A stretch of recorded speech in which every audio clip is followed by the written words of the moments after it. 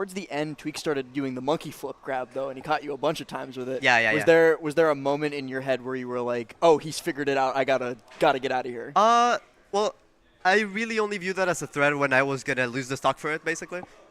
So I'm down to play for him to outplay me in the corner for doing that, you know. And then actually, I think that costed me one of the games. And then fast forward to game 5, that costed. It didn't like directly cost him the game, but he monkey flipped. I avoided it, and I got nair loops to like 80% or something. Because I got like a long string. I hope you guys saw that, because I think that was. Yeah, we did see that one. Yeah, that one was crazy. insane. Because it was definitely a long string of non-true things, but I'm really happy that I capitalized on that.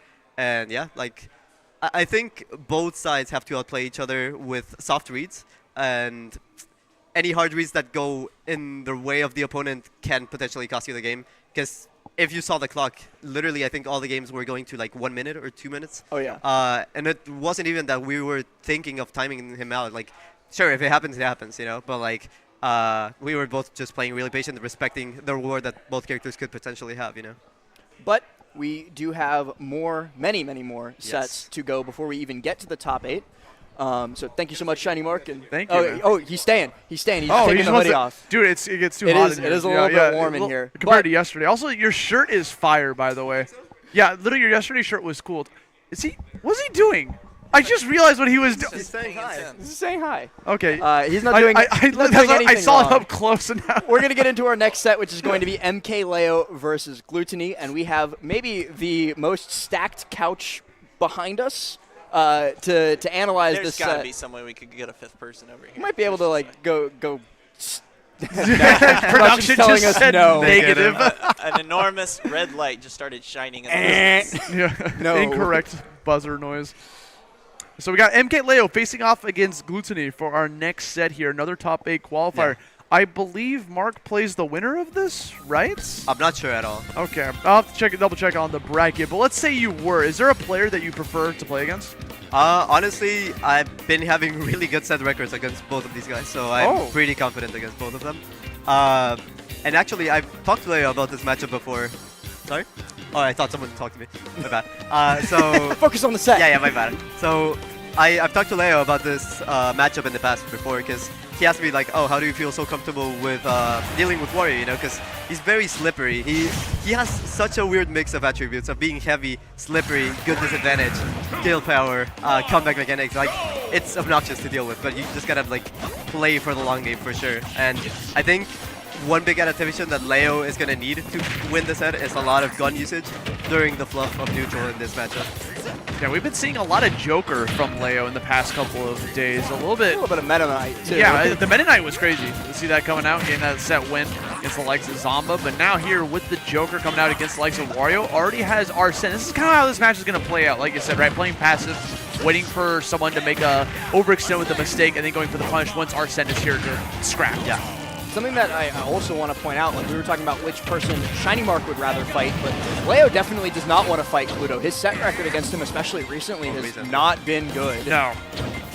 Well, it used to be more of a back and forth thing that was mostly in Leo's favor, which is kind of similar to how we're actually seeing him play out right now. But traditionally what happens is Leo is just the long game player. Like, he downloads you like nobody's business. He's one of the smartest in the business. But Gluto could be argued to be the smartest in the business, and this man just plays the long game, downloads people like nobody's business.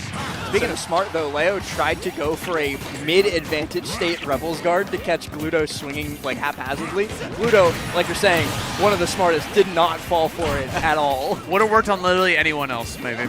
You know. I just like hearing him saying Master. This is definitely a war of two players that are very studied. Oh my god. And speaking of studying, like, those combos are like second to none for him for sure. Those very custom combos. Yeah.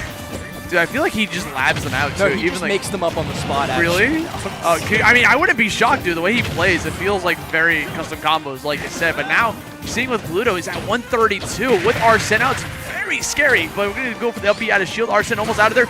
Again, waiting for Glutonny to pull the trigger and do a forward tilt. But he just waited for what MkLeo was going to do. It was a counter, so he got a punish right after. And one of the dynamics in this matchup is that Joker needs some pretty specific openings in order to take the stock even now. Speaking of openings, though, Gluto's got a big one here. The jab reset into the Buenos Dias, puts him in the corner. Leo already up at 72% and has lost half the Arsene meter to boot. Very, very poor situation. Gluto did use the quarter waft, I think it was, earlier during that combo to get extra damage, but the fact that Leo's already on one stock and Gluto's still got this much more to play with means waft might still be a factor in the end game if we even make it there. So one of the trends that's actually developed in this matchup between these two, and you could say the good matchup in general, is that Wario players, or aka Gluto, has started using bike as kind of a terrain feature. Gluto using bike, but Leo using his entire available kit, gets away from the waft, gets another Arsene thanks to the extra Rebels guards that he's been thrown in. So if he can escape this ledge trap, which it seems like he's done, he actually has a chance to fight back here. That was insanely scary. Oh! Right, he gets another down air into an up smash right in the middle of the stage, sitting at 101. Very close match. Still has Arsene for a little bit longer. At this point, Gluto's just going to try to back up a little bit because he doesn't want to deal with Big Brother right now. Down air trying to catch it on the ledge. We're doing a lot of empty hops, trying to force out some sort of shield option. Catches the up air, ends the game. That's going to be Gluto taking away game one in a very scary fashion. This matchup seems so unforgiving. Like, there was very few instances where these guys were committing before one of them was cornered, and actually that was what costed Leo the game at that point. Like, he committed once and he got it put into disadvantage state, and honestly, like, both of these players at disadvantage state is definitely one of the best in the business, so you might just lose your stock anytime for sure if you always extend. I mean, that's what makes it disadvantage, isn't it? It is disadvantageous. Wow, who would have thought?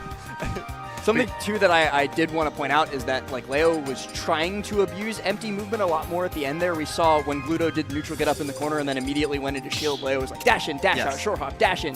And Gluto didn't care. It felt like Gluto didn't even notice. It feels like Gluto can kind of just, like, use the normal Warrior game plan of, like, evasiveness. It feels like Leo has to compensate for Joker's lack of frame data in some of his most rewarding moves with that superior movement and empty movement, you know, to kind of gain the position to essentially get a good reward from these tokens. He also just doesn't have much out of shield, and that's a big thing in this matchup, that Gluto can cross up a lot, especially with Warrior's superior air drift. It's very difficult for Joker to get out of a position that he gets stuck into once he starts holding shield. Something else that we've seen recently is Gluto just getting these like small hits, like forwarder hits, and then kind of backing off to see what his opponent does to just get that information advantage. Yeah, it's always good to be able to like download information from your opponent, whether you're going to use it in the very near future or just leave it in the back pocket for later on in the set. Now we got Arsene ready to rock here for this next stock, but already getting another jab lock opportunity for Gluto just to push him towards the edge. That advantage state was just gone for a second, but drags him right back down, gets the up smash. That's going to be first stock going in Leo's favor. First stock does go in his favor, but the Arsene meter is completely gone, and we saw it in the first game in the same spot. That jab lock into the F-tilt takes away half of Arsene on its own. Leo cannot get himself into those situations if he wants to make the most of the resources afforded to him, but he's definitely making the most of this advantage state right now, as he's already taken Gluto all the way up to 67%. Goes for a little bit of a Goryoka in the corner, but doesn't connect, just resets, gets a couple chip hits with the gun though. We're seeing Leo start to try and get a beat on his timing with these backdashes. If you just like look at the way that the movement is kind of junking, you can see Leo using the backdash timings to actually line up like a metronome. Oh, that was so pretty too, getting over top of the bike for the dare setup. Leo is poetry in motion. That was so sick. Went all the way down. It doesn't even matter they get caught by that O smash. We still got a whole nother stock to play with. I think that's a big thing that a lot of people struggle with these characters that can essentially skip neutral with something like bike. And you can tell Leo prioritizing gaining stage control and just being ready for the bike over anything else, you know, and essentially that got him the stock. Give him that Arsene, but give him a little bit of damage to go with it. Gluto doesn't want his guests to leave empty-handed, so he serves him up and knocks him down. One stock for both of them, and that's the thing that I was worried about with Leo getting up to so much of a lead, is that Gluto, he's the clutch master in situations like this. This is not over until it says game. Especially when you play a character like Wario that has waft, right? But the thing is, he just spent it, so it's not going to be up for like another minute 20, and so at that point, it's going to be on MkLeo to try to push the advantage state. You see Gluto actually actively running away. So you got kind of a tension of time here where Leo wants the game to go long enough to make sure that he gets a full Arsene, but not long enough that it's going to go for a full waft, because then you're going to get a second Arsene situation coming up, but it's not worth the waft, as we just saw before. Yeah, it's like that little sweet spot, right? Try to come back in here, but now Arsene is ready to rock, so it's time to put the pedal to the metal. Gets a back air, pushes him right back off stage, gets the projectile on top of that, putting Glutonny in a very bad spot. Bike to be able to try to cover the high, forcing him to go low. Tosses up one more time, but there's the up tilt. It wasn't ready. Gluto did not time that right. We were talking about the sweet spot that he had to hit, and he just missed it, so the waft does not come in clutch where he needs it. Now he's got to play this like a mortal. But it's not over for sure. There's A mortal is still plenty good enough when Gluto is piloting, especially if he's surviving back airs at 184. Gets that fair to knock Leo into the corner. This is a potentially really bad reset. No throw here from Joker's going to be able to kill. Could you imagine if Joker gets like enough damage to kill that throw? It might happen. He's at 199. Maybe a couple more pummels, a couple more swings here and there. But at this point, just wants to land a back air because Arsene's not on the table just yet. We still need a lot more. Maybe a lucky Rebels guard. That could have been devastating. The down tilt, trying to get that into a dash. That gets one more grab, pummeling you to death. And just like we called it, dude, Joker's got a kill throw. Who would have thought? At 203%. Yeah, I mean, it killed. Still, It There's killed. like 2 asterisks on that. he had rage, and his opponent was at 200. But it's a kill throw. Put that little bit of text there at the bottom, you know. I can't believe that game got as close as it was. Leo had a 3-stock-to-1 lead. Wario, baby. I can't believe that down tilt dash attack didn't connect. That could have potentially been game winning. That's Joker hurtbox shifting That's true. in a nutshell. We've seen that a lot. He's just a little guy. We all have privilege. He's such a little guy. He's a tall little guy. Just a little guy. He's a Clean little and guy. quiet. Great way to guy. describe him. How could you be mad at a little guy? You can't. It's literally impossible. We're going to jump here into game number 3, take us right back to small battlefield, a stage that we've been seeing so much this weekend. I feel like we've had a really nice variety of stages in our bracket this weekend. Yeah. We've seen a lot of small battlefield, a lot of town and city, a little bit of Kalos. That was a sick combo, by the way. That was a sick combo. All Leo combos are sick combos. It's like a redundant phrase at that point. I mean, you can say the same thing for Gluto. That man. Oh, we're about to see an Oh, example. Right I was here. giving them the lead up. Oh, fantastic stuff. So that was actually a nice little run off of B. He was trying to go for the gold there on that. Couldn't quite get it to on top of it, but now there again, Arsene coming online one more time. A back air is going to push him right back off. We got those gunshots coming out. They come with some extra oomph because of lived? Arsene. I cannot believe that. I get that he gets the extra jump with bike, but still. Shout out to Gluto holding down a bit there to delay the ledge grab so that he threw off the ledge jump. Super smart. Like if Leo had just gone for down air on the ledge like he's gone for earlier in the set, then that would have hit there. Except Leo going for the 3D chess mix-ups, went to 40. Oh my God. And now they're just dancing, right? Because like they're both at high percentages. They don't want to overextend, but again, the more time's going to come out, that WAP is going to come online any minute, any second. Sometimes 2D is really better though, because the mix-up doesn't always connect. Side B doesn't hit, Dare doesn't hit, Gluto got to get up and gets away with it, and a back air off the platform chase. Beautiful. He is doing so amazing at counteracting all of Leo's movement. Another A coming out. Leo is putting out like all these safe kill setups and just gets a straight back here to close that out. Not committing anything like Mark said before. Being safe is important, you know? Like, it's the best to just go for the options that'll be as safe as possible, while sometimes putting out the risk when you need it. We need to do it most. And now we're seeing here an opportunity. These nairs, we got Wapt online. This is very scary. Has the double up airs. One more. Could have done it, but he's in that prime percentage where it could still be insanely devastating if he gets one more swing. Just goes for the safe damage right here, and we have an advantage state. And again, he holds down. If he would have delayed the down air a little bit more, he potentially could have gotten the stock from that. But Leo, with the conditioning of the ledge jumps, definitely, there's way too many mix-ups here, and this guy is definitely busted the ledge jumping. But actually, that 2-frame, I'm not even sure if it was a 2-frame, but the important thing, it was impeccable and just evens out, or not evens out, gets the lead right now. I thought that for a second there that maybe he was going to save the WAP, but hey, we got another up smash coming out here to even up the stocks, turning this insanely even on top of this. As we see ourselves in a 1v1 situation now, small battlefield. Who can get game number 3? it's such a scary spot to be in because Gluto sometimes turns these advantage states into moments like that. A quick 50% for him, but Leo is able to fight back into neutral, and now he has the help of Arsene, so he's going to chase Gluto into this corner here. Gluto holding down on that, even though Leo wasn't even close to the ledge this time, maybe trying to mind game him into going for the dare on the next one when he doesn't hold down. I'm not going to try and pretend to know what goes through Gluto's mind. I'm not that smart. Nobody is. It's a lot of French. I was going to say, I'm not that French to know what's going through his Oh my god, he went for it. Turned it into a Skittle, and that shield got so small after that forward smash. And again, Gluto jumping back and forth on the right platform as time keeps on ticking again. That's going to come into favor, so Leo's got to be able to try to do something because Arsene is now off the table. Well, the purpose of that F smash is, of course, trying to catch somebody panicking after they get caught by the drag down. True. Gluto doesn't panic. He's and too French. Even if he got shielded, that forward smash definitely gives him a little bit of shield damage, which can be a long-term win condition in neutral.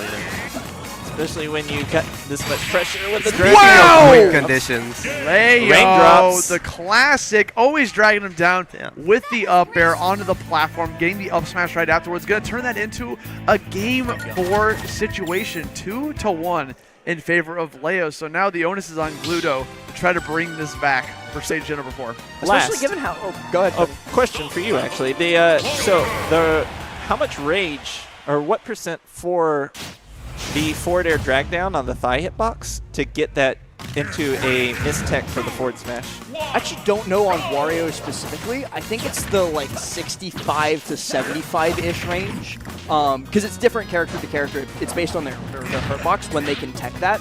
And I don't know the exact percent for Wario, but I think that was about the right percent for it, and that's probably why Leo went for it too. Optimal. Leo, though, getting us all the way to a set point in his favor where after that game 1, I think all of us were starting to kind of think like, okay, it's just another win for Gluto. Well, right now, I will also point out that Leo is starting to get the timing on these Rebel Guards at disadvantage. Definitely feels like a new development in his play against these top players. Speaking of, Dude, the Arsene coming in clutch, right? We already had the tech ready to go here from Gluto, recognizing that down air was being readied up. And now we're going to see how much mileage you can get out of it, right? The meter is ticking, but it's okay. He got the back air. Going off stage one more time. We're going to kind of stall down there for as long as possible before it comes right back on the stage. Trying to space out the back airs. Finds the jump. Gets the anti-air in a taunt. Did he just taunt? Looking cool, He's hyping Joker. himself up. And he is looking more than cool. He's looking amazing in this game right now. A big lead that he's starting to build up. He'll have another Arsene potentially, especially if he keeps using that Rebels guard. And we've touched on it briefly, but we haven't really talked about how much Leo is using Rebels guard in this set. He's just letting that thing rock. he wants to play like it's a full rhythm game at all points. Disadvantage is neutral too if you have the right mindset. Speaking of, disadvantage is advantage, maybe, Tony. The word advantage is in there. apologies. Did he just try to grab him, but he got caught Yes, by he the did. fight? he needs it. He Oh genuinely does my need it. God, he's that up smash. I'll tell you what, going out there with another back air opportunity, trying to play the ledge trap game, but Gluto just keeps to his cool, sticks to his guns, gets the grab, back throws him, puts him right back out there, and does yet another bite. Not enough to get the kill, but he's chasing very deep. Ooh, that was almost a massive mistake for Gluto. The Tetra card in the corner knocks him out so that Leo can get space to himself on the stage once again. But just the fact that Gluto was even in that spot Top after 12. the dare, it is top 12, and And Gluto it has is brought losing us to even by stocks. So Leo has absolutely taken over reading the momentum of this match. So Leo just has the exact pacing of when Gluto wants to do everything that Gluto's doing, and so he's just taken full control over that. It's gotten to the point where we were seeing Joker with Arsene's recovery intercepted every time. Now he's getting recoveries because he is able to just use his side Bs during recovery to set the timing so that he can read these perfectly. And we're getting the down airs on the up B recoveries like Last was saying you can hold it. He's holding it for now. There's no game 5 if Leo can have his choice here. Dash attack into the corner, more damage being built up. We were talking about Leo being in control, getting the stuff that he wants. I think we all know exactly what Gluto wants, and that is two things. One, to escape disadvantage, and then two, to hit Waft right afterwards. Can you really hit Nair when Leo has this tight of a control on when you're going for it, though? I don't think so, man. He's just that's so good. Never mind, gets called out by the gunshot. A little bit of an anticlimactic ending. That's going to be MkLeo taking the dub, is going to move on through the brackets, looking very strong. And it looks like that's going to be your next opponent, Shiny Mark. Such masterclass of just movement and neutral and positioning. It's insane. And the thing that I mentioned before of like Joker not having the out of shield and the frame data to compensate against someone like Wario, I feel like Wario can play very normal positional gameplay. Leo substituting that for Rebels Guard usage a lot of the time. And I don't know, it just felt like it made such a difference, especially with the confidence that he was doing it with. I also wanted to go ahead and call attention to one of the nice things that Gluto was doing that we didn't really have a chance to talk about in the set was he would get a tech situation and then go for jab blocks, but he wouldn't go for jab block forward smash, which is such a tight window to execute. The Wario decided to go for jab block into a forward tilt just to get the guaranteed position, just to get Joker off stage and go for the guaranteed damage to the Arsene meter instead of going for the possible forward smash into getting a higher reward. So MkLeo, Hey, what's dude, up? good W, bro. How you feeling? You played that so well. Yeah. Thank you, Tony. The- Thank you. we were literally timing just, The timing reads were insane. Yeah, I'm not gonna lie, I studied a lot like against Luto for this because he's been beating me for like the past 2 years. Yeah, we were talking about that. Yeah. It feels good to finally take the dub. He's one of my favorite people to play, people to watch. A lot of respect for him, so really happy, really proud that I got the win. You should be very happy with that. I gotta bring up the elephant in the room though. I saw a taunt. I saw a taunt come out. You taunted? What do you mean? You taunted on the platform. Oh yeah, that was because he taunted me the last time he beat me. That's why I was like, okay, yeah, this is yeah, fine. yeah. Okay, I just want A bit of vengeance, slow bit. get the vengeance. That was a visual mix-up for like the bite animation for you to get up and then like do something else, you know? Yeah. But he just misinputted. Did you hear about that? Oh no. The last time that he taunted you, supposedly that was a visual mix-up. Just put the headset on him. Yeah. You can't hear him. Can't hear you at all. Supposedly, I heard that the last time that he taunted you, he did the taunt because it was a visual mix-up for it to look like bite and force a reaction out of you on that I trap. see. He just did Yeah. the wrong taunt. That's what I heard. Oh, he hit the wrong Yes. taunt. You Oh yeah, because he did this. Yeah. Yeah. Well, then what is the taunt? I'm not sure, bro. I think that, That's Wario. what I heard on Twitter. Fuck him, I'll taunt him anyway. But, yeah. Well, the two of you actually, since we have you both on the mic, Leo just had a fantastic, pretty dominant win over Gluto, one of your closest rivals. You just defeated Tweek in a close game 5. Now you got to fight. How are you feeling about each other? Fun. We were actually playing in the morning, and seeing the way that he was playing, I was like, is this matchup specific, or he is just on something today? And he is on something today, for sure. It will be a fun So match. it will be a because fun one He's for on sure. something today. I too. think you both are on something this entire weekend, and we're gonna Yeah. have some 6 sets later on. I'm actually very looking forward to that. For sure. that set from Yeah, you it'll guys. be Let's fun. have a good set for sure. GG, puppy. Yeah. Bapu. Camaraderie, give it up in the chat, guys. Also, We love don't to forget see about it. the Lumi merch, exclamation point merch. Lumi Go buy it. merch. Of course, really awesome. I look very handsome, no? Yeah, Wait, I wait, Leo, agree. I Leo, I agree. have something for you. Yeah, you want to read that? Want to read that real quick? for Yeah, us? don't forget about the flash sale. 20% off. No codes needed. The posters are free. Sorry, Mark. Seriously, bro, the posters are fire. Look Yeah, at that. dude, look at free, this. Free shipping over $75 at a $20 shirt or 25 hat. Show poster and plug again. Oh shit! I wasn't supposed to read that. All right. You did great. You did great. great. Thank you, Leo. W ad read coming out from MkLeo. The GOAT himself going to move on through the top 8. Losers side looking very strong. Dude, like I said, they said themselves, they're both looking fire. MkLeo has been playing dominant this weekend. Yesterday during the post show, when I was sitting on the couch with him and Mars, Yeah. I was like, I was like jokingly asking him about something, and he was like, "It's me, MK fucking Fuego, bro." I was like, that's how I knew he was gonna play good today. God, just to have that voice clip, I wish you would have said that on the mic. Can you imagine? He said it on the mic yesterday. We Oh, got he it. did? Yeah, Oh, I thought it was off stream. My No, bad. it was on the post show. It happened. That's a soundbite ready to rock, dude. Oh man. Oh my God. So Oh, Tony's gone. Tony's mic is destroyed right now. The backside mics Try it are again. not having a great time. Oh, I think he just turned it on as you took it off. Does that one work? Still counts. We can hear you now. Yeah, We're good. let's go. We figured it out. Tony's still Hell here yeah. in the building. And we still got 2 more sets here on the Mexican loser side team of things. kill. Yeah, unfortunately. Yes. We got Meister versus Spargo. Fortunately, not a team kill Me in this brawler? case. I don't know if anybody else heard that. What? I heard me brawler. That was not a real character choice. That There's is no way. We're not getting the Meister me brawler today, are we? Well, Can you imagine? to I can. not to put too fine a point on Stop that, guys. Not to put too fine a point on it, this matchup historically does not go well for Meister. Meister really, really struggles more than anybody else with the two Mexican sorties, MkLeo and Spargo. The Masters. But Meister's been on some shit, too, this weekend. Like, we were talking about it with Leo. Meister went 3-0 in his pool. He's been playing fantastically. If there's any time for it to finally beat Spargo, it could be now. It's post-training trip, Meister. He hasn't played Spargo in a while. Maybe he wants to take the wheels out, test them out. All I'm saying is I heard me Gunner, me Sword Fighter, and me Brawler. I heard all three of them. It's probably a coincidence. Sora! What are the odds Yeah. that we're getting the Meister me Brawler? Actually, I'll be honest. I feel like that is pretty natural to his roster of like Game & Watch, Sora.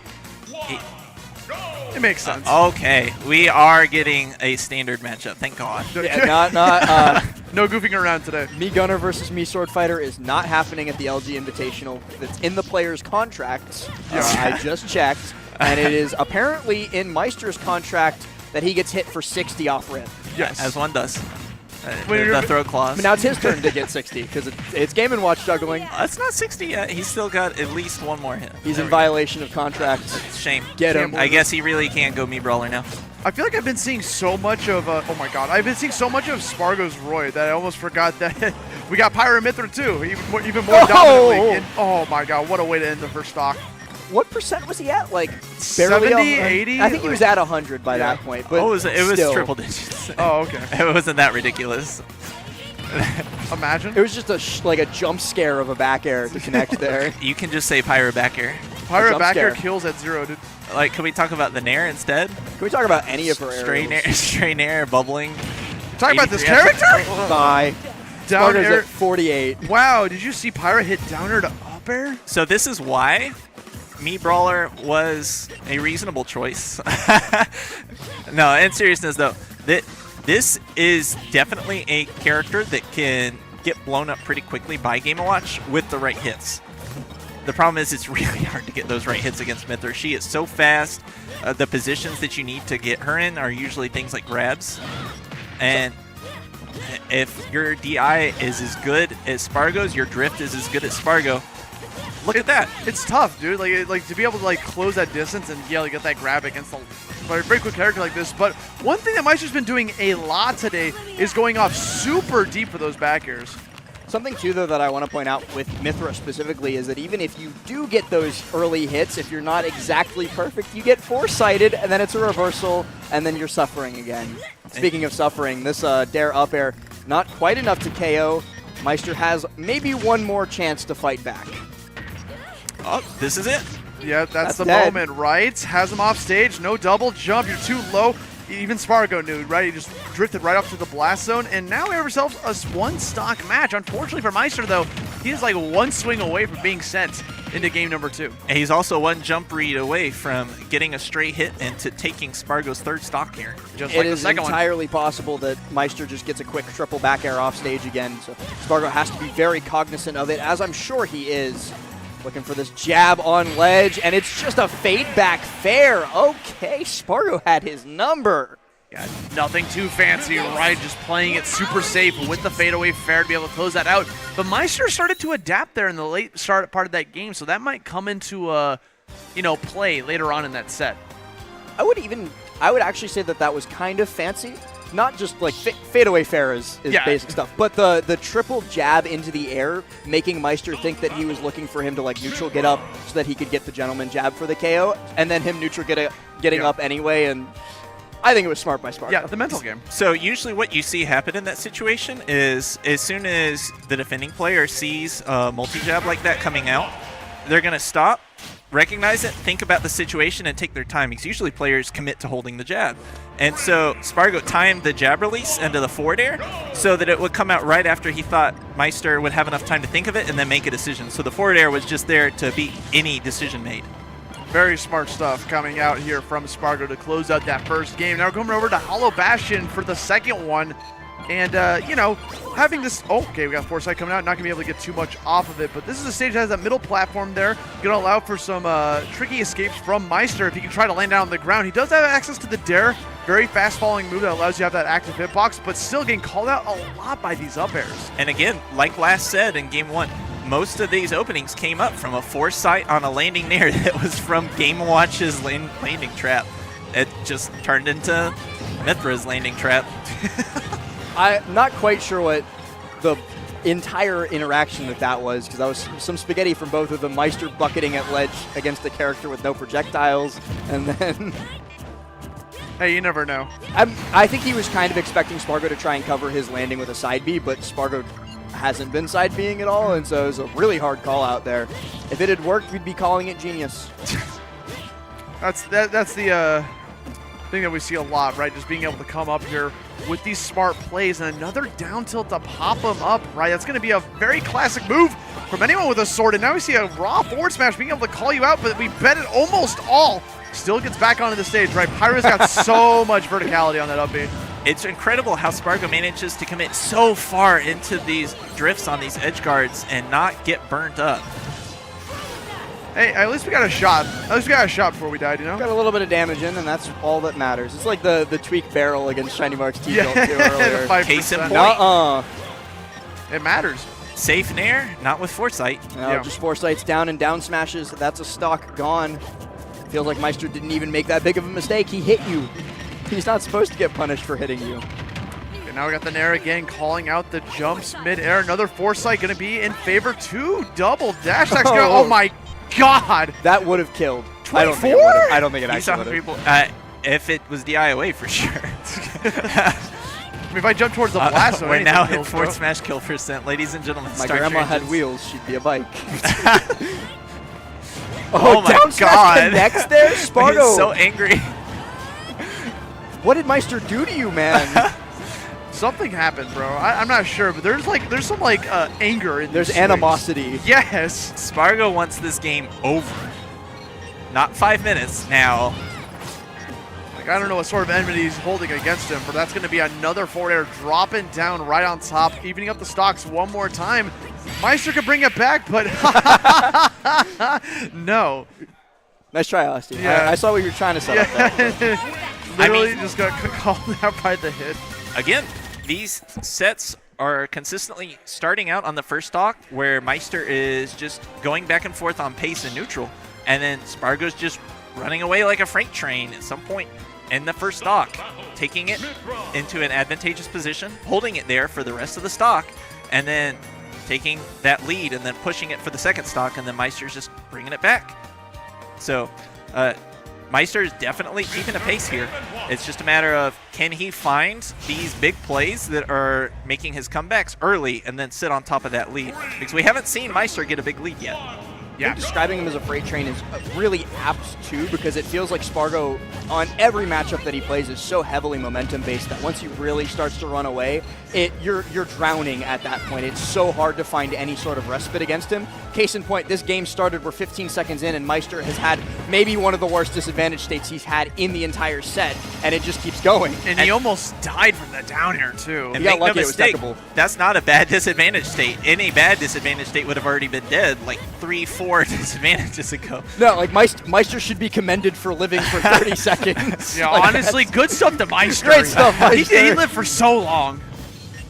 Not many players on this planet can survive being hit by Spargo for that long. Yeah.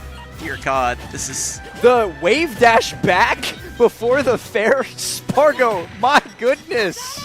That's how you know he's feeling himself, right? Whenever you see the movement coming out from Spargo like that, just waiting for the next opportunity. Another opportunity to go for the air dodge, to be able to trigger it off of the forward air. Another up air. What is going 80. on, dude?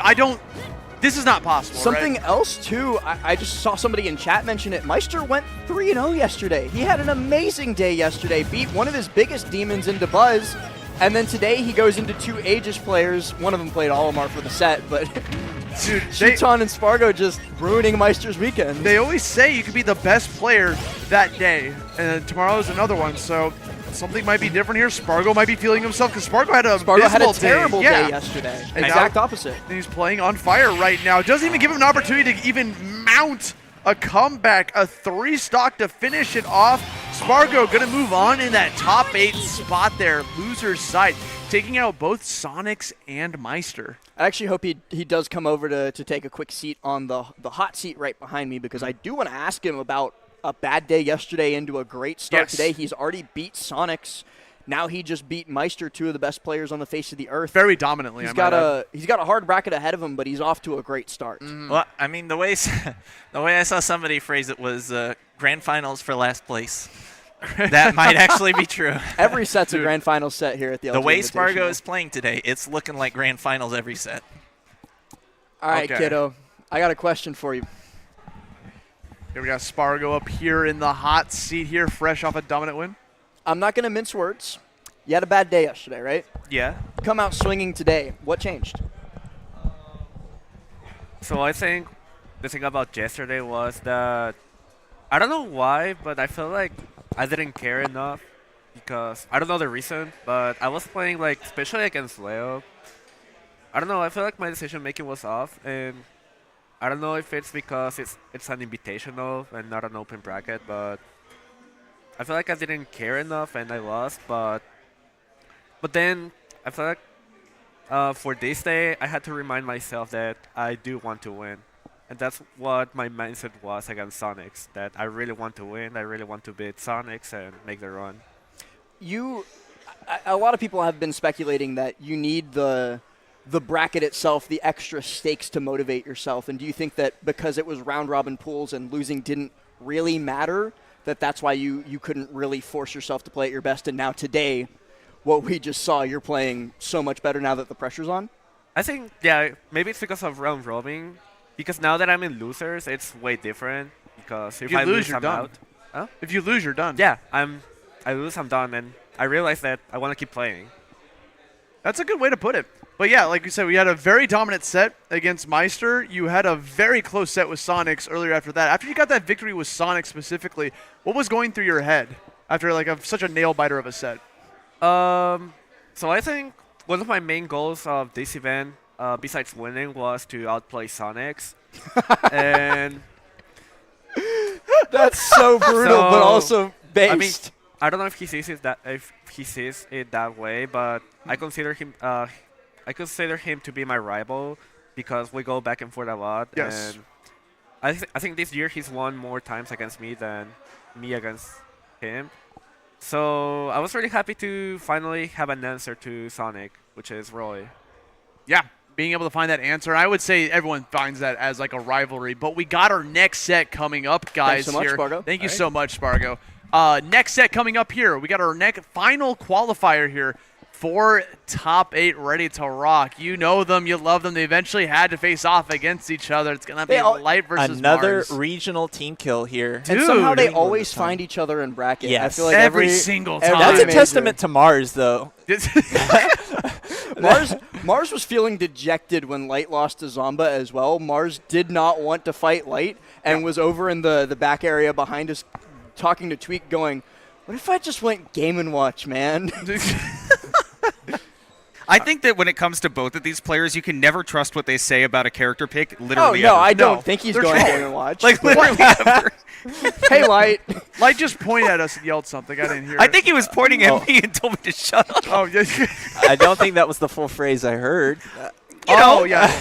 Leaving out some I'm paraphrasing. I'm not direct quoting him or anything. Leaving you out know? some choice words, maybe not safe We for all the make broadcast. mistakes in the heat We of had Cola passion. on earlier. But, I don't think he made any mistakes, I'll be honest. Fair enough. So one thing I do want to talk about is Mars's run so far today, Yes. right? Yes. A lot of people The real came to criminal this here. tournament. People were thinking Mars, especially with that first set, oh, he's just going to get 13th and it's going to be done. But 09, right? yeah, He had the 09 worst yesterday. possible day one. yeah, Yeah. His pool was not. It was like hostile to him specifically. Yes. Like I They think did not like everybody's him. pool was hostile to them. Like, look at Meister's too, but Meister somehow managed to win that. Yeah, pool. that's true.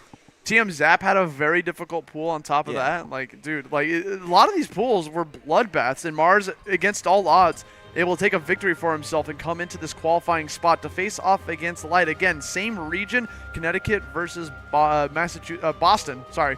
and he's just a little bit more further north, but it's still the same region. They see each other all the time at like regionals.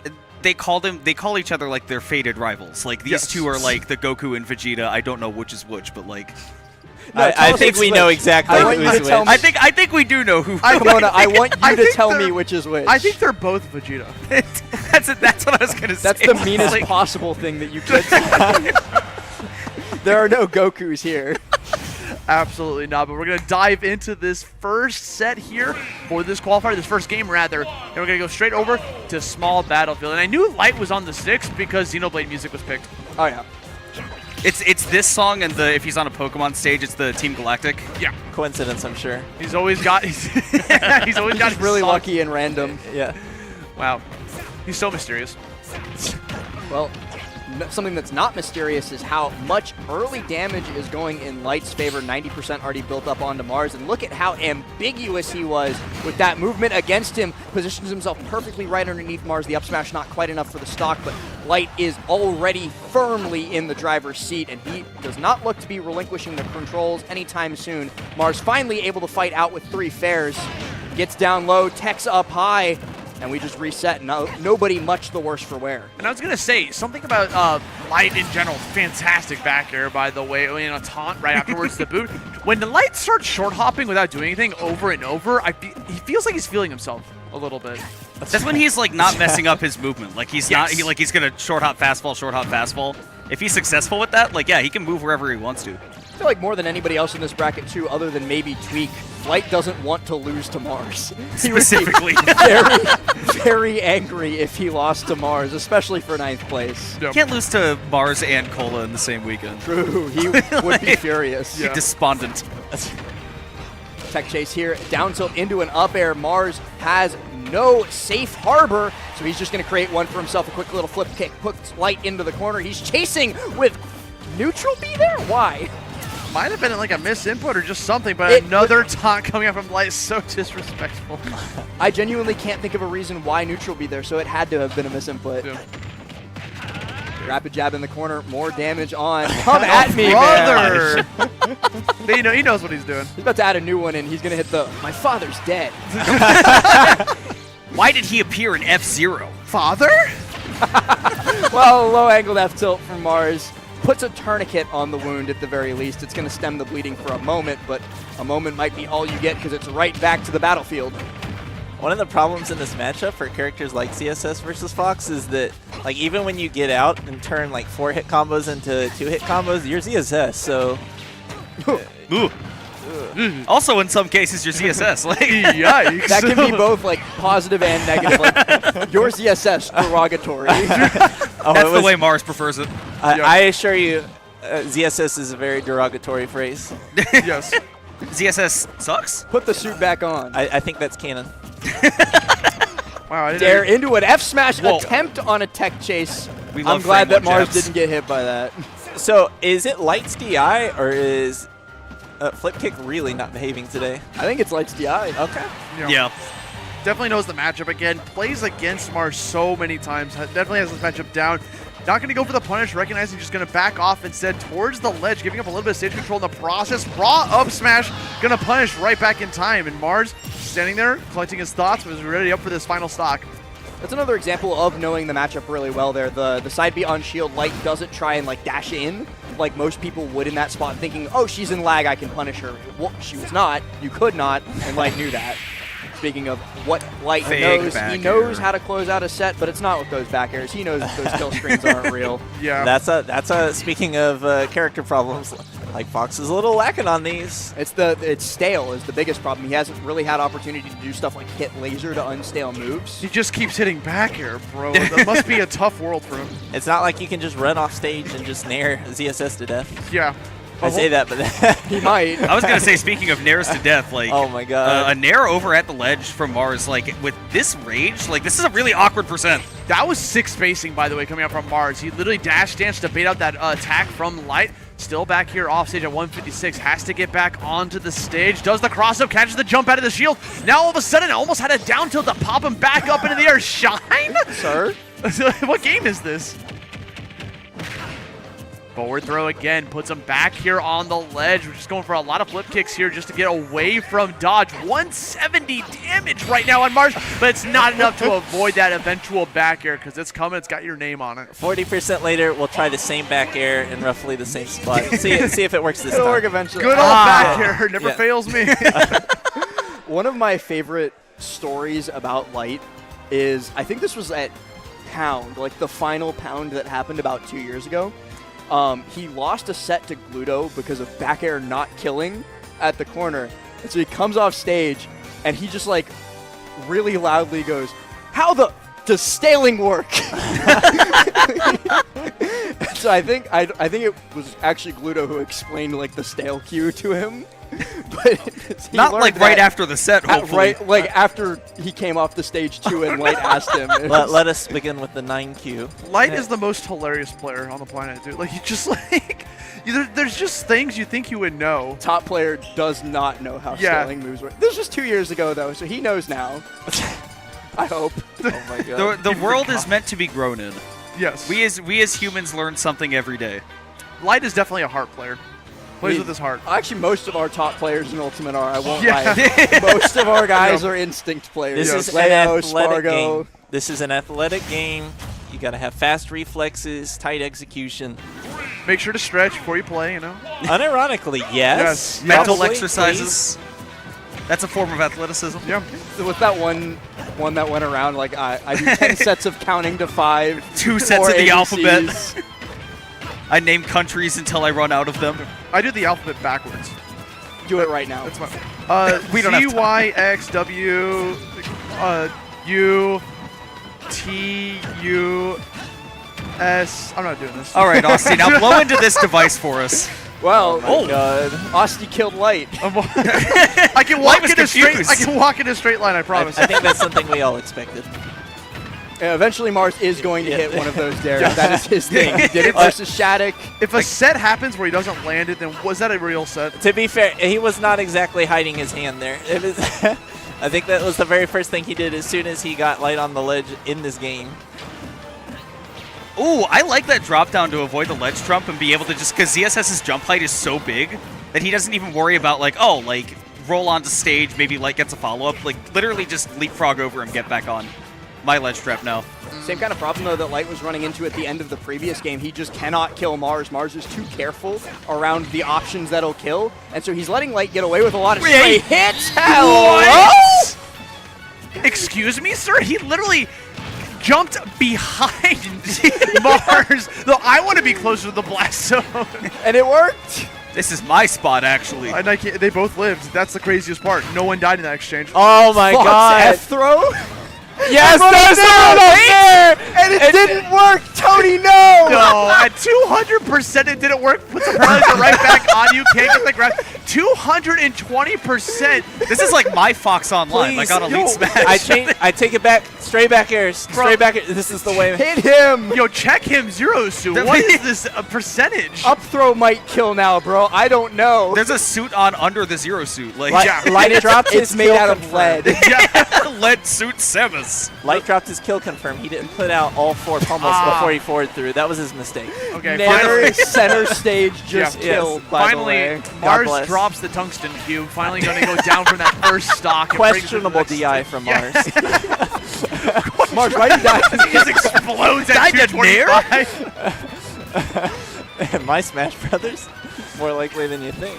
Oh my gosh. Now going back here to the center of the stage, 110 now on the lights. Still a pretty good lead here for Mars, but he's got to get out of this disadvantage state.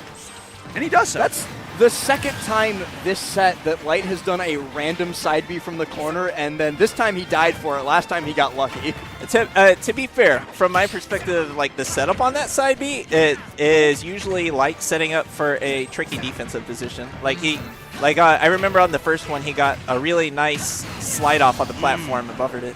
Why are we even now? What happened? He connected a kill move. To the game I love. Fox McCloud. If you average out the percents that he killed Mars at on both of those stocks, it actually looks pretty normal. 150, yay! This is the utopia where what Fox looks like with kill moves. You sound like Charles right now. Thanks.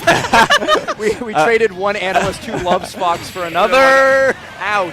And now, hey, we even get the flip kick behaving. Wow, everything just came to pass. True prophecy. Look at the deep, deep sigh of relief from Mars at the end of that game. He's like, Played out of his mind. I did not live to 200 for nothing. Thank God. Sometimes they did. Could you imagine losing a game after you lived that long first stock? Gotta be I can. Yeah. It's a terrible feeling. I'm All no right. stranger to this scenario. Yeah. So we got game number 3 up here, Light with the counter pick. And we got the medley. Coming Mega out Man. from Light. the Mega Man medley. I'm What do you glad think? it's not 25 meters because Light was playing that earlier. That should be banned. Shout out to Supernova. Yeah, Supernova banning the boring songs, environmental noises. 75 Raffle meters. Fox, my hero. Shout out to Raffle Fox. Back to small battlefield, though. Doing it better instead of different here into the next game. And Mars off to a hot start once more. His spacing's gotten a lot better compared to that game 1. Like, you pointed it out, Austin. There was a moment where he hit like a really, really tightly spaced forward air. And I think like since that point, he's like really figured out like, okay, this is the threat zone. This is where Light's gonna attack. Like, it's been solid. I feel like there's so many times where a player will like do something and like connect a hit they never connected before, and then like an aha moment happens, and then they start playing out of their mind. Yeah, like a light bulb going off. Yeah. Light also going off right now, though, getting himself right back into this one. Well, he's putting out a lot of air-to-airs to call out Mars's jumps and make him feel uncomfortable. And Mars is just moving further back and then going for the same jumps. That's where ZSS wants to be, right? She wants to be able to throw out the aerials. They're rather safe. You don't get too many grounded starters as ZSS. What common mistake people make is they'll just freeze up or put down a shield, try and turtle to compensate with that. But if you put down your controller, you're dead. Yeah. The Against good thing Fox. about this set, though, is that Light will not be turtling inside of shield ever. The most that he ever does is flicker it sometimes. Yeah, he is an aggressive player for a reason. Gonna pay the price for it, right? Went up too close to Mars' shield, tried to get a punish on it. Mars just went for a sick punish right afterwards with that up smash and gives himself another lead in the set. I love those tightly spaced flip kicks off the ledge as well, just to go like, okay, that makes it a lot harder to react to that space where you would normally do like a jump off the ledge or even a roll, right? That was the kind of situation that we were talking about earlier, Yeah, Tona, with Spargo's rapid jab in the corner of just positioning yourself, making your decision, which Light did, and it worked to perfection, as opposed to Meister, who died for his, not even hubris, I was going to say. He made the right choice and still died. Well, that's Spargo for you, making the counter plays. And then speaking of counter plays, dear God, Light is not letting Mars land anywhere. Not at all, dude. Just catching these landings with up tilt again, grab from downtown, putting you right back off stage. Let go to the shield by just dropping it, or letting go of the ledge, sorry, and gets back onto the stage here for another opportunity to get this edge guard. Kind of just rinse and repeat at this point. Neither one of them really going for those edge guards. They're much more content to ledge trap the other because it's a more guaranteed scenario. I think Light particularly is really afraid of getting reversaled off stage, so he's trying to fight the grounded battle instead, but loses his life once again. On to final stock, going to have to make a big clutch if he wants to be the one going on to set point instead of Mars, but a drag down fair into an up smash is a great way to even us up without any extra credit on the board whatsoever. Back to school fresh. That was another one of those air to airs you were talking about, Tony, that's just been so good from Light, that's just not letting Mars maneuver around wherever he wants to. Like, he's been locking him down really well. Well, the center of these games really has been just each player controlling their airspace around each other to the point that, like, we'll periodically see Light just put down his control stick for a bit just to wait up and throw off his timing. It's going to sound dumb, but they're both playing very Corrin-esque of a game plan right now. Of like, this is my airspace, I have a bubble that I'm going to put up, and it's mine. This is a no-fly zone, bro. The other Paradise, what if Corrin had drift speed? No. Paradise! I know, that is hell, bro. I don't know what you're talking about. Well, That's Hell's fine. Paradise, I go maybe. both ways. Yeah. Guns N' Roses did not write a song about that one. So we got ourselves a pretty close game right now, right? They're both final stocks, 103 damage on Mars. Mars had to lead this entire game, and all of a sudden, the rug's been pulled from underneath him as Light desperately trying to get that edge guard. Late Wants hit to dash push back attack on. was really scary there, but nice stuff from Light. He stood up immediately. he hit the up smash, he was out of the chair. Frame one option. He was literally jumping out of the chair when he hit the nair. Because he knew. He already knew. He knew. That was like the latest lingering nair too. Like that was Yes. comboing every day of the week. If you were not hit by your own up smash, did you really commit to it? True. You have to feel the momentum. You have to work with your character. What percent is Light at right now? It's like having Rumble on your controller. You have Rumble on your chair, so when you get hit up smash, he just so he jumps out. You really feel the motions. Scream like Tom and Jerry. Yeah. That was a really good How did scream. you That was hit that? fantastic. Was that Tom? Like he's just like. Man, this is a Wendy's. Okay, here we go. Game. No, this is game 4. This is game 4. And still on small battlefield, like, again, you're talking about it last, but, like, these players are just going to head-to-head. At this point, like, if you're counter-picking stage and you played, I think this is their 37th set, like, officially in tournament, on top of the other, like, 400 that they played outside I of can't even tournament. count that high. Yeah. Yeah, you can only count to 4. I can count that on 2 hands, I think. I don't think I can even count that with my toes. Well, Austy's apparently some sort of mutant because he can count to 37 on his hand. No, you gotta use like prime numbers or something, you know? Do the That's how you Sakurai do that. counting method. The Sakurai counting method, yeah. I forget what it's called. The best toes, though, are Fox's toes on that up smash. Okay, speaking of changing yes, the sir. topic. Like, Speaking of changing the topic. Yes, sir. Yeah, Light's doing great right now. Yes, fantastic even, right? He's back to moving. I think that Mars did a really good job in that game, too. And at the beginning of the game 3 as well, of, like, slowing Light down, it didn't seem like he was playing at, like, the mock pace, especially that we saw in the game 1, where he was throwing out taunts and really feeling himself. But it kind of feels like Light's just hit his groove again. Yeah, it's the big difference between like MACH mock and MOCK mock because Light was definitely doing both in the first game. He's now just gone full throttle into the mock speed. Yeah, there was a dream where Mars would have been in top 8, right? And that's slowly Light out at 9th. Yeah, but now it's starting to look What? less Oh unreal. What are you talking about? Yo! Up air 2, falling with the side hitbox. Landing up air 2. What the? He just taunted right in front of him. Come at I'm me. looking at Mars's tag, and Light's doing a lot of fawing, but he's not doing a lot of foeing. I Not think at all. Mars is the one who fought and fought right now. Okay, Mars needs to get this stock now, but he still can't find it. Dude, the back air not going to be enough to give it. Still 3 stocks on Light's board. Nice ride the wall with the recovery, too. Don't give anything up for free. Back up on the stage, and that F smash technically connected, I would say, but Wow. the thing that really connected is up tilt back air. Mars, one final chance here as he techs the up B recovery from Light, but he's got to take 3 whole stocks. He takes 1, 2 more to go. This is such an uphill to climb, though. Even though we got that first one, it's still, you got to take 2 more, brother. Like, I mean, if he made this comeback, this might be the best one in Smash history. And I don't think that that's like an exaggeration. It would have to be something incredible, but the falling up air once again. He comboed with it early, and he kills with it late. Light closes it out with a low percent 2 stock, a victory for him, and a top 8 spot secured. Great stuff. do you think he was doing those up airs to be disrespectful? Yes. I heard mixed answers. I'm giving him the benefit of it. Fight. The real answer is yes, but I was trying to give him the benefit There's of the doubt. no way in hell. He was like, what is the most psychological element attack I have right now?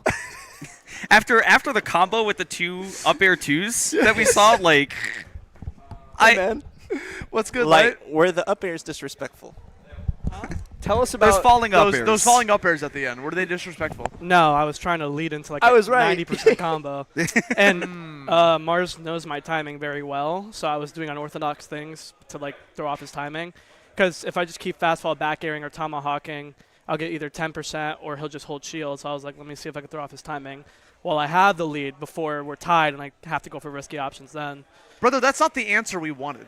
We wanted you to come and go, hell yeah, it was. No, bro. I hate that guy. The disrespect was the taunt, bro. The taunt point taunt. blank. That's what we asked about the up airs. It's funny because I was talking to Sid yesterday. She was doing an interview. She's like, "Who's your rival?" And I was like, "Tweek." She's like, "It's not Mars." Like he doesn't compete anymore like that. Like he comes very occasionally, but like Yes. when I played him today, I felt every ounce of like that. Yeah, rivalry. I hate losing to you. I don't like when you even take a stock off me. Yeah. He took a game off you. He gets the best version of me. Yeah. And if I play like that the rest of the bracket, I'll be fine. I'll say you were moving. Yeah. That combo that you hit, that like it didn't lead into a kill in that last stock, but the one at the beginning with like the 2 falling up airs into the. It could have up been tilt a lot of afterwards. it could have been a lot of percent, but I had to keep falling them like that until he went high enough to keep doing it on the platform. But yeah, I just messed it up. But yeah, there was not disrespect. Taunts were disrespect. I just want to win. Well, Hell speaking yeah. of winning and playing the rest of the bracket, you said you're playing really, really well. Your next opponent's Spargo. How are you feeling going into that? If I'm this composed, I can do it. It's not a problem. Not You a problem. sound composed, brother. I sound composed because I just fought Mars. I'm an emotional mess, and we'll see. If I can stay composed, I will do good. I'm very upset about losing in winners. No Johns, he beat me straight up. I was very nervous, and I don't know why. It's just tournaments, you know. Every so often, you're very nervous. Feel like they're gone now. If they stay gone, no more energy drinks, no more rallying myself up, I'll be fine. I'm playing fine. Hell yeah, that's that's the answer of a champion, bro. So For sure. we'll see how you're going to be able to climb through that. Thank you so much for jumping on here. I think we're going to be taking a break, though. That was our fourth coming set, up. so yes. we are going to toss it to a quick break. Before we do go to that break, I want to remind everybody in the chat to head over to shop.lumi.gg. There is still currently a sale going on, 20% off all items, plus free shipping on orders under $75, a free poster if you want it, and so much more with the amazing merch. Look at that poster. It's awesome. It's for we'll free. be right back after this short break.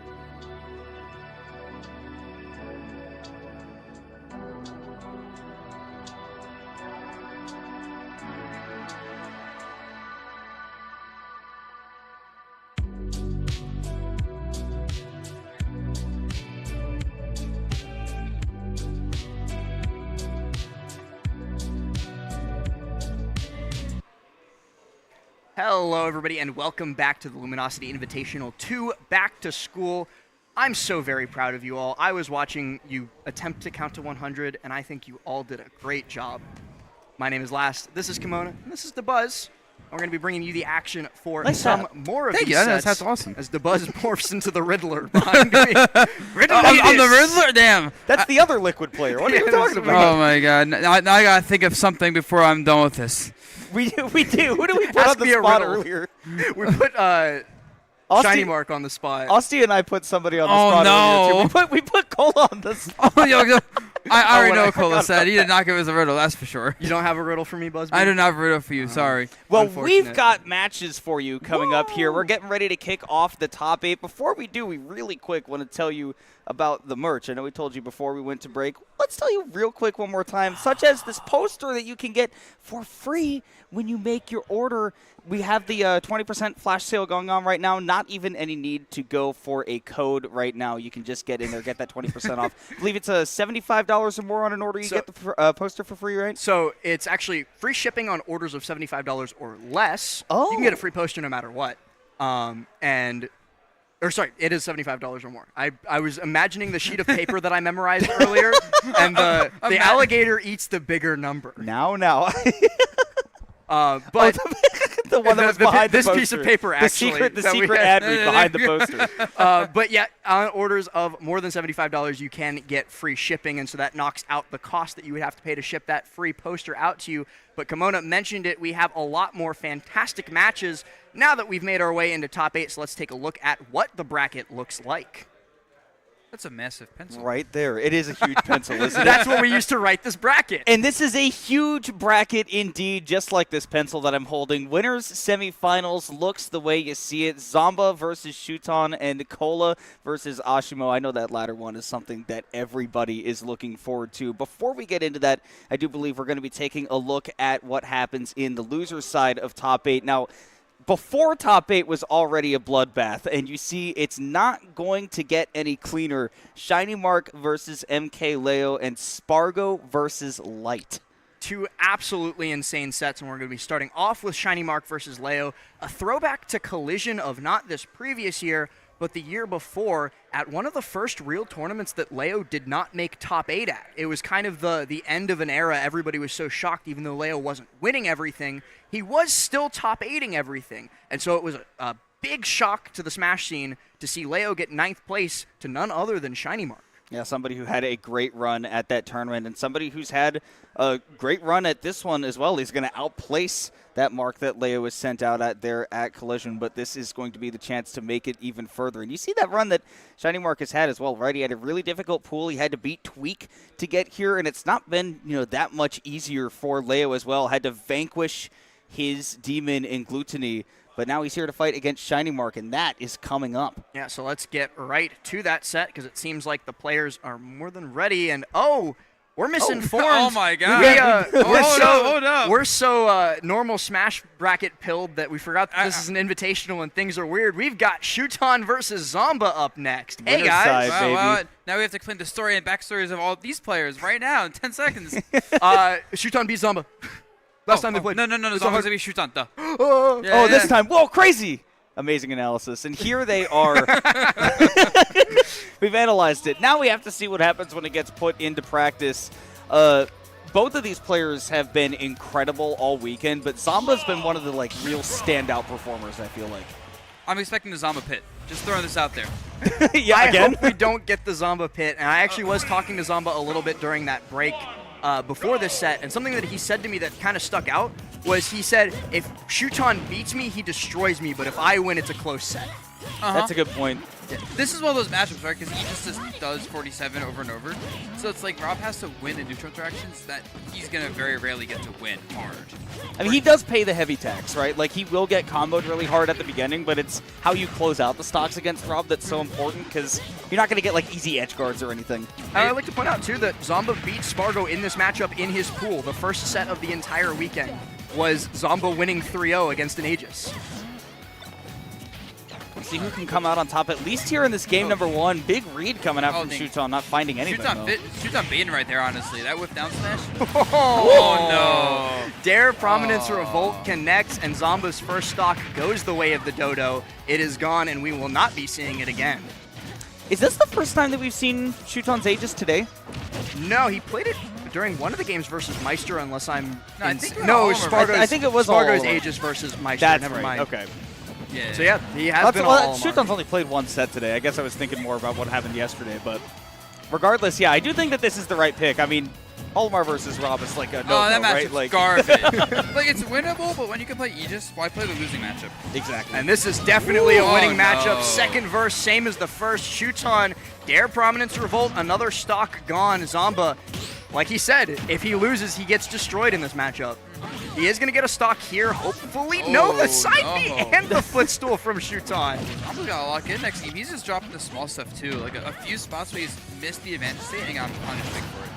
This is like I think you're making a good point. I think this is like the first time all weekend that I've seen Zomba like dropping combos, goodness. and now he's dropping. Oh my god, Shuton. Bruh. He had 3 stocks to play with. One of them might as well be donated to a good cause.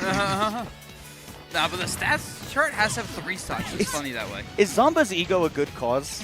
That's a good point. Is that a donation we need to make? Regardless, maybe it doesn't hold pay up, off hold because up. Zomba is cooking. Uh-oh, this might kill. Yeah, second Why up air, he died? perfect That was DI phenomenal from DI. Shuton.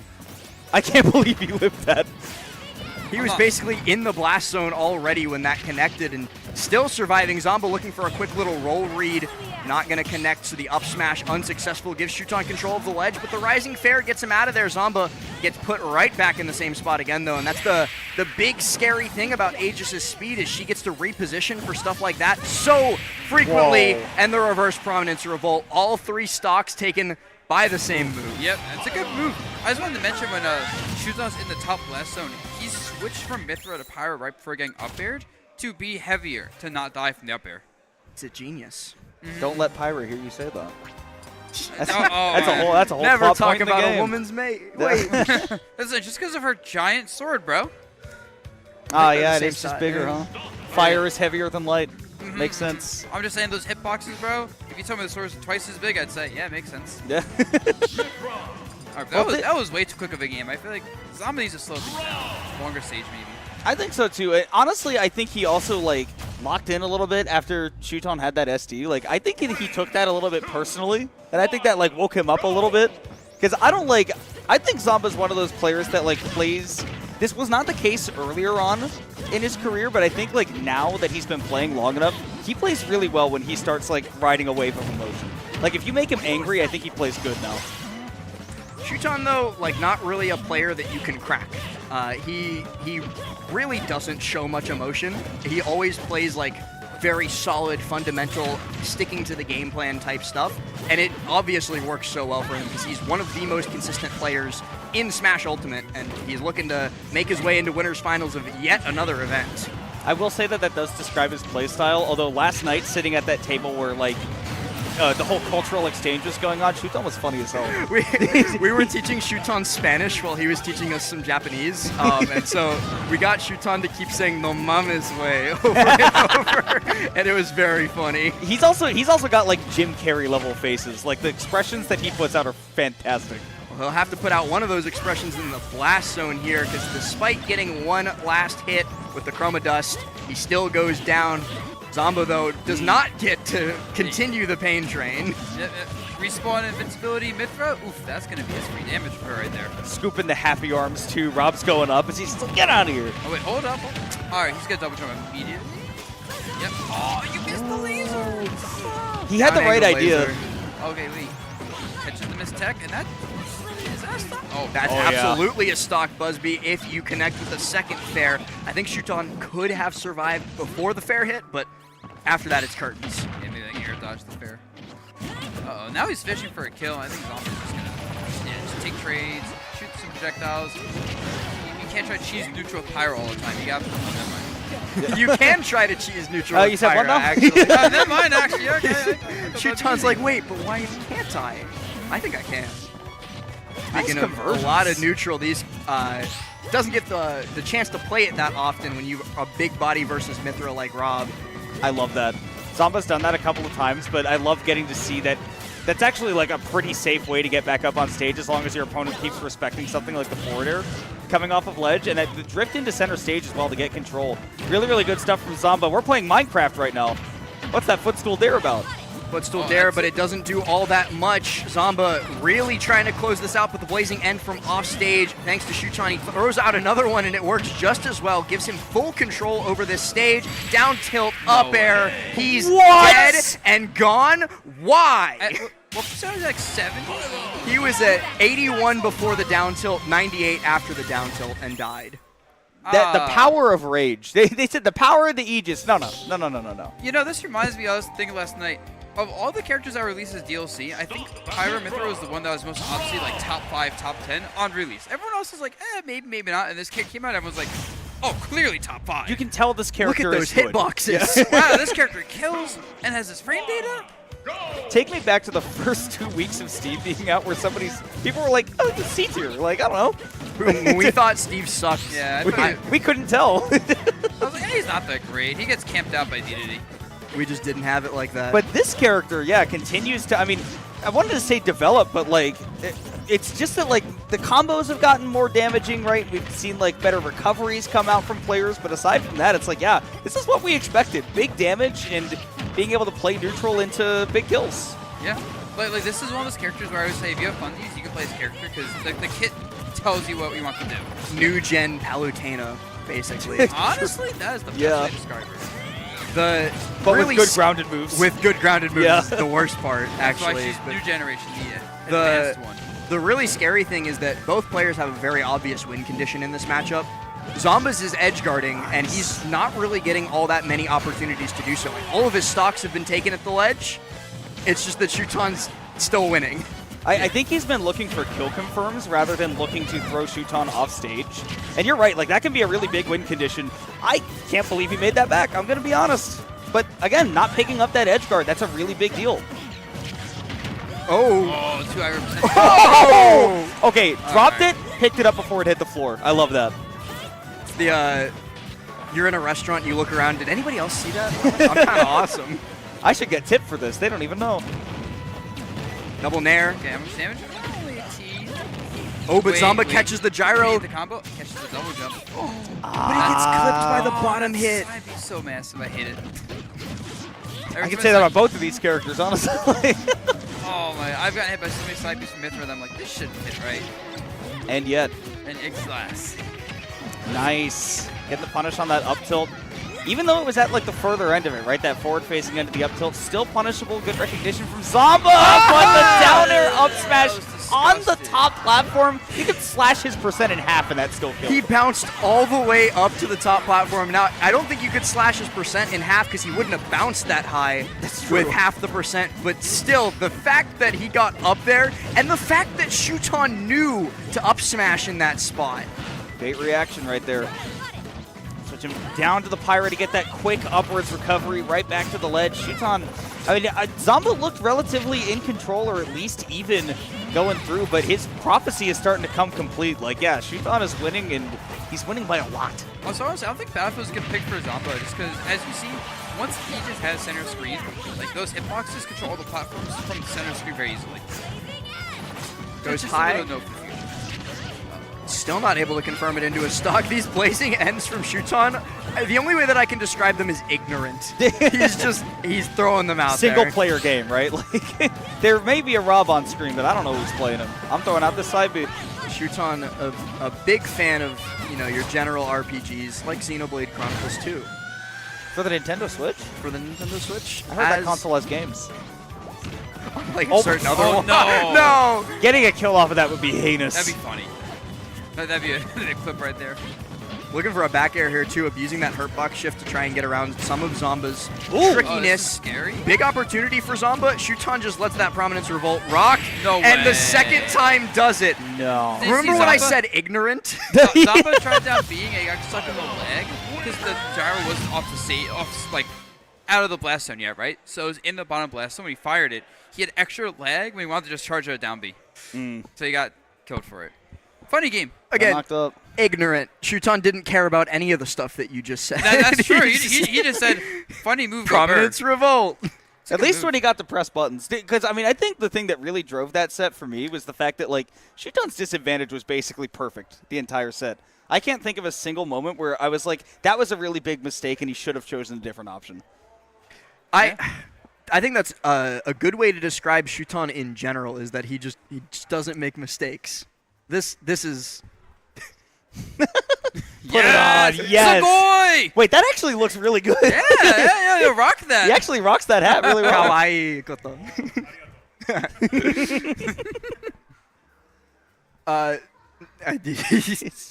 Do you want to say anything?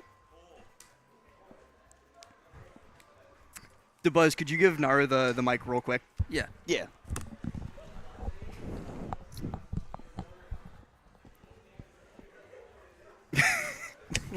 One second, everybody. Okay. Pop it on. First of all, congratulations on winners finals. Thank you. おめでとうございます。 ありがとうございます。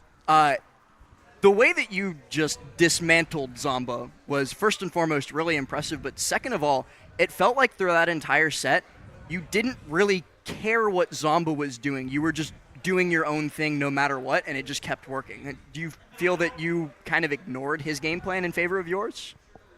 なんかそのすごいなんかゾンバを圧倒したようなプはいはいレーで、なんかゾンバがどういう動きとかしてるとか関係なく、本当自分のプレーをしてるような感じだったと思うんですけど、はいはいどうですかそのまあそうですね。結構ゾンバとはよくトーナメントで当たるんですけど、結構自分の動きそのままでいつもいい感じに勝ててたので、もう今日も同じような感じで自分のなんでしょう、自分の中にある動きを意識してやってます。なんかあんまり人対って感じではないですね。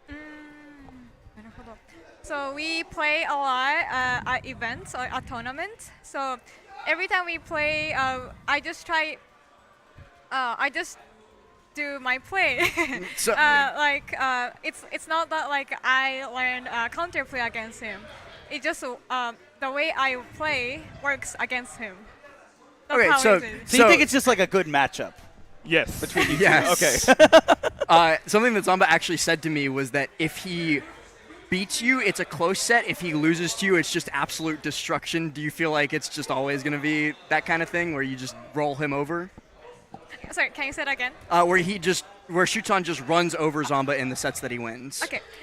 そうゾンバが勝つときはちょっといつも接戦な時が、接戦のことが多いんですけど、でも負けるときはすぐボロ負けしちゃうって感じがあるんだけど、なるほど。どう思いますか？ゾンバ自体ですか？自分とかじゃなくて。そうゾンバが言ってたんでそうやって。なるほど。そう。まあなんか俺とっすか？そう。まあ結構相性いいとは思いますね。だから試合始まった？Hand warmers. ハンドウォーム。OK。結構 Yeah, so I そうです think ね。大丈夫ですよ。大丈夫です。 so yeah, I think it's a good matchup for me. Okay. Yeah. So, congratulations to you. Another winners finals appearance. Thank you so much for taking the time to talk to us, and we'll see you again in a bit.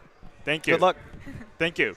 Thank you, Naru, as well. Huge Yes, shout outs thank to you. Naru, our translator extraordinaire here at the Luminosity Invitational. But as Shuton was asking Naru there, the next set is ready to start. He was like, wait, he heard the sounds in the background and he asked Naru, he was like, wait, are they starting already? Kind of thing. And not quite yet, they were waiting for us, but our next set is ready to rock and roll, and that is going to be between Cola and Asimo. This is one that I'm excited to see. Oh, I mean, I've been hoping that these two would play all weekend. I'm really happy that we've gotten it, and especially happy that we are seeing it here in winners semifinals. One of these two to make it into winners finals. And look, they've both been playing phenomenal. I generally tend to think that Roy has a hard time against, I was going to say Shotos, but really all the fighting game characters can give him trouble. But he's been playing in a way that he might be able to get it done. And Cola does have experience, not specifically in the Ryu matchup, but he does play against Jazo a lot when he shows up to in-region tournaments, so he at least knows how the Shotos function. He did mention that when he was coming off of the set against Leo earlier, and he knew that he was going to be playing against Asimo after that. He was mentioning that, yeah, a lot of experience against Jazo and something that he's confident in, but that, there is an acknowledged difficulty in there. Also, welcome back to Buzz. Hello, Hola, Buzz. senors. ¿Cómo está? ¿Está bien? ¿Y tú? Bien. Bien, bien. Bien, Well, bien, bien. we are ready to get into this as I'm sure Cole is not picking Pac-Man. He's just No, he's doing Cola things. They are ready to rock and roll. Asimo, the probably the biggest recent rising star, I would say. Like, we were all talking about Hurt for a couple months, and then Asimo was like, by the way, top 8 at Supernova, winning a major at home. Like, I'm just kind of him. And that was like, we'd seen him make a bunch of big waves. Like, we had the Invitational, right, that he qualified for that because he played really well. But there's like a second level of breakout, which is like now winning a bunch of big stuff. And that is what he's done recently.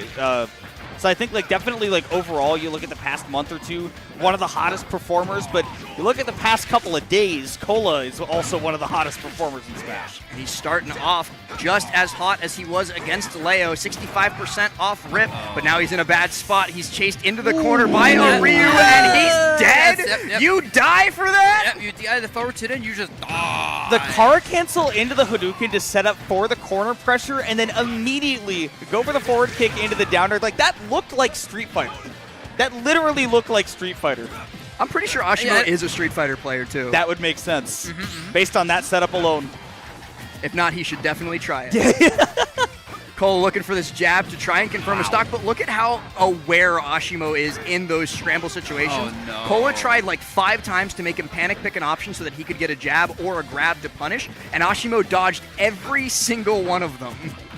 So in tune to that Yeah, approaching tempo. Ashimo's defense is insane. Like, he's someone you can't get aggressive versus or like being patient because he's just waiting for that. And he knows Ryu forces that kind of with Red Fireball.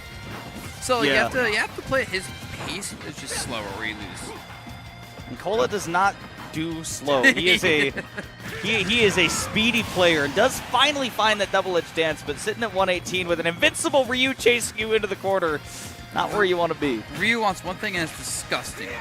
I think it's pretty What's cool, that? man. No, I thought he was going to go into it there. Yeah, I was like, wow, that's the thing. Oh my god, it's so cool. Another side B connects from Cola, forcing Asimo into the corner. That's a mad far for 0%. Like, that's Roy's side B. I thought that like at 40. I mean, Yeah. it's funny. I think that's the first red fireball I've seen from Asimo this entire He's thrown a couple earlier, but he's been actually mostly CQC as opposed to the Shakus. Bro, when I see up air Shiryu killing, it makes Dude, what is the mix on that drift? that is crazy. Making Cola miss like that is impressive. I mean, you were talking about his defense, DeBuzz. Like, just locking Asimo down, even playing like a not super mobile character like Ryu is hard. Yeah, exactly. And like even with a mobile character, like Rory, you have to fight into Ryu and have projectiles.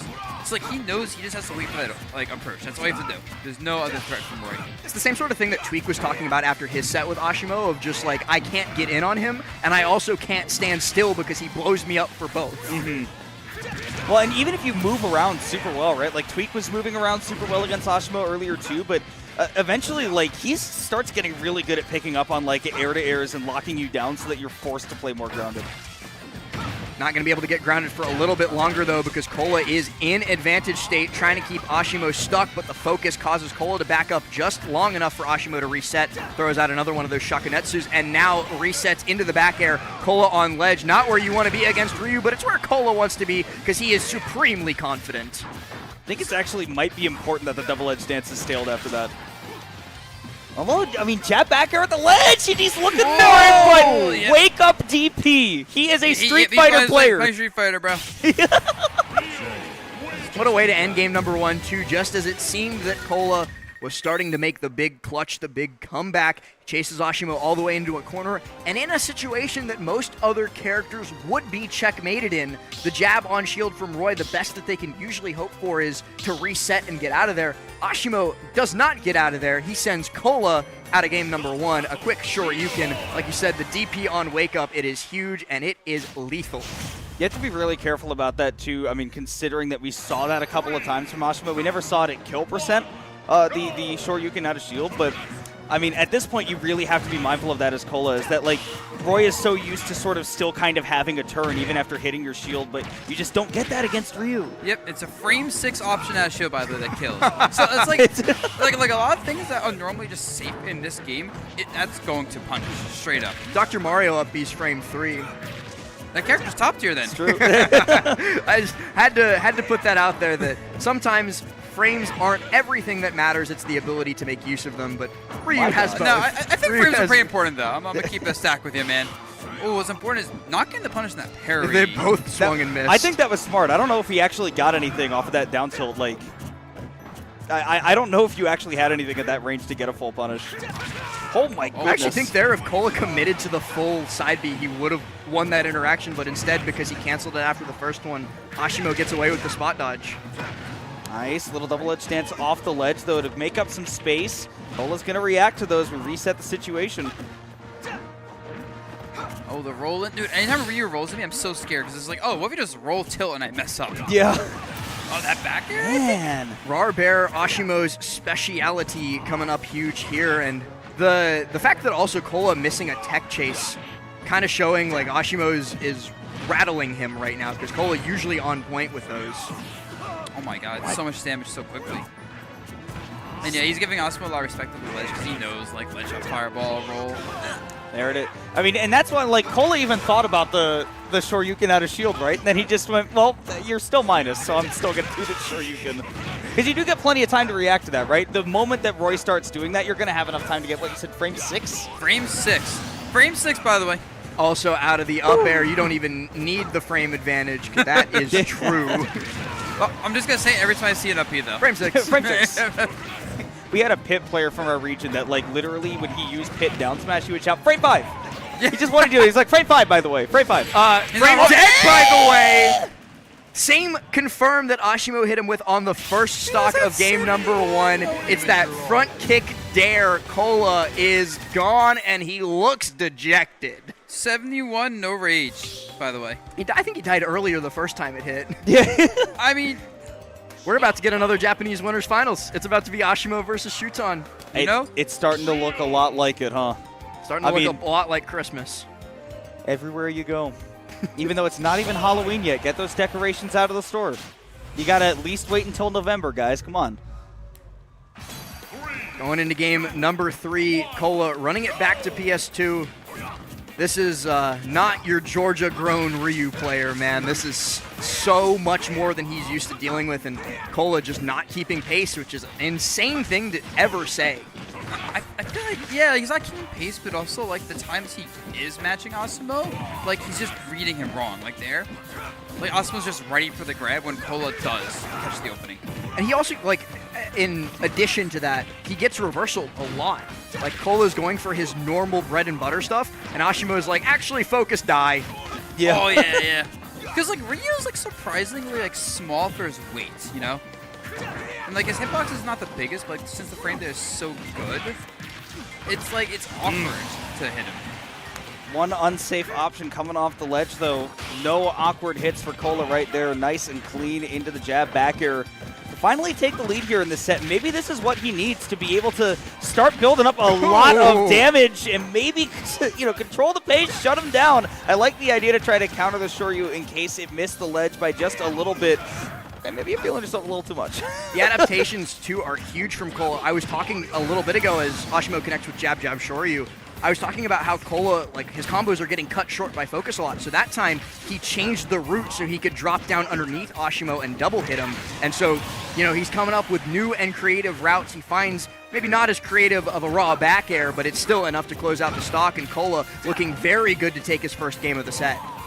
I think that changing up those combo routes is so important, too, because that is sort of the main thing that he's been lacking in this set, is that I don't think he's been guessing wrong an inordinate amount of times against Asimo. I mean, you've been pointing it out that Asimo's been putting him in positions where he has to guess, and therefore, you know, if you have to guess enough times, you're going to be wrong eventually. But welcome to Street Fighter. Oh my god, the drift back fireball, by the way, is such a good whiff punish. Like, it's so clean when I see someone get right outside that range and they're fully ready to punish anybody. Oh, that's... There's another thing I'm really liking from Cola in this game. I'm seeing a lot more drift back or aerial in place. And I really like that because spacing away from Ryu, like, the sword's not the strongest at the tipper, but it is still a sword, and that's very helpful against Ryu. That said, I do want to point out how early Cola has died a couple stocks throughout this. So if Ashimo can find nothing, thank goodness. Yeah. Thank goodness. Ashimo will not find anything this game. You were really trying to curse at this game, though. I saw you. No, I actually reverse cursed it. Oh, no, that was...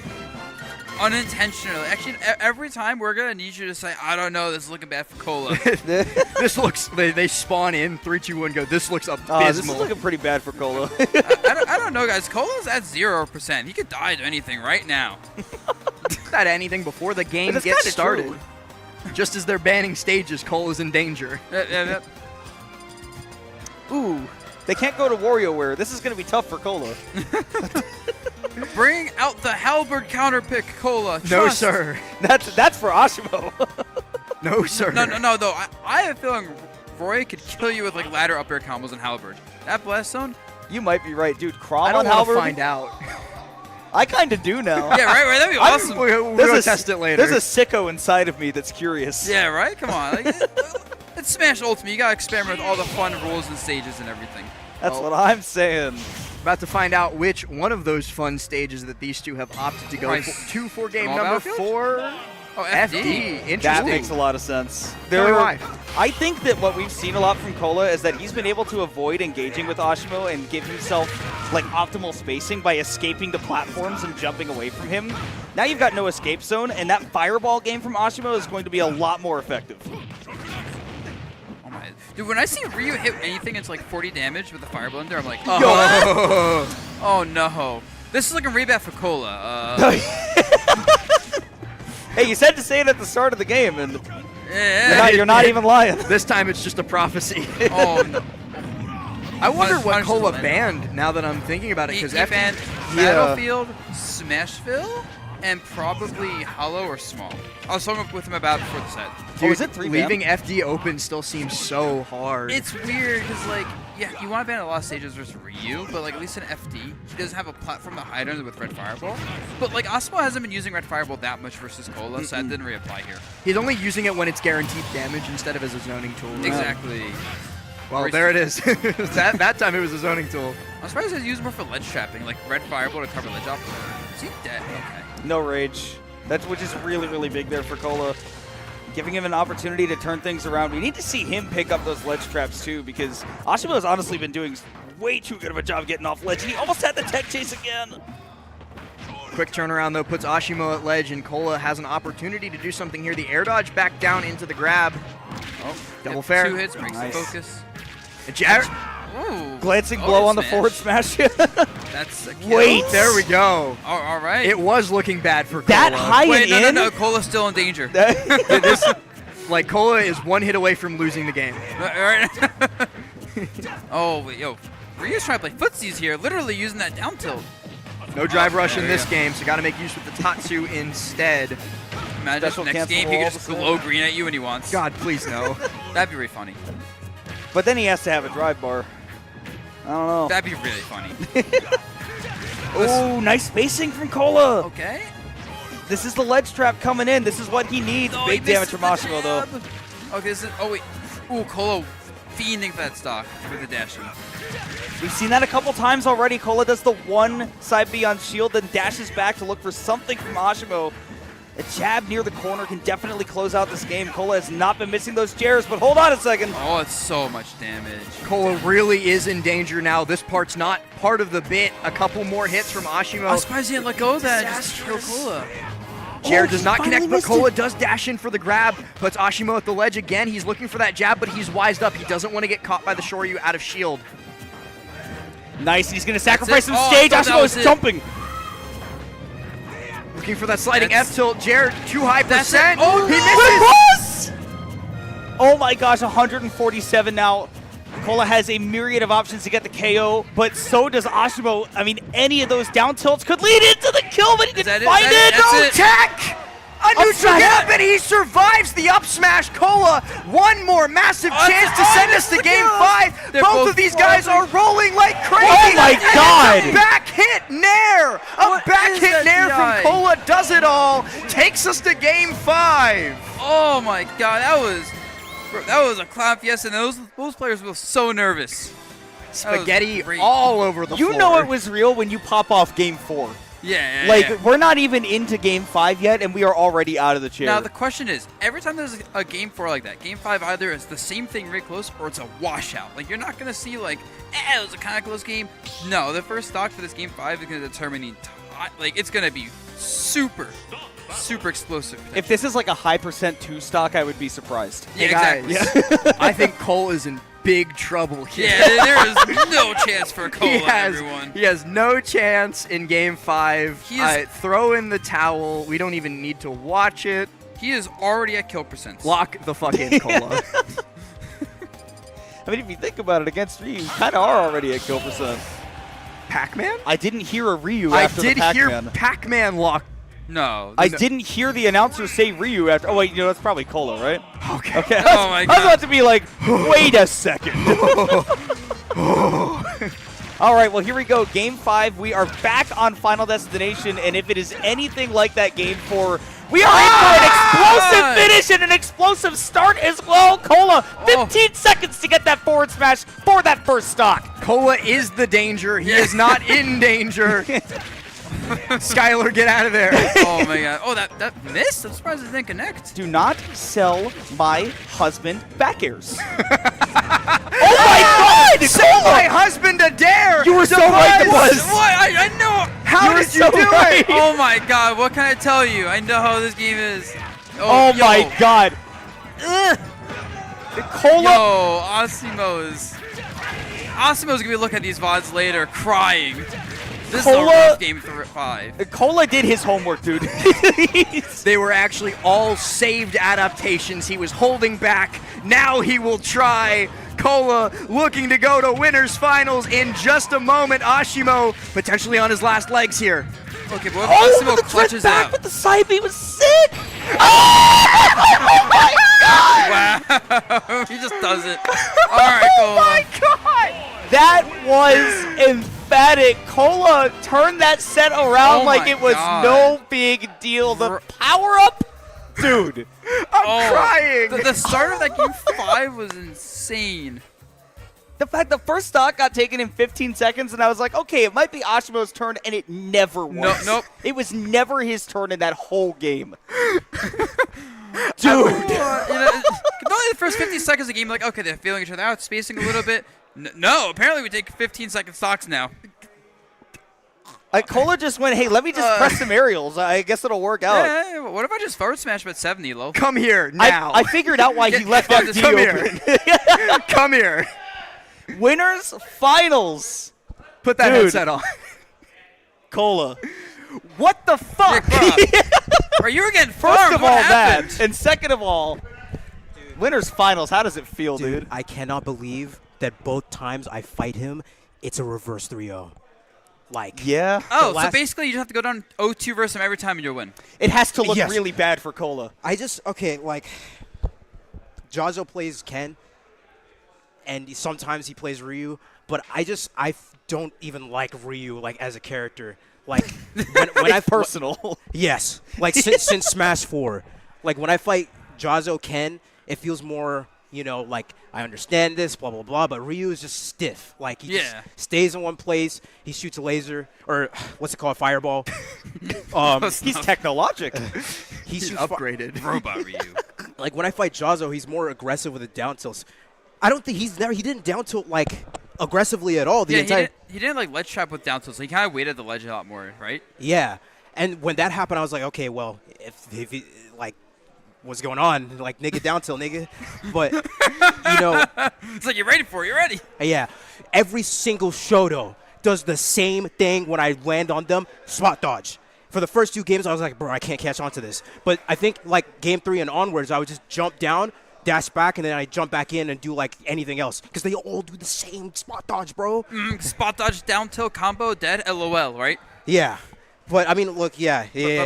What happened between Game 4 and 5? Because Game 4, it ended in that insane spaghetti fest. And then They thought it did. They thought it did? Bro, when I got hit by Thank God. when I got Oh, hit thank by God. that side B that I got hit by that I didn't die, that was only like 3 minutes ago, bro, and I still can't believe that I'm like here right now. Oh my god. But what changed before Game 5? You 3-stocked him. Game 5, I was like, okay, I got him on the ledge, and I'm like, and when I got that F smash on the focus, I was like, wow, now it's time for me to like farm him.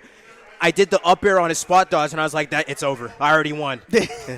You locked onto the spot dodges. Yeah, and Every Ryu player. that flare blade at the end, it was like I only go for that when I you're know. trolling. Not trolling, but like when I know I'm going to win. But it's a drop zone flare blade, and Ryu just gets farmed by it.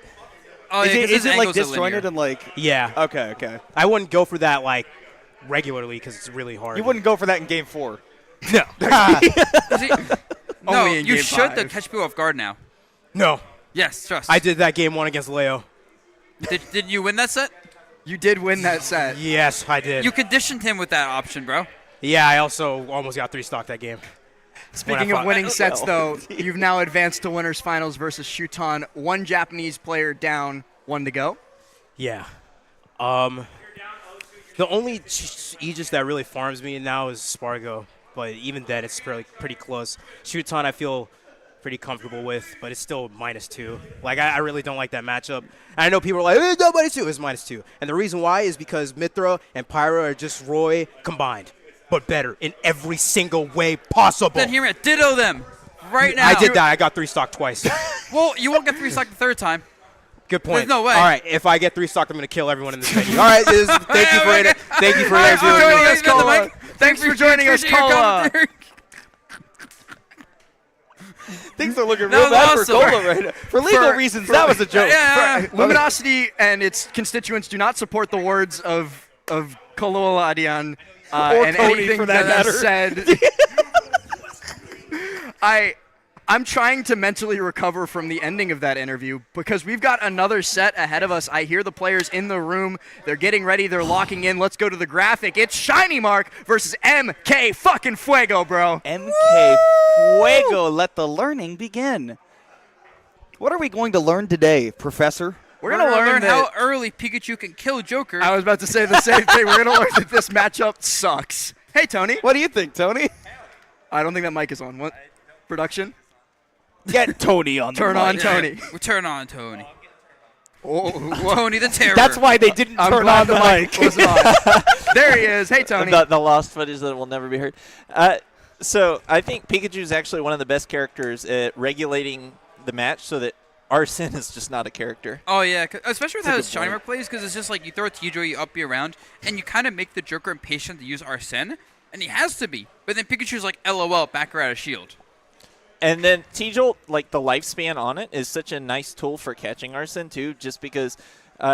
So a usual situation for vertical projectiles that are going to 2-frame Arsene's recovery, one of the common tools you can do there is you can just kind of save your jump and double jump up there and reflect it back up. And then when the projectile comes back up, it's going to act as protection for you to go ahead and recover, get back on stage. And usually you don't just miss out on a 2-frame, but you don't get a ledge trap either because you've got your own T-Jolt. Except T-Jolt has just a few seconds on it. And so what happens is the T-Jolt expires, and so it doesn't even backfire on you.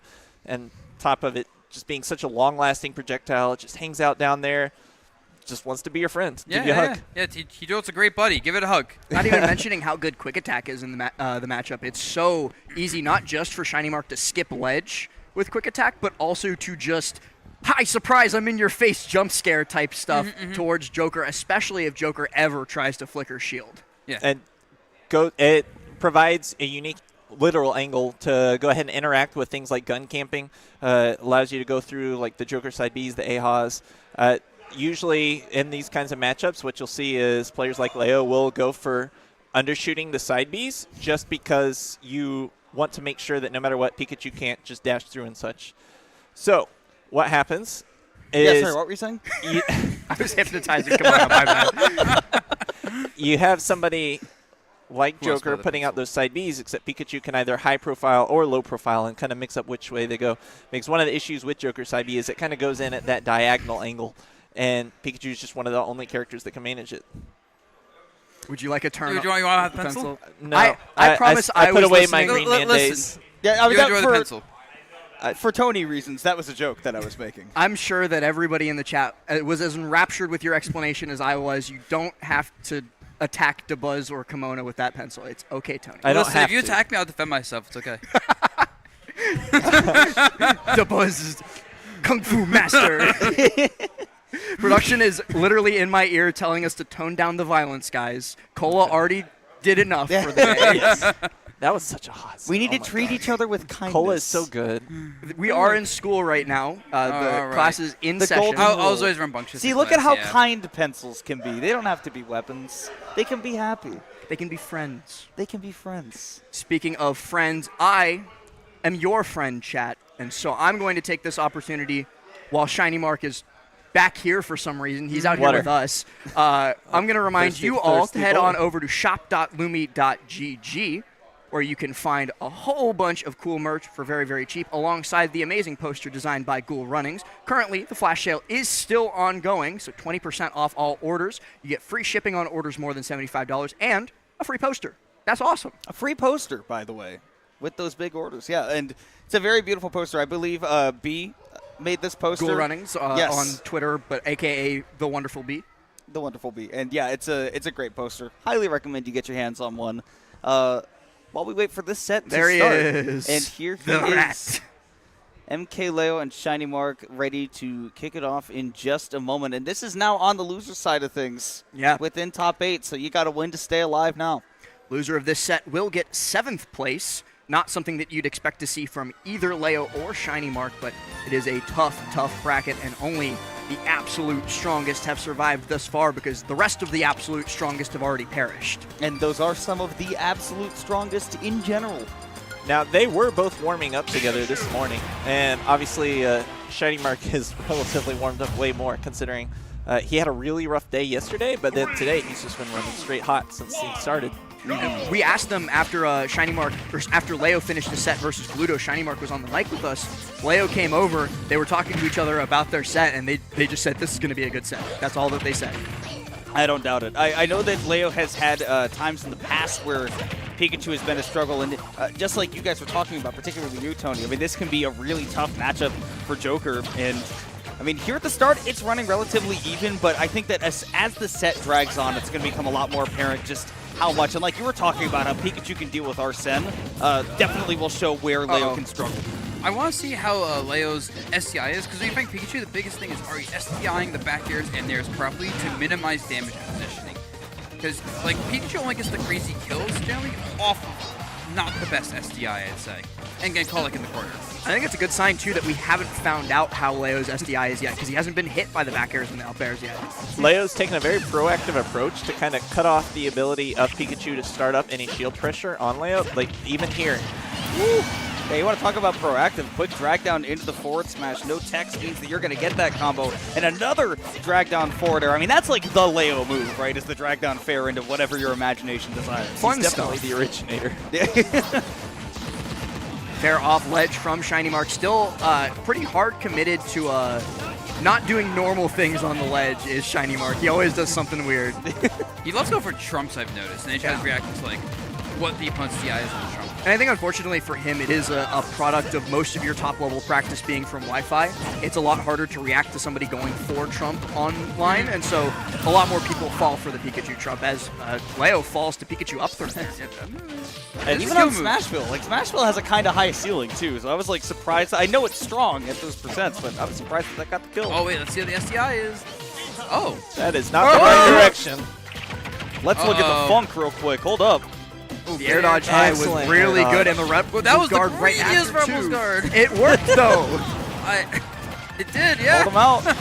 I think that might go to what you were saying about, you know, a lot of the online practice and everything from Shiny Mark, that Leo knows, hey, getting off the ledge with the quick attack is going to happen sometimes. I was about to say the same thing, because there was no rhyme or reason to that. That was just I know you're going to mess up here. I'm just going to call this out. Same thing there with the Rebels guard. Again, like he's just making calls on both the tempo and the placement on these jump-ins. He knows Shiny Mark wants to jump in here. The way I've always talked about Leo and what impresses me as a player is that like he as a player has like infinite RAM in his head, right? Like his short-term memory is absolutely insane. And like what he is able to keep in his head and make reads off of, even when it's something small or something big like that up smash, really, really is what impresses me about him. Something else that's really impressing me is he's not letting Pikachu's pancaking ability to get to him at all. We've seen a couple like fair ones miss that Leo's going for, but in the grand scheme of things, he's not getting affected by Pikachu being short. He gets a down smash. He has enough time after the F smash to down smash anyways and gets the stock for game number 1. I'm really unfortunate that Shiny Mark missed the ledge right there. Definitely gave Leo all the time in the world that he needed, and all of that because Leo did like a really complicated recovery route to stall and mix up the timing that Shiny Mark just wasn't ready for to make his way back there. So, I mean, Leo looking super, super solid in that game 1. Something that he did a lot in his set versus Glutonny as well that you and I were talking about, Tony, a lot more Rebels Guard in lieu of other defensive options. And he was doing the same sort of thing to Shiny Mark with a couple Tetrakarns thrown in while Arsene was active. I don't know where the decision from Leo came from to start down being a lot, but by God is it working when he's the one at the helm. Well, like we said, they've been playing prior today, so this is not game 1, this is not game 2, this is game 70. 12. Yeah. So one of the problems with these long-form adaptations is sometimes there's a lot of adjustments that we don't know why they exist yet. But all you can say is, hey, he's making a lot of reads. Oh my God, Arsene. The cutscene from Arsene coming out huge. Leo gets a grab. Honestly, he could have F-smashed him there. Yeah. That was such... Okay, Leo, all right, I like it. Like, he was definitely dashing back to look for something bigger, like a smash attack, and realized, I don't have time, let me just pop the counter. Yeah. Back throw from Shiny Mark sets up a good situation since Arsene is now running out. Shiny Mark going to be looking for another. Oh, actually, he tricked me. I was literally about to say looking for another trump, and Leo got tripped too. And now there's a trump. Yes, not doing much. Ah, nice call out though. We've seen a lot of the high recoveries from Leo to give himself the option to not get hit by a lot of those back airs. So again, Shiny Mark, doing what we've been talking about, right? That they've been playing a lot. He's able to make those hard call-outs, jump up there with that back air to take that stock and take the lead. And this is what I'm interested in seeing is how Shiny Mark is going to play now that he's got the one, got his opponent on the ropes. I can't believe that almost killed him. I was just about to say, like, why? Yeah, why indeed? So Shiny Mark's not really pulling the trigger on a lot of these commitments outside of just the stray kills. So like even here, what we're probably going to see is we're going to see him kind of poke in and then fade right back out. He's just focusing on getting neutral resets and then earning so that he can get this free pressure. But here we got the Arsene blender. But Leo is being so proactive and going from off stage to get on stage so that he's just skipping that entire element. He does not want those Arsene recoveries. Oh, but Shiny Mark skipping the entirety of the Arsene meter by just killing him outright at 60%. One mistake from Leo capitalized on instantaneously by Shiny Mark, and Shiny Mark finally going to go down 203 after the pummels and throw damage. First stock gone, but man, is it maybe a little bit too late. If I'm Leo, I'm thinking, what is my counter pick right now? Like, what's going wrong with this game compared to the first one, and should I change stage? Last time I hit a GG's Go Next on commentary at this event, Sonic's reverse 3-stocked Cola, though. So, well, I'm not you. Oh, he's just different. But yeah, we got Arsene. I mean, okay, he gets on the count. Uh-oh. Oh my God! Hey, Device. You know what? Hey, guys. No, it's fine. I remember a couple seconds ago when everybody was laughing at me. Listen, bro, I'm never wrong. It's okay. Nobody was laughing at last. But yeah, this is looking rough for Shiny now because like one more hit with Arsene could be this actually could be it. Oh my gosh, he's got side B. It's some easy damage. Looks for the ledge jump of his own, but a drag down from Shiny Mark puts him on a platform. A tech chase with an up smash. Okay, that's a nice 50 damage quickly. The fact that it took all of that just for Shiny Mark to keep the game even is crazy. The up B hurt box shift from Leo to get past Shiny Mark shifting. He could not shark him when Leo mixed like that. Leo now has a great opportunity with Shiny Mark in the corner. They're both at kill percents. I think Pikachu Dragon stuff still works, like one backer in. Well, if Leo plays this safe, he still gets on the Arsene. Oh, he has Arsene. Now anything kills. Shiny Forward Mark tilt. has Got to be perfect. So at this point, stray side Bs can take the stock. So Leo can play this either long or close. And close it is. It is indeed. I guess you could just jab. Okay, sure. And the eye roll from Leo when the game finished, he like, man, why did I even have to reverse really? 3-stock that? Yeah, you ever have to pull out the clutch Joker jab for your stocks? But I just want to say, hey guys. We don't gotta talk about it, okay? Game number 3 coming up next. Leo's not the one thinking about which counter pick he's going to take Shiny Mark to. Instead, it's Shiny Mark wondering, run it back or run it somewhere else. He is running that back. I'm not gonna lie, I'm a little worried for Shiny Mark. He ran it back quickly and he was very frustrated. You could see it after that game, he put his hand on his face I messed up. Actual facepalm. Like the actual facepalm. Well, he needs to take a 30-second break, but he is not doing that. He wants to jump back in. Tony, what do you think about running it back to Smashville again? I think that generally when you're looking at these small stage dynamics, if you want to pick something like Smashville, it's because you want to promote how many times we're going off stage. So is Shiny Mark going to get these edge guards here, though? Not this time around, at the very least. Leo gets a Nair back onto stage, connects it into a fair, pushes Shiny Mark into the corner. An F smash on the neutral get up. Shiny Mark eats a lot of damage, but he's thankful to get away with his stock.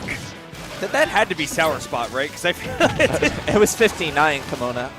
Surely you just. But just it's also Arsene. I've seen you're getting hit by Arsene. 2 people. Like, that's kind of a lot.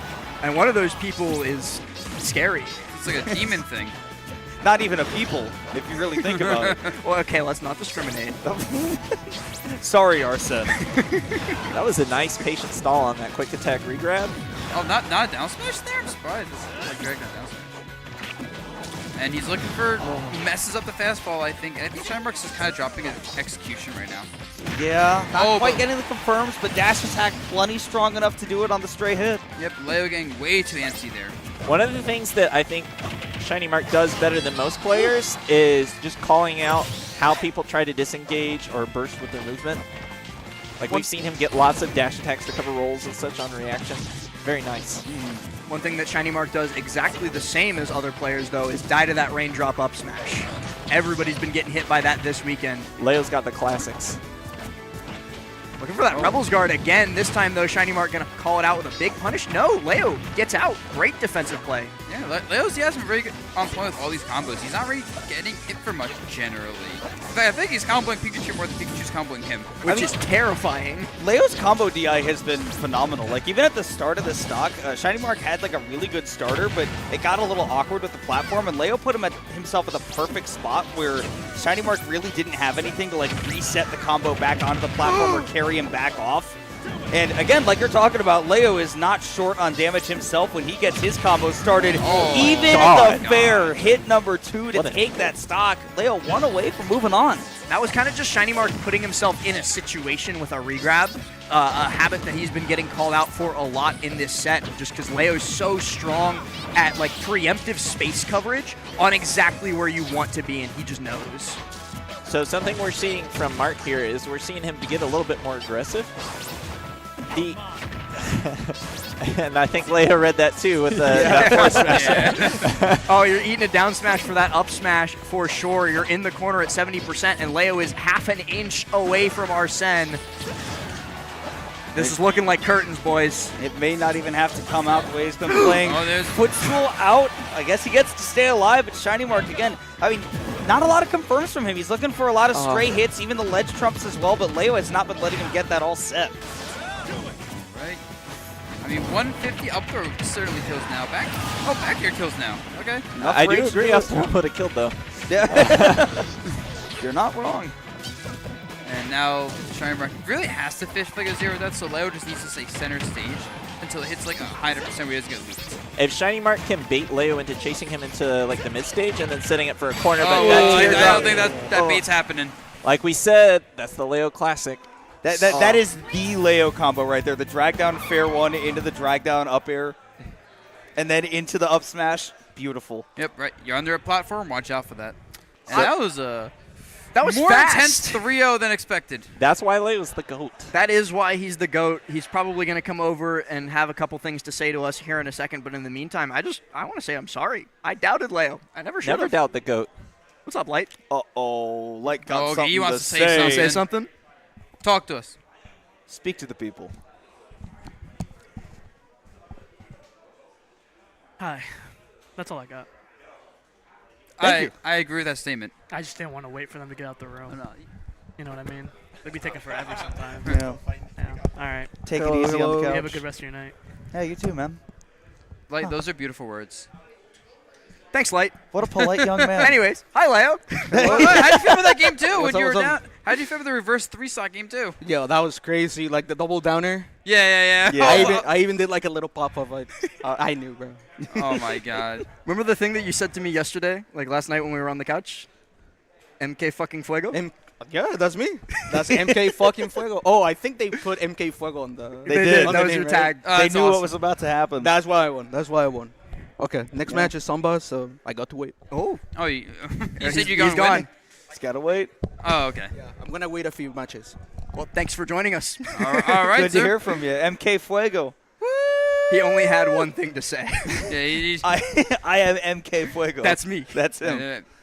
Man of little words. But a man of a lot of crazy shit. Like those.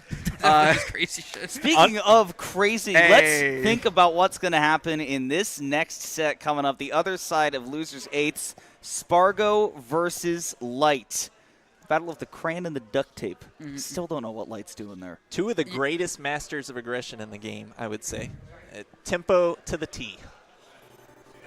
So, Who normally wins these sets?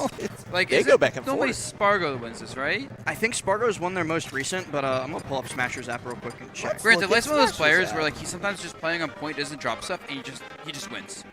But same with Spargo, they both kind of just like some days play on point and they win, other days they're not playing super hot and they can't get their momentum going. I feel like Spargo has like the higher floor. They're, like I think they both have like the same ceiling. Spargo just kind of has like the higher floor, but I mean like Light, like when he hits and when he is playing on, like he is really on, and he's been doing great this weekend. And that's why they're both here in top 8 right now. Top 8, indeed. Loser of the set will get 7th place, as Shiny Mark just so helpfully demonstrated for us. Shiny Mark going out of the bracket at a very respectable 7th. But now it's down to these two to see which one of them will join him. And right off the bat, like Cloud absolutely will win this matchup if he can afford to set up his hitboxes that are safe. And as we see Light trying to shut down, Fox backs off and goes in. You can't set up. Play out of the range of that back air, right? Use your burst movement as Fox to be able to do something about it. But when you're getting juggled, you don't really get that choice. And Spargo barely missed spacing that cross flash and dies for it. Barely misspaced is a full stock. Yeah. Still gets his opportunity here, though, to set up a ledge trap to the place that Spargo is perhaps the most feared in all of Smash. We've seen a lot of that from Light this weekend, though, knowing that maybe there's a ledge trap coming, maybe there's a 2-frame attempt to immediately jump off the ledge with that forward air to get out of there, but nonetheless, can't turn it into extra credit. You just got to continue to do your homework. A couple back airs coming out from Spargo. Now goes for the up B on should be a big shield. punish? Ooh, no, should have been a misses the big punish. And now Light's getting one taking some damage. That isn't too bad yet. And I can finally officially share with you guys, since my data caught up, it's 6-7 in Spargo's favor, with Spargo winning their 2 most recent meetings. What was the last one? It won't load. You know what? I have no data. It's Welcome to Miami, one baby. bar. Good enough information from me. Genesis. It was Genesis. So hot take, I think Light's gonna win this set. I know, hot take based on statistics. You want it to be even again. Exactly. I like the balance. So Light definitely looking like he could do it here. This stock number 2 looking nice. Missed the throw. Accidentally got a turnaround right there. Had something cooking with the combo, but again, like couldn't turn it into a confirm. Couldn't turn it into a huge piece of advantage. Now Spargo's got a juggle, which is the most dangerous place to be against Cloud, just as a character. Speaking of confirms, Spargo's actually hit 2 stock confirms on Light that Light correctly DI'd out of and dodged.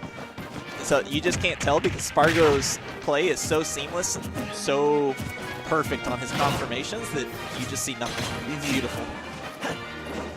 Light trying to find a beautiful finish to this stock, but Spargo escapes and then just gets right underneath him with an up smash too. Spargo didn't kill. And is there like a sour spot in that Cloud up smash? Yes. Okay, I was about to say, like, Fox is, he's a light character. What wasn't a sour spot, though. Yeah. I think even Sour Spot killed by that point for the down air. Back. And just a completely even game right now unless Spargo uses this invincibility for some reason. Nope. Oh, here we go. I love that Light's been implementing those upward angle forward tilt combos. Just carrying them across the stage. Heard the sound cue of the up B starting for Spargo, but it was too tight of a window from Light, not letting him escape from it. Oh, this is like the 4th up B out of shield that did not connect with Spargo. Light's getting a lot of damage that time for it, and then he drops a juggle, and now Spargo's getting a lot of damage. Again, those juggles, platform to platform, go crazy! Oh my god. Yep. That is the quintessential Spargo final stock kill. Read the jump in the corner, back air, done. Yep, 80. And you know what's crazy? That was all off the Light dropping one juggle, and Spargo immediately reversing that to his own juggle.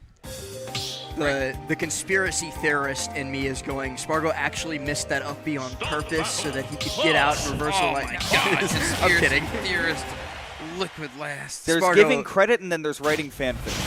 And sometimes we be doing both on the mic. But right now we're going to try and give credit to Light as he rolls on into this game number 2, going to try and reverse his fortunes, stay in this bracket, not go down to young Spud Depot. So back to the same stage makes sense. Light's always been a run it back, run it back. He'll lose it and immediately just circle his hands. Light doesn't, I think, strike me as the type of player that's like super affected by stage. Although Small Battlefield giving him a little bit of an assist right there. That was pretty helpful for him. Little launch pad to help him get that first stock, and that is definitely big. Play against Spargo with the lead. Really, this is going to let Light run around the stage a whole lot more, not have to figure out how to get around a bunch of spaced aerials, but Spargo's putting himself in a nice spot to continue to do that. We're going to have to take it, though. Take yourselves back to game number 1 when it started the same way, by the way. Light got a really, really early kill against Spargo. Spargo fired back while barely taking any extra damage on top, and then it was the Spargo show. 6 years later, and whenever Fox saw us at the top of those like screams like that, it's like, oh, I hate it. I hate that sound. Brutal. It's like you fell down He's a in pit. pain. Yeah, like, I can feel your pain, Fox. I can feel like I got cloud up snatched IRL. I get it. Yeah, that forward air is going to be safe on shield, and when you have the time to jump away, that doesn't mean that you're necessarily safe from the follow-up. Spargo doing a really good job of covering all his bases right now and has a chance to take the stock as well. Light in the corner. Had to concede quite a bit of stage, though. Great reactions here from Light. But again, both of these players missing their opportunities for KOs and back-to-back. Yeah, this is one of those matches where I think the game's so fast that it's hard for both players to consistently keep up on the reactions. Right? Like, this is all reaction checks. Light's tech chases are so clean today, but he keeps leaving out these small little gaps like that Spargo can fit through, and Spargo is just pushing through, absolutely. Spargo's like a snake. He worms his way into the smallest of gaps left by Light and just gets out every time. He just sees a crack of daylight and just goes, yep, dashing for it right there. If Light can turn up the pace of his play a little bit here and small those gaps down so that Spargo can't fit in, got a phantom hit on that up there. No. Oh, this is starting to look very bad for Light. 54 out of nowhere. I remember the Cola set. I see what you're doing. I think they're looking real bad for Light right now. Oh, looking really awful for him at this exact moment. Oh, man. Actually, practically unwinnable right now. Yeah, well, look, he might as well just... See? Oh, you were right. Yeah. I just... Oh, He good point, was last, right. actually. Oh, my God. Giving last credit for my statement. But yeah, Light really slowed it down that second game on the last stock, and that was also the stock that was most dominant from Spargo. I see a pattern. So, a lot of times when these two play, you'll see like a high-cold dynamic where usually Light will pick up the pace of play so fast that Spargo has to essentially just preemptively press buttons and can't really afford to wait and react to this. And then Light will start farming for parry. So that's what I'm hoping to see here in this game. Something weird that I've talked to Spargo about a long time ago. It's very hard to find like value in attempting to parry Spargo's aerials with Cloud, which seems kind of dumb because that should be your game plan against Cloud, is parry his back air. But he's so insanely good at consistent timing mix-ups that it becomes like a death game where if you get the parry, you might get like one hit. If you miss the parry, you're gonna die. That is the counterplay to parry, right? Is being able to mix up your timing. Light, I don't know if he has a double jump right now. He does, and perfect spacing around that blade beam too to be able to sweet spot the ledge with that side B. Up smash, not enough, but gives him a juggle to work with, and that's Cloud deep off stage. We know Spargo's recoveries are good, but not good enough to contest with that drop zone nair. So Light, once again, as we've seen before, getting to play with the lead, but it's what he does after that that's really going to make it count.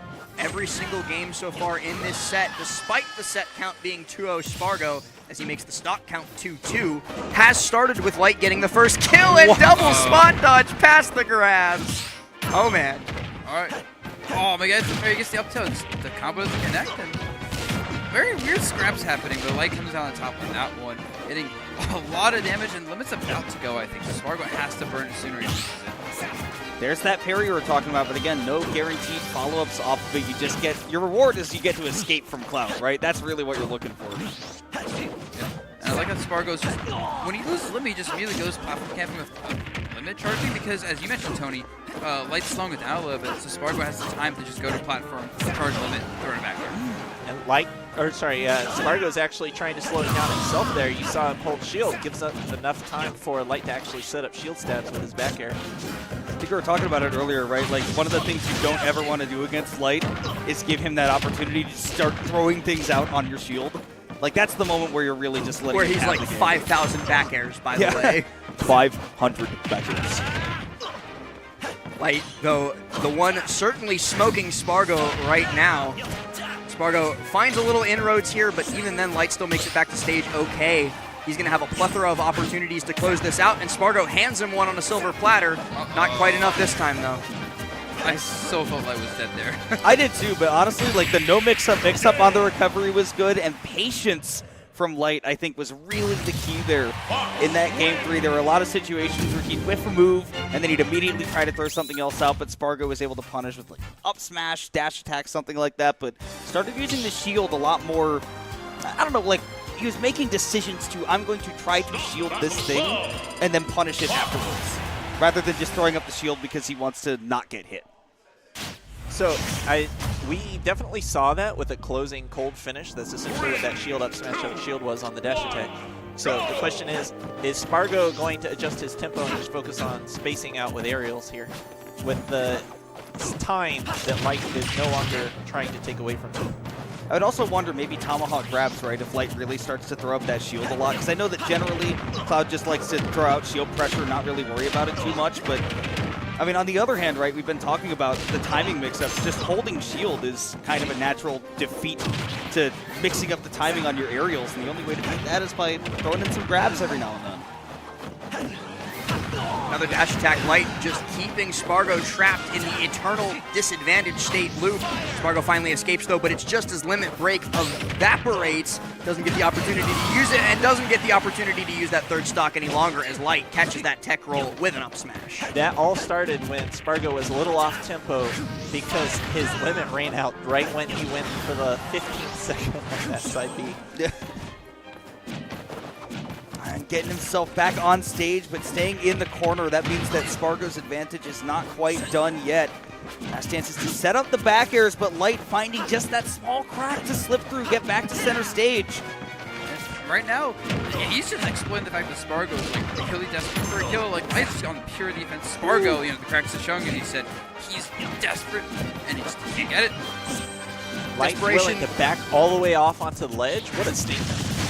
Just because his shield was getting so low, right? Like, you just don't want to engage when your shield is that much smaller than Cloud's. You have no way to fight him up close. I also feel like Light, one of the players that you want to be desperate against the least, because he's like a shark in the water. He's just going to smell blood and then go in for the kill. Uh-oh. Speaking of the kills, 83 out of nowhere for Spargo. Light is... What? These up airs might just kill, honestly. This is really rough. Still got a couple more in there, but not against the golden cross slash. Yep. Speaking of shark blood in the water, I think Spargo was he was smelling something there. Smell that? Smell the Spargo's cooking. What the rock is cooking indeed. Spargo is kind of just, like, first stock was kind of bad for him, but now he's entering the flow state here, and it's so hard for Light to find any escape. Another catch? No, not quite connecting. Jumps there. I want to point out something that Light did before we lose the opportunity, that he followed up a combo with a neutral air instead of ending it with a back air because he wants to keep the back air unstale to get the KO, and it ends up working out. I really like that decision because, yeah, you're not going to get as big of an advantage, but now you get to know that that move's going to kill later. Glad you got that in, Kimona, because we might not be in this set for much longer. Light at 109%, still fighting valiantly, trying to make sure that Spargo has no opportunities to swing.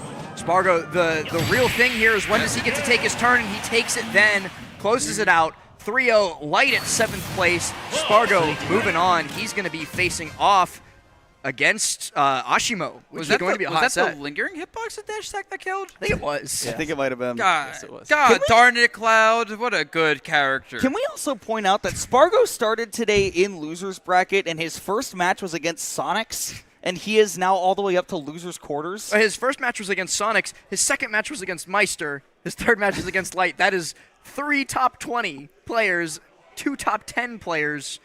Like, that's an insane losers run that he's on, and he didn't even like look at the commentary setup over here. He just walked straight on by. He is locked in. There's locked one in. thing that Spargo sees in front of him, and it's his next opponent. That's It's good. red. He doesn't see anything right now. His mind is clear.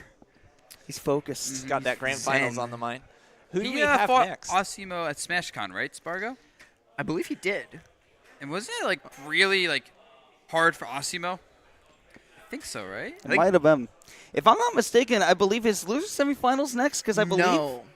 No, that was losers eighths there. Oh, right. So losers quarters coming Losers up. quarters will be next, and I believe the next set is Zomba versus Leo. And I do believe that's coming up after a break, if Good I'm not point. mistaken. I do think that that's going to be passing it off to Bam and Max, I think, are going to hop on in just a minute.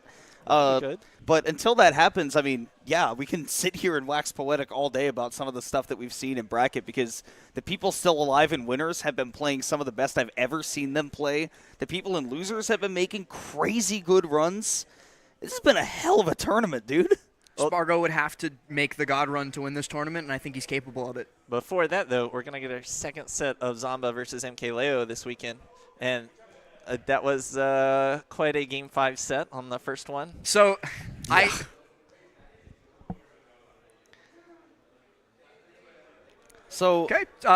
We're gonna Zomba stay and on. Leo want to go right into it. They Oh, okay. they want want to no play. break. So And sorry, Bam. fighting. Sorry, Max. Bam Max get one last set. Y'all are going to have to hold that. Take it easy. I went and asked Leo after his set versus Zomba yesterday, because I was really curious. I was like, why Meta Knight when you beat him with Joker? You're so good in the matchup with Joker.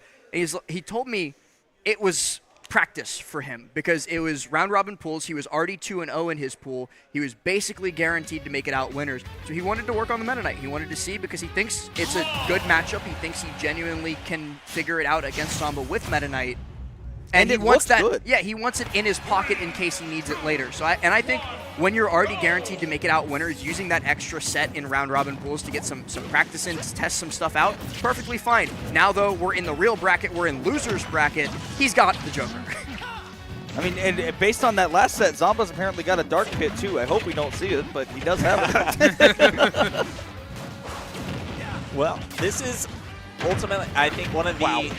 We've had some rivalries on the stream, but I'd say this is definitely one of the more back and forth ones we've seen. Yeah, it's really hard to call, because even that Meta Knight set, I believe, went pretty close near the end, right? Game Like, 5. One of the games was the Dark Pit game. One of the games was dark. Yeah. But Zomba did make that decision. You know, that's up to him. That is his Clutch fault. tech, dear God. Arsene gone, completely evaporated by Zomba's careful play. So who wins Down smash this tech matchup? raid! I've heard Rob wins the matchup, and then I watch it and I'm always like, but Joker kind of just combos Rob like with all of his kill confirms easily.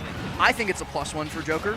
Maybe plus 0.5 if the Rob is like amazing at it. Being specific But- on the 0.5. You know, like, you know what I'm saying. Yeah. I want to vouch for my good friend Gakpo that I think that if you have to get it granular enough to 55-45, you just have to pick a lane. It's either even or it's 60-40. Like, It's actually I actually think 63-47. Actually, 0.3415. that's the way my dad would do matchups. He's like, we're leaving in 7 minutes, and I'm like, just say 5, man. Like, Well, Leo's might be leaving now. The bear doesn't quite my connect. God. And he gets the Tetra card out barely in time. But the fact that he had to go through all of that just to get back when he's already a stock down does not bode well.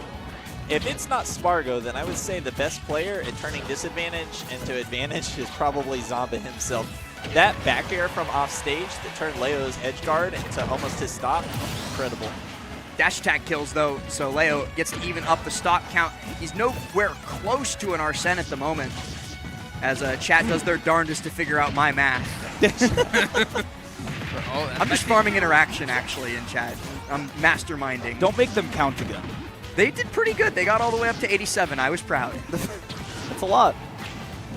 Right, there goes Zomba all the way up and does find his way back down. And just like we were talking about, Tony, you were just saying, you can turn that disadvantage into advantage. Did it immediately with that. Yep. Your advantage? And our advantage.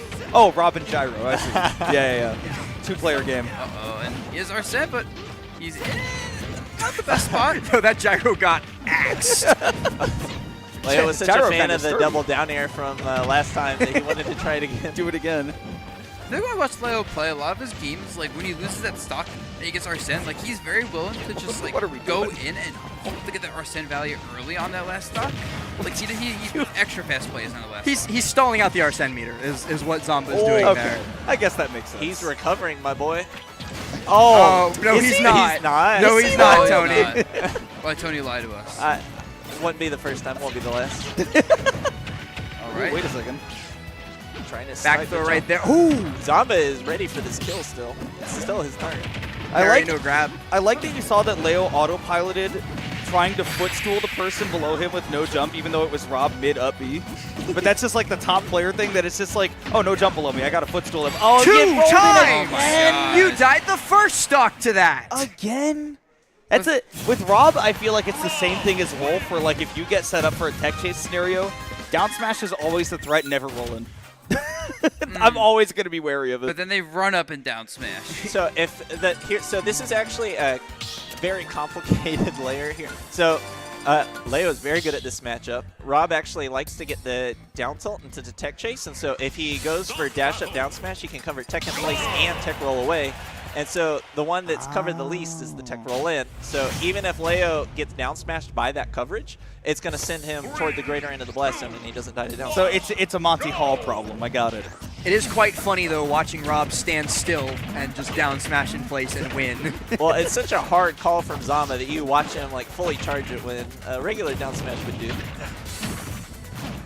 That's true. Yeah, extra kill power. Zomba is nothing if not thorough.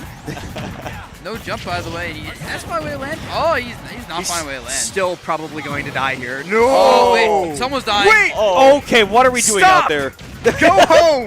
No, keep going. Keep doing it. Get some help. We're still playing neutral here, folks. I don't know if there's neutral anymore. Oh, that's the stock. That's what that is. Oh, that kill, dude! Yes, Joker is Arsene, bro. I needed the big scary blue man is out to up air you. What is Rob supposed to do there? Die. Be smaller. You like mash up B and pray. You just go underneath the stage other side. You could potentially do some like weird timing mix-ups on your landing with Dare or Bear, but no, you're probably dead. That was the most value I think I've ever seen somebody get out of one Arsene. Like, Leo got 70% and a stock out of it. And look at him. Now he is in such a great position. No gyro available. Building up a little bit of extra Arsene just in case you get to pop him out again. Oh, the back air is connecting. There's no Arsene if there is back air. Call it El Diablo. Okay. Oh, catches the roll. Doesn't get the best punish in the roll. Kind of resets Zomba as neutral-ish. Yeah, and now Zomba's just nairing. When Zomba needs to get out of that spot, Nair controls too much space. Leo has to respect it. Got down into the up smash, but Rob a little bit too heavy, and Joker a little bit too lacking in the anger department. Rolls away, gets caught between Zomba and the gyro, but catches the gyro as he turns out and still dies. Worth but it. Zomba goes with champion decision. Dear God. Worth it. I'm going to say worth it for both of them. Everybody wins. Honestly, yeah. So even if stocks got traded, like the psychological damage you get from knowing someone is going to actually suicide with their side B into you is 60%. But Tony, look at what's happening now. Yeah. This is not an over game, sir. There is not. Zomba brought it back to even, but it did not stay even for very long. Look at how proficient I these think guys Leo's both are at at co-percent catching. right now. Yeah, that's true. This is an even game. Ironically, yeah, you could decide something. Look how crazy both of these guys are at catching gyro, though. That's like the first time in a while that Leo got hit by the gyro instead of just catching it instantaneously. I mean, to be fair, that gyro hit was potentially the stock. See ya. And he picked up the gyro with the up smash. Something else that's typically the stock is if you get picked up by that. We've done it. Who is we? Him and Rob. Zomba took that second stock himself, remember? I don't know if I've ever heard that voice line before. He's so proud of himself. Tim and Morgana, you know, the squad. This is actually a 2v2 match. It's Robin Gyro versus Joker and Morgana. I would rather have the gyro. I'm sorry, cat that turns into a bus. I'll ride the gyro. Spin it up, boss. Let her rip. We know that's definitely what Zomba's game plan is here, is he's already let 2 out as the game gets started. A couple down tilts connect, and they clank on the grab. Leo's grabbed him 3 times, and none of the 3 have succeeded. Leo definitely ready for those early side Bs off stage now that Zomba has played that card, but here on PS2, man, not a lot of room to work with off stage. I love the high recovery from Leo, but hot start for Zomba indeed, and he is not letting Leo get any value out of this Arsene. He has not gotten a lick in with it until now. Okay, that was more than a lick. That was a chop. Yeah, this is only a spoonful. MkLeo with a comically large spoon.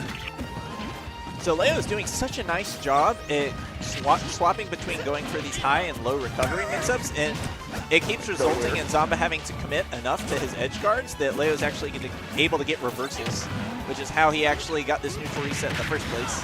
Zomba does not care about his own gyro in that scenario. They're just going to up air straight through it and then socks him in the jaw. That Rob Burton, it feels so disrespectful to get hit by. It is really just like the big right hooks. Get out of here. And you only see it when it's a kill move, too, because that move is useless unless you're killing with it. And speaking of killing with some sauce, Leo a tether cancel back air, the bread and butter for this guy. Uh-oh. He's fine. Or is he fine? Oh, wait, he's not fine. It's Arsene. He has Arsene, but he's in the corner. Oh, he's fine. Oh, that should be an easy punish. No. Wow, we are whiffing. These players. When you have scrappy situations like that, it doesn't happen. That was not a whiff. That was a happy pressure follow-up. You're very... I could see you as Bob Ross, Tony. I mean, Zomba's really making him work for it. Setting up for that side B. How often do you see Leo miss a free punish? This is a once-in-a-lifetime opportunity. There's a lot of pressure right Why now? Getting it at the ground floor. This is their, what, 8th game in 24 hours? Something like that, yeah. I don't even know if played a lot. They might have even been practicing with each other, too. It's entirely possible that they've all the way on the grind. Woo! Dude, he's playing a little Byleth right now with these up Bs. Are you kidding me? I'm getting nostalgic. Nothing to follow up with, but still racking up some damage. Zomba, the forward tilt once again. More dumps, and that is... That was so much coverage. He went for the high and the mid recovery. There was... oh, so nice. Talking about nostalgia, though, I'm just thinking about Rock'em Sock'em Robots now because of that Rob F tilt. It does feel like it, yeah. Pops the chin up. And a down smash pops Zomba out. We're on last stock. Which one of these two is going to take it to set point, go into a potential game 5 with an advantage? Right now it's looking like Leo wants it to be him, but Zomba's reversals have been incredibly on point as well. Woo! So Leo cannot let up for one moment. And like it's Rob, like all this is chip damage. He doesn't care until he gets like 90, 100 when like drag down start being kill options. The heavy tax. Yep. The patience from Leo. Yeah, Arsene, now this is when he cares about having 86. Careful of this up air, Zomba. I wonder if Zomba could just do more of the stall with the up B at the top of the blast zone. It seemed really good when he did it. It's hard to get up there when you're not recovering from off stage because you get the benefit of like the extra horizontal space to do it, as Leo very nearly gets an amazing tech chase, but now he's in a tech situation of his own, and Arsene, goodbye. Yep. Zomba losing the gyro there is big, though. That gives Leo an opportunity to actually put on some pressure without being worried. Hold on! So good, and then... He had the read with the wrong input, I think. Duffed him again! Right hook to the chin. Leo's got the gyro in hand, but that could actually come back to hurt him. That's why he tosses it away! But the Whopper with cheese. Yep, and that is... we got a burger with cheese on it as Zomba reads the roll onto stage, puts himself on set point, puts himself one game away from eliminating MkFuego at 5th place. That would be terrifying. So one of the things I wanted to call attention to is, so when Zomba's recovering, something he's doing is he's intentionally shooting high gyro over Leo's shield so that he's going to set it up so that if he does do something like neutral get up, he can set up the position so that he can actually chain down tilts into a gyro into a big combo. Or Leo has to give up his ledge trap in order to disable the gyro. Leo is actually managing to do both in the same dash shields usually. Really shows a Incredible lot stuff. of experience in the matchup, right? Because not only, I mean, you know, the sets against Zomba and all the times that these two have played, Leo's obviously played against Big Boss thousands of times in the past, right? So Not just in bracket, but like at home, Yeah. at locals, at wherever the two of them travel together. a Wendy's, like. I swear I've seen them playing at a Wendy's before. That is the matchup experience king, but right now, Zomba showing, hey, Big Boss is good, I'm better. This is not your hometown friend. You got to put on a real clinic if you want to take it to me, because I'm 2 stocks away from knocking you out of the bracket. Yeah, this is one of those. I don't know how Leo brings this one back. This one's a rough one right here. He like. Should we do it again? And probably if you I am harnessing the energy right now for a hype Game 5 potential. There's actually a few Arsens involved. No, Tony, there's a 0% chance of Leo winning this game. Okay, I mean, okay, he does need to get the kill now with Arsene, or it's like it's gonna be big trouble. He has to find something. The grab's not gonna do anything. 200%. Look for back air. Oh, he actually hits the back air. I thought Zomba would play around that bit more. Yeah, I honestly thought that Leo was like a little bit too early with that one. Air dodge out to not let Zomba get any follow-ups off of that falling up air. Really love that from Leo. There goes Arsene, so Zomba able to successfully stall it out. But does take a couple hits for his troubles afterwards. With every single connection, the percentage grows. The statisticians are working overtime to keep that StatCast updated. And Leo trying to make sure the numbers come up. Joker, he mashes out, Okay. but Zomba still follows up after the grab release. What's the ledge trap? The ledge trap is jump back. Ooh! Oh my god, the triple down tilt. Gyro on ledge. Grabs Leo from picking up the gyro. After the laser beam air What dodge. Okay, mashing out that fast at 120% against that's crazy. Am I tripping? Is that crazy? Because that feels crazy. No, it's pretty crazy, but it's just par for the course with MkFuego. His controller's about to be Fuego too. Like it's actually like friction burn. It's smoking. Zomba's definitely trying to finish it out with these Z-drop nairs. He's already looking to take stock. I like Leo doing that grapple hook with the hitbox right there just to see if RNG would let Zomba drop the gyro and force him to go chase after it if he wanted to keep it in hand. Oh, fantastic. Gyro bounces back to him. You can have Arsene, but I'm going to have gyro. Same Mine. difference. Same thing. Come on, Zomba. We talked about this. You have to share your toys with the other kids. Okay. Otherwise, look what happens. This is what happens to naughty children. You who did don't this to share their yourself. toys. All right, does Leo get any more by Arsene? Yes. Oh my god. Yes, he Wait. does. No way you went for that. No, that's my No kid. way you went Final for that. reversal. No, that's Wow, too deep. that is an unfortunate way to end it. The That curse was didn't work. I tried. I know. Such Curse of tight Rob, why'd you fail me? I tried to hit him with the 0%. It worked for Cola. It worked for Sonics, but it didn't work for Leo. I'm sorry. Well, it was a valiant effort though. I did my part. I'm doing my part. And now our next part is probably going to be listening to this kid come over here and talk shit. Zomba did Here he such comes. a nice job keeping it together, and even when Leo went for that double down air to go ahead and steal back that game, Zomba just decided, you know what, this was actually always my game. Zomba just winked at me and then walked back. That's really funny. Doesn't have time for this. He's too locked in. Doesn't have time for it. Speaking Too of much Rob to play. being locked in, we got an extra set on here with us, but we got to toss it to a quick break, swap commentators, get some stuff ready because the rest of the bracket still has yet to happen. I've been Last. This has been Kimona. This has been Tony. This has been DeBuzz. Thank you for joining us. We'll be right back after this.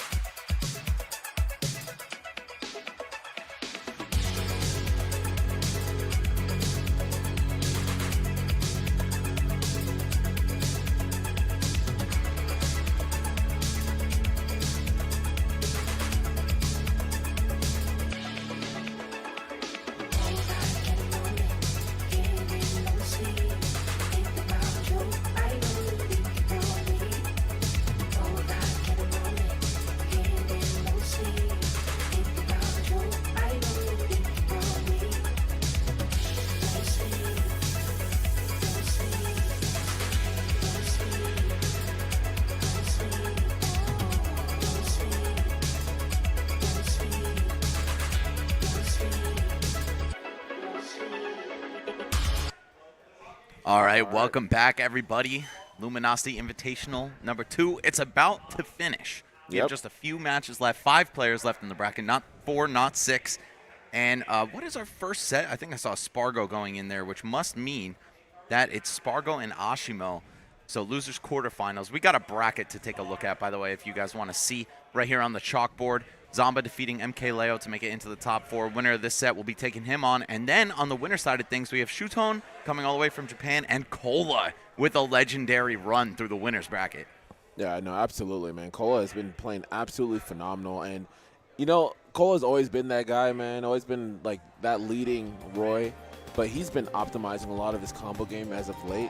I would say for the past, like, 5 months, he's been really on it, and it shows in dividends, man. The extensions that you're getting, like, have been the difference between, you know, losing those sets and closing it out big time. And he's been making it happen. So, you know, of course, we saw that incredible set, him versus Asimo going down. So Asimo in the loser side here now alongside Spargo, trying to claw their way back into a grand finals opportunity. But we'll see what will happen right now. These are some of the 2 titans of the game who already know, so this should be a damn good match. Spargo, bit of a reputation as the Japan Slayer, other than his one pretty rough trip out there where he got, you know, 33rd at one of the tournaments and, like, barely top 16 at one of them. But, of course, everyone gets a pass for like a rough patch, right? You're allowed to have a little slump or just a couple bad weeks. Spargo has since been quite on top of things. 2 P-tier wins back-to-back, and then Asimo actually just taking one of his own last weekend over Aquila in this obviously horrible matchup, Ryu versus Steve. This one I don't think is all that much better. I think Cloud really does handle the Shotos, especially because you have cross slash to rip through focus attack, right? That's such a valuable tool here. But you also have a huge sword to make sure he never touches you. Oh, yeah, 1,000%. But as always, you know, the World Warrior always finds a way. Just a ton of great damage. You know, we've seen Asimo, and really just his control in neutral is really what sets him apart. And then, of course, you get these early kills. So if he gets some clean mix-ups, you know, and then catches Spargo lacking, this could be a very dangerous set as well. So we'll see what will happen here now. It's funny, man. In Smash, we call him the World Warrior. Obviously, that's like his title in Street Fighter. But in Marvel, they just call him Ordinary Guy. Yeah. Because everyone else has so Ordinary much crazier dude. stuff. Yeah. In this game, though, Ryu's pretty unique. Yeah. Either way, Asimo taking the first stock with that down smash. I don't know if that was a 2-frame or if Spargo pokes his head above the ledge, but regardless, it's going to claim his life. Now he has to fight from behind. I feel like Asimo and especially his character are just really strong in this position. Red Fireball so damn strong. Wow. And that there's going to be that thing's going to be a big deal when it comes down to those recoveries, so got to be careful on that. Good catch there from the cross slash.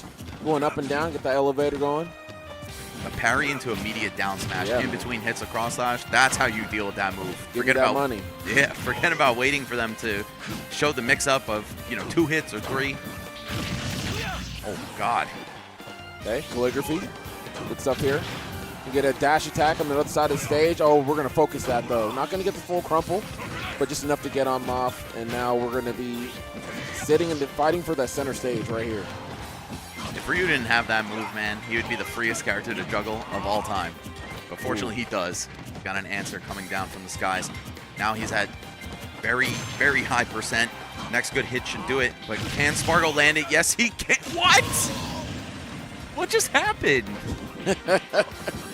I wonder if he tried to stall down there, and then he just didn't make it back afterwards. I think he got hit by cross slash and then fell out. Yeah, like the very tip. Yeah, something. I don't know. It was weird, but whatever. Spargo will certainly take that. Oh, not close enough for that down tilt Shoryu. Gonna have to fight a bit harder for that one. Okay, good B reverse. Good damn. Yo, I'm just swinging. Is that your soul? Hold up. Okay, he makes it back. Yeah, I thought Spargo was maybe going to try to spike him or something, but he doesn't said matter. Run it back.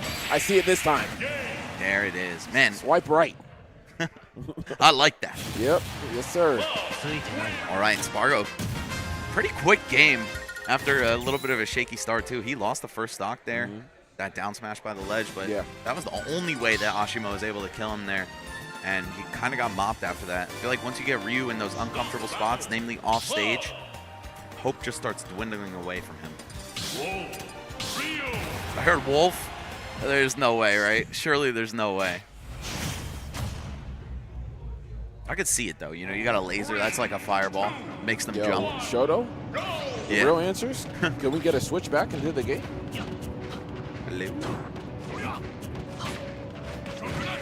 Production. Yo. And we're back, baby. Hollow Bastion. It's time.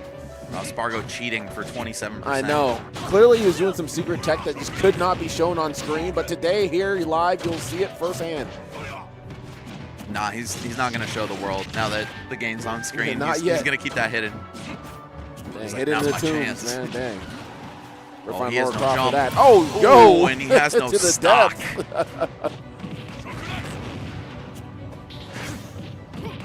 Going right through the limit blade beam there. Gets a fat chunk of damage for his trouble. Yeah. Asimo still in this. I mean, down tilt Shoryu will certainly clean it up, or whatever you want to Shoryu. Oh, yeah, there it is. Jab 1-2. Yeah, we were talking about it yesterday. He couldn't do that in Smash 4. He had to cancel into the Shoryu after one jab. I think that's huge. Gives you a lot more quality time. hit confirmed, man, for sure. Of course, Spargo. jab is going to have just a little bit more horizontal range versus up tilt, right? So, going to be really proficient in that. That's true. You can't spam it as fast, but you know, it's still really good. Oh, Spargo wanted to show us something, man. Yeah. Oh, he said, okay, word. Let me get some damage real quick. Hold that fireball, by the way. Get that plasma. Go Goes for the air dodge to the ledge, but that actually could have gotten down smashed, maybe even more easily than an up B, so he's lucky to be alive right now. Limit is almost charged up as well. There it is. Oh, I thought Asimo was just going to kill him as soon as he gave it to him. Yep. Oh, going up. Yes, sir. Beautiful. Cuts. Oh, missing the second hit. Oh, been missing the punish on the miss Shoryu. What is going on? Whip City. Of course, high pressure situation. A lot of cash on the line, a lot of pride, a lot of ranking points. Great option coverage right there by Spargo. And then again, once back, we're going to that language class. Yes, sir. Calligraphy once again. Just back airs at the ledge. Let me teach you something about this, too. Yep. You can't do shit. Yeah, hold it. A lesson in patience, perhaps. Yeah. Actually, I think Ashimo's the last player that used That's what happened last time. That's what happened. Yeah, he fell out of cross slash. Yep. Man, tough break for Asimo. I think this has got to be one of Ryu's worst matchups, man. Yeah. Just watching Spargo space back airs over and over again, and there's no burst option, there's no long range option that Ryu has that can really deal with that. I mean, you could throw a fireball, but it's just going to get planked out. Yeah. However, one thing that works in Ryu's favor in this matchup is that Cloud's very comboable. And it doesn't matter as much, I guess, because you're not going for traditional combos, you're going for just special cancels. But you could still loop a couple up tilts on him or like a couple up air chains. And, you know, large character, fast faller. Yep. But that's about it. I mean, other than that, Ryu is kind of cooked here. Oh, if he did neutral getup and Spargo got the weak down air, that would have been so cool. Forces the air dodge, all right. Oh, he got phantom hit, and he backed up, but then he got hit anyway. Okay, good patience, step back. Well, gonna really need a punish for that. Wall jump, yeah, just to snap the ledge immediately. Oh my god. Okay. Buffered spot dodge is gonna get eaten up. That's a long-lasting move. Yeah, and a beautiful bear there. I'm liking the air dodge mix-ups from Spargo to get the ledge. I feel like they're largely not necessary, but it's just like, am I going to the ledge immediately, or do you have to wait for the up B to complete? Yep. And that kind of throws off your ledge trap timing.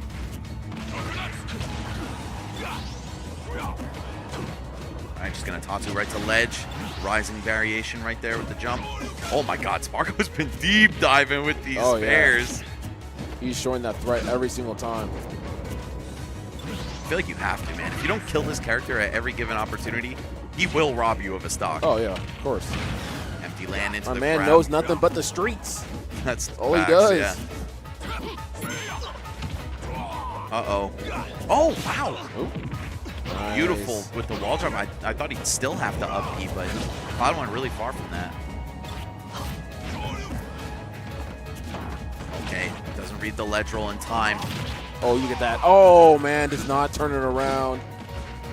It's scary, man. It's scary to try to challenge that. I appreciate Spargo just backing off.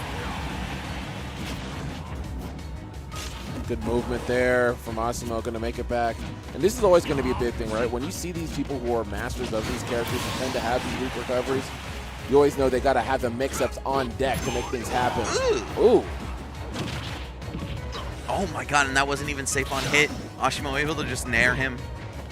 Double down tilt. Parry, like Tatsu will do it. Yes, sir. We keep spinning. All right, big lead for Asimo. An entire stock here. First signs of life, really, for the entire set after that first stock.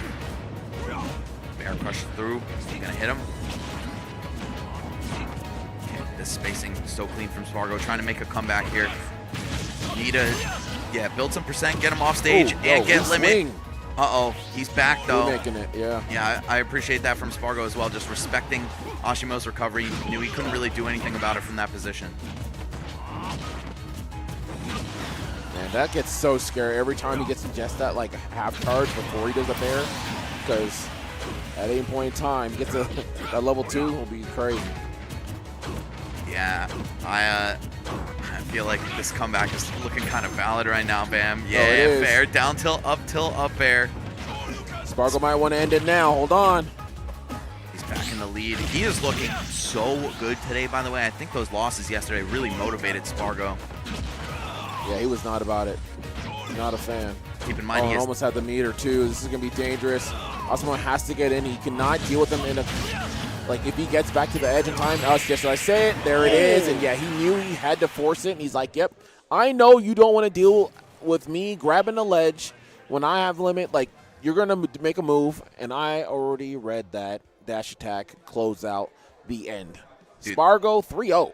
That was a brutal takedown of a player who's been ripping through this bracket and many others recently as well. But I guess, like we were saying, Spargo motivated by yesterday, not discouraged. Keep in mind, he did not lose a set yet today. He's only in losers because of his pools record, which was a little uncharacteristic, 1 and 2, but making sure to capitalize on the situation and just beat everybody, knock them all out. My man just walked away, dude, like it was just business. No smile, no nothing. He did not care. He was like, yeah, I do this every day. Yeah, man. But he really does. That was actual business. Spargo was such a beast. Not an ounce of pleasure. That said, though, I will definitely give it up to Asimo. Dude had a great run at this tournament, 5th place with 16 of the best in the world here. Certainly an accomplishment. And, again, coming off a P-tier win last weekend over the best player in the world. Either way, we're going to move on over to the winner's side of things now that Spargo has rounded out our top 4. And it's going to be Cola versus Shuton. So, Roy versus either Aegis or Olimar. What do you think Shuton's going to pick? Ooh. I almost feel like he's going to do the Olimar, but in my heart, I would love if it was Aegis versus Roy. I do too, just because that's such a high-octane matchup. It's such a sick matchup, but you just don't see it that often. I think on paper that's the correct play, but he might gamble at least one game on Olimar just to potentially throw Cola off. Oh, you think he's more likely to be Aegis than Olimar? I think normally, like, Aegis does better against Roy. Yeah. But Olimar is probably going to be his first pick just because Cola might not know the matchup, and he might, like, risk that. Gotcha. But I don't know. I think Roy kind of runs Olimar over, so I'm not super fond of that, and Shuton might just be agree. like, I do think that I do think Roy is pretty good against Olimar matchup, but maybe it's just me not remembering correctly, but I feel like there's a few times that I've seen Shuton versus Roy's, and he's just gone Olimar. That has been the pick for him. Oh, really? Right? So okay. I hope that it is not the case. I hope that we get Aegis. That's what I want, man. I want to see that. I would love that too, but we will see. Well, we'll find out in just a few seconds as the players take their positions. Yep, they've entered the classroom. Ready for the next pop quiz? Yeah, ready for roll call. Yes, sir. Raise your hand when I call your name. Roll call, not roll back. Give me roll back next Smash 6, please. Please. I'm actually I begging. need that. And ranked. If we had ranked in this game, I'd never get off bring of it. Bring back For Glory. Give me a Chris For Glory with the rollback. I'm taking Elite Smash over For Glory, unfortunately. For Glory, rollbackia. Nah, definitely ranked would be great. Even like any stakes on For Glory at all? Or was it just like... I don't remember. I just thought the name was stages. hilarious. It was. It really was. For fun and for glory. For glory, dude. That's all it's ever about. That's true. I mean, in the Smash community, bro. For glory, dude.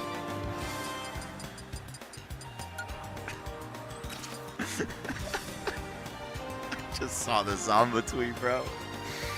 Oh, chat. Don't go on Zomba's Twitter, man. In fact, just block him so you don't have to be infected by this mind poison. Oh, wait, why? This is so stupid. Why? What is wrong? Dude, he's lost in time, man. I feel like... Give me 10 seconds, man. Dude, this girl got him acting different, bro. What is happening? Anyways, looks like Max has vacated the premises. So we're going to go into that game one here. And yes, we are getting the Aegis versus Roy. It's time. All right. All right, not going to gamble that game on the Olimar. I like that from Shuton, though. Just go for what's best on paper. The most sensible option. Yo, one more. Yo, give me that. That pressure already on the right side of the stage. Good damage. We get tech chase. Turn around jab. I like it. Not going to get anything in front of it. We're going to get the fall through. No. Oh, we get a punish here. Yes, sir. Good swing. I'm surprised we didn't see him go for the, since it was Pyra, jab into short hop. double-edged dance, but it may not even need it. Dealing with Pyro once again. Of course, that jab bear just enough. Gonna get that meaty jab, make it even easier to get that sweet spot. Cola already moving, man. He's been playing high octane the entire tournament, bro. Yo, this is his best event in a long time. This means something to him. Maybe ever, honestly. I mean, Cola, we've known how talented this guy is. He's been in several top 8s, CEO, champion, a whole bunch of stuff. But we were moving. Yep. Man, we didn't get the 4-piece. Immediately shut down. I need the 4-piece with a biscuit, man. Stop playing with me. 1, 2, okay. I'll take 2 for now. Oh, perfect spacing. One thing I admire about the Roy players is how good they are at running from almost any distance right to the ledge and getting that 2-frame range with the jab. It's so hard to do that. Everything else about the character. What up, brother? You pretty much roll your face on the C-stick. I fight ghosts. Oh! Yes, sir. Yo, he was so used to swinging at ghosts that when Mithra disappeared and turned into Pyro, he already knew, He was like, oh, like, perfect. Psych, I have a sixth sense. Yeah, I've been here before. I've seen the script. I see dead anime girls. Yes, sir. Might happen sooner than you think. Forward air. Dash wow. back, I like that. All right, we're stepping back here. We got Pyro in tow. Nair, he does not care. Whoa, what are you swinging at? Cola, now's not the time. Yeah, he's fighting different dimensions. It's crazy. Resident Ghostbuster. Yes, sir. Okay, he's back. Yeah, not going to get hit by that down air, but the forward air following it will go through. Yeah, that big sweeping arc is so good. Oh my, yo, he's just swinging all 4 times every time he uses side B. Yep. He just doesn't care. Might do it again. Might do it again. Yo, when you get that Mithra back air, usually it's a ton of damage. It was kind of an awkward spot for Shuton. Oh, what do you know? 4 hits of side B. That time, actually to good use. Finding its mark. Okay, good catch. Does not land on that platform, though. It might have been beneficial for Shuton anyway. But that bear's going to do it. G-A-M-E. That was not beneficial. Gone. All right. Cola staying alive, bro, in this tournament, in this winner's bracket. Dang, look at him. He is summoning the Yoruba ancestors, bro. He's making our ancestors proud. Yo, this... Cole and I are from the same tribe, man. Hell yeah. Need the power up. Yo, he's doing it for everyone back home, bro. Yes, sir. The Yoruba people are pleased. Yeah, always pleased. Cola is beastin', bro. Beast mode unleashed.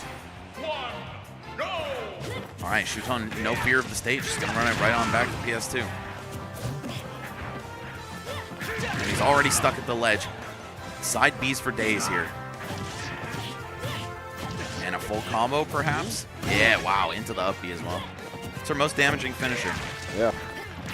Oh, damager! Oh my goodness, hold up. No, you're not making it back, not at all. Be gone. Jesus Christ. Oh, that is a stock. Yo, Cola is too Oh, late they right are pleased. now. I told you, the ancestors are pleased. Oh, what a beautiful thing to see, man. Good catch there, double up airs. See, trying to get it there, landing on that platform, not going to find its mark, though. That will do it. Beautiful stuff there by Shuton, man. Seriously, like, from day one of him playing this character, I'm like, Shuton just knows all the extensions. He was the first one doing a lot of the footstool stuff, too, in tournament play at a top level, man. But my goodness. I like his style with them, man. He also had the phenomenal down tilt into neutral B with Mithra, the turnaround. Yeah. Yep. Oh, so much swag. Yeah. But this character's cool, bro. I don't care what anybody I says. think the character is very cool. Sick character. Everyone's just upset because, you know, character's strong, and everyone will be upset about a strong character. Yeah, and they're easy, but whatever. Oh, looking for the down air, trying to end this man right now. Cola having none of it. Oh, let's see. Gonna punish here. Gonna have this ledge play in time. Wow, he jumped out of his shield at like the first available frame after that side B. Yeah, that was kind of sick. And he's gonna get that bear, close up that stock, and man, 2-1, 84% here. Unless we get a solid read pretty early again. It might be a rough situation here for Shuton. Yo, the ledge play from Cola has been immaculate this entire set, man. This game and a half so far. Okay, we're going to see a chase. is going to DIY. Going to be okay. Oh, that bear finds its mark, but it's right beyond the bear.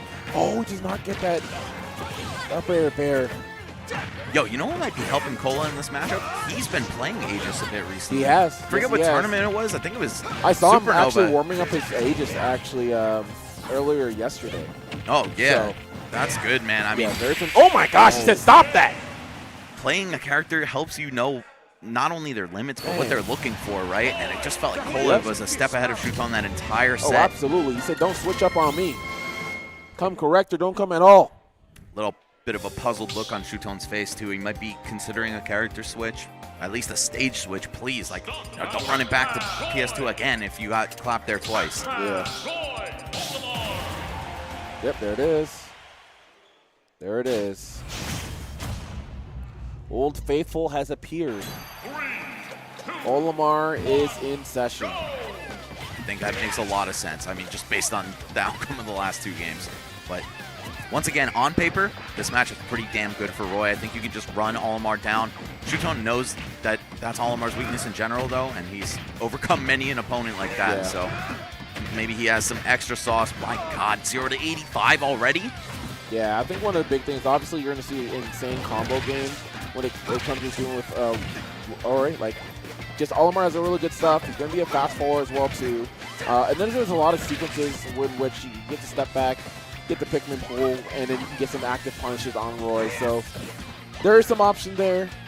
Roy's going to be able to approach at a really good angle versus Olimar. We just saw right there with the Nair and the falling fair. Those fastball aerials, that 65-degree angle tends to be the kryptonite for Olimar. And that's been all the way back since Brawl, right? Yep. And especially with how Shield is in this game, it is definitely a rough time with the pressure from a character like Roy. But we'll see what he can do. I've seen more down tilt from Olimar in this game than maybe ever before. Yeah. It seems to be really good against the sorties. You low profile, set up for combos. Definitely a good choice. Oh, and Cola just making some bad choices out there. Yeah. Oh, God. Here comes the pain. Yo, damage. This Nothing character, but 64, bro. man. We in Nintendo, baby. Start it off. For a guy that loves to run away from you, Olimar does so much when he hits you. Yes, he does. Particularly off grab or up smash if you somehow land that as the starter. His openers are so strong. Yeah. That's something he's had. That's been a staple since Onset of Ultimate, right? Good bear, the weight, and look at that. 3-1. And this is one of the reasons why I expected the Olimar to actually be out prior to the Aegis. Yeah, it was probably worth a try at the start of the set, but now he's got to bet his life on it. And if Cola just adapts between this game and the presumably next game, because I don't think he's winning this one, then he might be in some trouble. But that's the thing about these mid-tier characters, or whatever tier you want to call Olimar, not top-tier characters. Nobody's ready for them typically. Yeah. And one interesting thing too is, like, right, obviously Olimar always looks to punish characters who are swinging and getting the Pikmin off them. But one of the big things for Roy is because he has that crazy hit lag when he's swinging, like, you get a lot more time than normal, it feels like. But man, 128, 0%. This usually would be a closed case, but Max. No, all right, never mind. I was about to say, I might have seen this story before. Yeah, purple in hand, though, you can never count him out. I mean, Monique said enough. That's facts, man. She's fed up. She's heard that tale. Well fed and fed up. Yes, sir. All right, going to a 4th game. It's not over just yet, and you know Shuton's staying on Olimar. There's no question about it. Yeah. Can't argue with results. So far, Aegis resulted in disaster. Yeah. Aegis was not there. It wasn't real. I think Cola just needs to avoid getting mowed down in the very beginning of all his stocks, right? If he gets grabbed, it's pretty much just Jover. You lose over half a stock, I'd say, to 1 confirm. So if you can stay out of that exact range where he can grab you, things will probably look a lot better. Now, I wonder if he has an answer for down tilt, because that looks like it can actually just make Roy whiff and immediately be there to hit him, because Olimar inches forward. Oh, what? Cola switches characters. I don't even think he was doing bad with Roy. He just needed to get going, needed to get acclimated. But true, I agree. This Cloud, it's been a rare sight Over recently. first class, let's see it. I think this is also quite rough for Olimar, but it just depends who gets started first.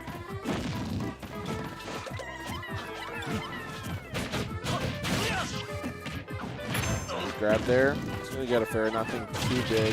Yeah, that fair is so devastating in this matchup, man, alongside that bear. But, man, just able to hack down on all these Pikmin. Oh. Wasting a limit on some Pikmin as well. You already know, Secret Service. I like the train of thought here, though. I mean, Cloud can just back air at Olimar all day, and there's not much he can do about it. Yeah. But I think Cloud is overall a lot more passive of a character than Roy. And sometimes what you need to do against Olimar is just knock him off his feet, like take him by storm before he can figure out what's going on. Yeah. Good jab, and he's going to have the limit on deck. Are we going to break it? Oh, my God. 0 for 2 on limits so far. We're still swinging, though. Yeah, Cola's Cloud is very aggressive. So is Spargo's, honestly. I feel like that is kind of the optimal way to play him at the top level. You got to be so fast and use the mix of like fast aerial versus slow aerial. Yeah, to I mean, Cloud is just such a fast sortie, period, right? It's like very interesting because it's like this in a different way than Roy, but still has the speed nonetheless in other areas. Yeah, like he doesn't have the fastest frame data, but he moves really quickly and he can get faster with limit. And then his ranges are are better. So like because of that, you can swing sooner. You know, kind of inhabit certain areas a little bit faster. So. Right, it's like a backdoor to being fast or having fast moves because you're traveling so quickly. You're already starting to move up while you're flying at them. Yep, exactly. Oh my God. Yeah, Shuton knew. He knew. He's like, everyone's going to try to punish this one. But now he's shown that mix up to Cola, so I don't know if he'll get away with it again. Yeah. That's one trap card down. We'll see. Yeah, I feel like going up. That's why it's so important to take the early lead in the set, right? Because your opponent just shows you all their little tricks. Yeah. And it's like, okay, well, I didn't lose the set because I got hit by that one. Like, I got a game to spare. I need someone to change the music on this stage, man. For real. This is definitely default full random. Like, every single song in the game is allowed. We got some goofy-ass music going on here. What the heck is going on? Okay, charging up the limit on the platform. He swats all the Pikmin off in neutral air. All right, Cola looking really good right now, and he has that center platform to retreat to with up B. Yeah. Yep, got launched. All right, Shuton, how do you make a comeback from a position like this? Olimar, we were talking about Cloud not being played very rush down heavy. That's definitely the case for Olimar. Yeah. Doesn't have any of the specs necessary to do that. Okay, no jump. Just going to drift back. He makes it. Oh, and he's in a very good spot here. Has the limit too. Spends it pretty freely, but again, we're sitting at 88%. This is going to be a really rough deficit for Shuton to go back from. Going to have to deal with Cloud at the edge. Finds himself a bear, though. Whistle bear. All right, he's still alive. This could be the end of the road for him. But I don't know, man. Shuton, he's a great player. Top 10 almost every single season of this game. Not going to let 100% deficit phase him too much. Not yet. I mean, Olimar, look at the lineup he has, too. If he doesn't have to abandon the lineup, this is actually kind of dangerous here for Cole. He's got to play a bit patient. Yeah, double purples, and they're still both in tow. Yep. Oh, God, he's so tiny. You have to wait so long before back air is going to connect. Double He purple said, yo, into what's a good? grab, into a bear. Uh-oh. Has to burn his limit. Dude, Cola has not done any damage with Say limit what this up, game. man? Oh, God. What up, baby? Where are you at? This character builds damage so quickly. That's crazy, this bear. That's insane. Oh, my God. Oh, my goodness. Yeah, you can see Shuton shake his head. He's like, you know I was coming for that, right? Yeah, He said, yeah. Not today. Nope. He said eject button. Be gone. Reading that roll in, I believe, is how he caught him with the down air. Yeah. Just bounces him off the floor. Sends him to heaven. Damn, what a great set, though. Cola in grand finals on the winner's side. Yep. 15th seed of this tournament, by the way. Everyone's been sleeping on him. I mean, he's had a couple rough tournaments. He took a long break last year, about 6 months. Yeah. Between like May and October, but he came back, and it took him a little time to get acclimated, but now he's doing good, man. Oh, he's in here now. He's in here now. Oh, and he's coming through. He's coming through. Cola in the building. What up, man? What do you have to say? Talk to us, brother. Talk to us, man. Talk to us. That was my first Cloud game since SmashCon. Wow. And we all know how SmashCon went, so. Yeah, SmashCon was like a year ago. Yeah, exactly. Yeah, Good. that was Thank a you, long Max. time. Mike, wow, you're just really quick with the smartness. Hey, thanks, man. What is happening here? No, he's right. He's right. Like SmashCon was last year, and I don't remember what tournament I went to in August. Doesn't matter. But that's crazy. All right. You know the old saying, like you could lead a horse to water. Yes. All right.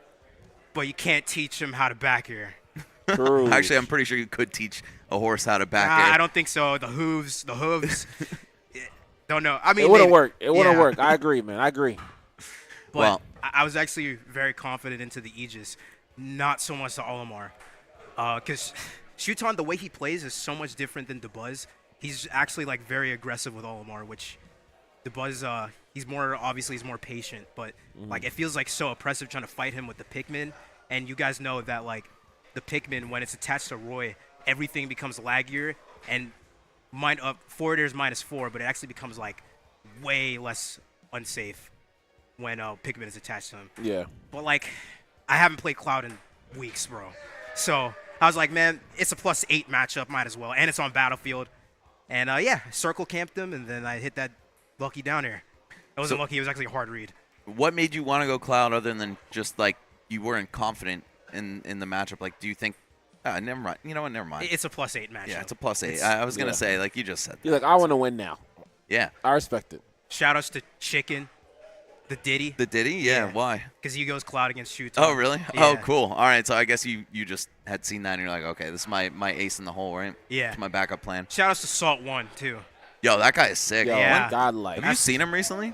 Nah, bro, he's got a wife and kids now. Oh, for real? Yeah. Hey, shout out to Salt1, baby. Send him my regards, man. Yo, holding it down from the 1s and 2s. Salt1, I'm so happy you decided to stop living the party lifestyle, and I'm actually not going to say this on the mic because I'm going to get banned. But yeah. All right. Yeah. Well, you know what? Congratulations, Cole. You are moving on forward, man. Doing it big, brother. That's Good what I like shit, to man. see. One more to go. Yes, sir. All right. Okay. Got another set coming at you. It's going to be losers semifinals. So Yep. Zoma versus Spargo. It's actually a run back from yesterday. They played Yep. in pools, and Zoma won. I don't know how many times he's beaten Spargo. I know he's done it before, and he did it yesterday. That So Spargo picture is very funny. it really is, man. It's tastefully cropped. Let's just put it that way. Clearly. Yeah. All right. It's going to be Rob versus Cloud, a matchup that, you know, if you've been keeping up with the Ultimate for a while, you're probably no stranger to. Both of these characters very prominent in the meta, especially Rob for basically the entire lifespan of the game. But Cloud, more of a recent thing, really since like Spargo started playing him. So about 2-3 years, Cloud's been at the pinnacle of this game. Everyone kind of was sleeping on him at the beginning. Yeah, man. It's so interesting because I think everyone saw these other characters with like just all these different new movesets, the DLC, all those things, and it seemed like a lot of these characters who just had a lot of great fundamental tool sets, they were kind of overshadowed. And then I think over time, people started to go back and revisit some of these characters. Like even Corrin, I always thought it was interesting that people didn't really look at Corrin as being at all relevant. And it was only until you saw, appreciate you, brother. It was only until you saw a couple of Corrin started rising up, Shattuck doing some stuff, Cosmos even playing every now and then, where people were like, wait a minute, this character is solid. Even Lucina, obviously every now and then reappears into the meta. It's just like some of these characters just their moves may not be flashy, but they're good, bro. They're just good, period. Yeah. And Cloud that character is always good. I feel like it's impossible for him to be bad. He's got a massive sword. He's got a comeback / win harder mechanic. He's just so fast with that range and power. It's very hard for that character to be a bad character. And even if Blade Beam isn't the greatest projectile in the world, you're a swordy with a projectile. It That does is control massive. space. Yes, it Yeah. does. And Yes, it can does. clank other projectiles, Yes, it right? Just the can. utility of even a pretty middling projectile goes a long Yep. way. I agree. Goes a long way. Goes a And very long way. you get a super version of it that becomes transcendent.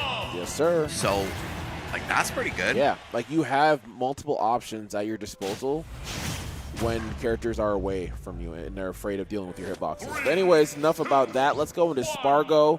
We have the Aegis on deck. Yeah, no Going Cloud up here. against Zoma. No first class. We just going with nothing but the sword. The Aegis on deck. Not going to get that Ender with the up B, but that's okay. We still moving. great catch with the up tilt though at the end. You know what doesn't make sense to me? I'm pretty sure Aegis means shield in like Latin or some shit. Yeah, yeah. These guys don't have a shield. Yeah. And they like literally are a sword or some weird Yes, anime they are a thing sword. like that. Yes, they are like the sword of the spirit. The spirit of the sword. Well, whatever. Yep. It's a good character. And Very fun Spargo relying on, at this point, definitely his secondary, not even a co-main. Yep. To try to take Zoma down. Was he Aegis the whole set yesterday? I think he was, right? I don't think he tried Cloud. Or no, maybe he did after going down 0-2. Yeah. So starting the set in the same fashion, let's see if maybe he gets a different result. I feel like we'd see the character switch if things start to go off the rails. The opportunity here. Oh, good jab to get out, and now back into Mithra. Yeah, we playing neutral. Let's get it. Back air just pushing him so far away to safety. Yeah. These parries, though, that's the trick against this character. He cannot land for free if you're parrying those nairs, but of course there are mix-ups. I think Spargo tried to parry there. Yeah. Let his shield down, but a slower aerial came out. Yeah, I do love seeing those mix-ups from Zoma, right? Like, you have to add that in because that's the basic, that's the level 1, just going forward from there, being such a strong tool. You always got to have that level 2, especially for a popular character like Rob. And we were talking about it with Cloud. The mix-up between fast aerial and slow aerial, especially for parry timings, is really important. Yeah. Right? For Cloud, it's fair versus fair. For Rob, I mean, I guess both neutral air and back air are kind of slow, but slow and slower. Yep. Oh, God. Flipped by the very edge of the burners right there.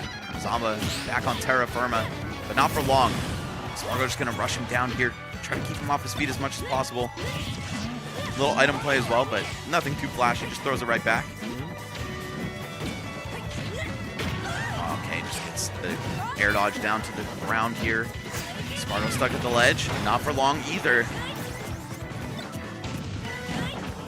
Ooh, chase. And having the gyro in your hand when you're on the Ooh, ledge. that's what will do it. Yes, sir. So useful. You see Diddy players do that a lot with Banana, right? Where it gives them a much larger threat bubble when they're trying to get back on stage. Yep. Oh, here comes the green pinwheel. Yeah, that's true. Third. Oh, no, you not thought, at all. bro. Not at all. Oh, actually had a setup there. Spargo, not gonna find his mark though. Pyra out here on deck. He's loving the Pyra. And the parries as well. And a lot of reward off of that. Parry into down tilt with Pyra just sets up so much stuff. Oh, great switches, man. Well timed to get back to stage, but not going to be enough for that center. The second interaction there from Zoma. And the way we saw this set go yesterday was very much Spargo being in control, then Zoma gimping him and ending up with the game win. Hopefully that doesn't happen again. I'd love to see Spargo put something on the board. I'm pretty sure it was 3-0. Yeah, it was 3-0. Yeah. Love to see signs of life. And so far, that's what we're getting. Just takes one reversal or one drop juggle here. Yeah, but it looks like he's playing a lot more patient, being a lot more intentional about stage finishing. But here we go. This might be the moment he's looking for. That's not going to do it. This bucket of bolts is so heavy, man. Yo, the robotic operating buddy. Yo, with the laser. Hold up. Uh-oh. Oh, no. Uh-oh. He's dead. I'm He's here. dead. See you later. That's it.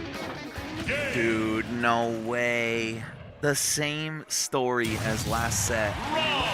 Oh, and I feel like I saw a little bit of the life leave Spargo's eyes after that, man. He's not looking thrilled about it. I mean, who would be if you lost the game? But especially with odds like that where you're up. Oh, I like that too, right? 100%. Because the thing about it is, he keeps it close enough every single time, and then gets that opportunity, right? Yeah. That's really the rough part.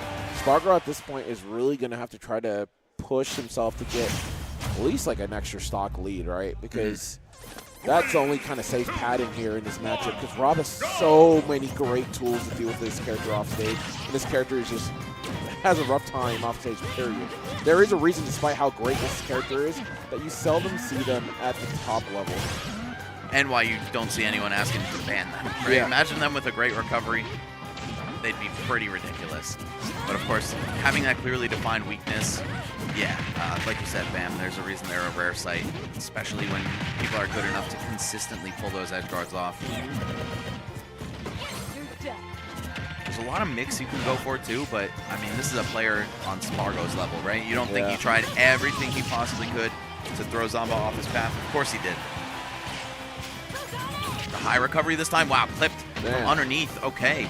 Yeah, but still, man, that's a problem as well, because Zomba has been consistent at still getting damage. So even if you go for these kind of crazy recoveries to get back on the stage, he's still making you pay, and he's still making sure that you're getting off stage so you can rinse and repeat. Exactly. No freebies when you have to come back to the stage for these guys. Okay, but God, the combo game is so awesome.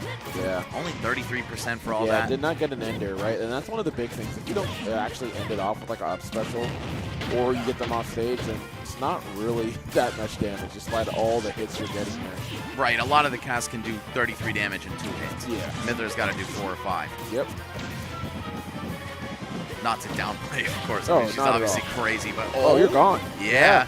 You could not be playing up there. That base knockback on that upper is kind of ridiculous. It is, and if you DI it wrong, you die so early. Okay, huge chance for Spargo here, up a full stock. We know Zomba's win condition. It's cheesing. Yeah. But will you get that chance? I don't know. Yeah, using the laser and then the gyro immediately after. A little overshoot, though. Yeah, it's kind of interesting. We have not really seen that up special ender really from Spargo. He doesn't elect to use it for any of those kind of combos. Yeah, I think he wants to just reset you and keep the juggle going infinitely. Yeah. Which is pretty viable against Rob because it's hard for him to land, but still, it's not guaranteed damage. Yeah. Sometimes you just got to cash I'm a fan out. of the cash out for sure, but like you said, because that character's so strong in their juggling, you know, Richard Repeat can get at least 1 or 2 couple times and then maybe cash out from there. Oh, foresight. Yes, oh, goes for the down smash though. I like the idea, send him at a low angle, but this is Rob we're talking about. Infinite recovery on this guy. Either way, this is almost go next territory for Zomba. 120+%. Wait a minute.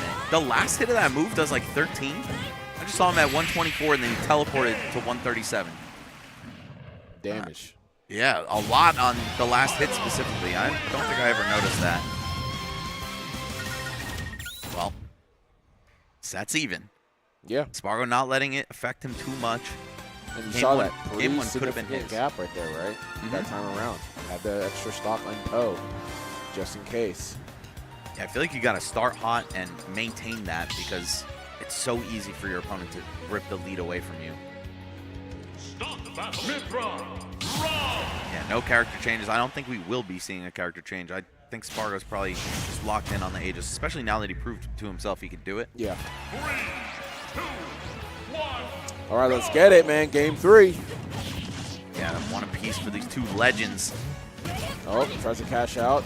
Does not get that slight drift in on the bear, though, so not going to get that up special in there, unfortunately.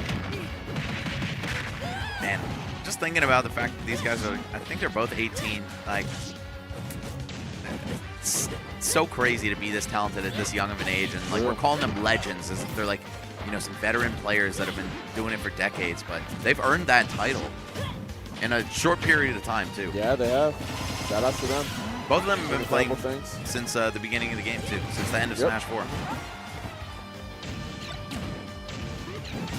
Oh, throwing the gyro up to protect himself. Zama's back on, and now it's Spargo's turn to get edge guarded. Actually, edge guards himself. He's going for these air dodges to ledge a lot, and both this set and the last one, finally missing that and paying the price. Good F-tilt. I love that weight there on that landing. Going to give himself a pretty good opportunity here at the ledge. That jab, not going to get the full thing. Yeah, caught him from too low, I guess. Now Zama on the chase. Wants to extend this lead as much as he possibly can. Up tilt, up air.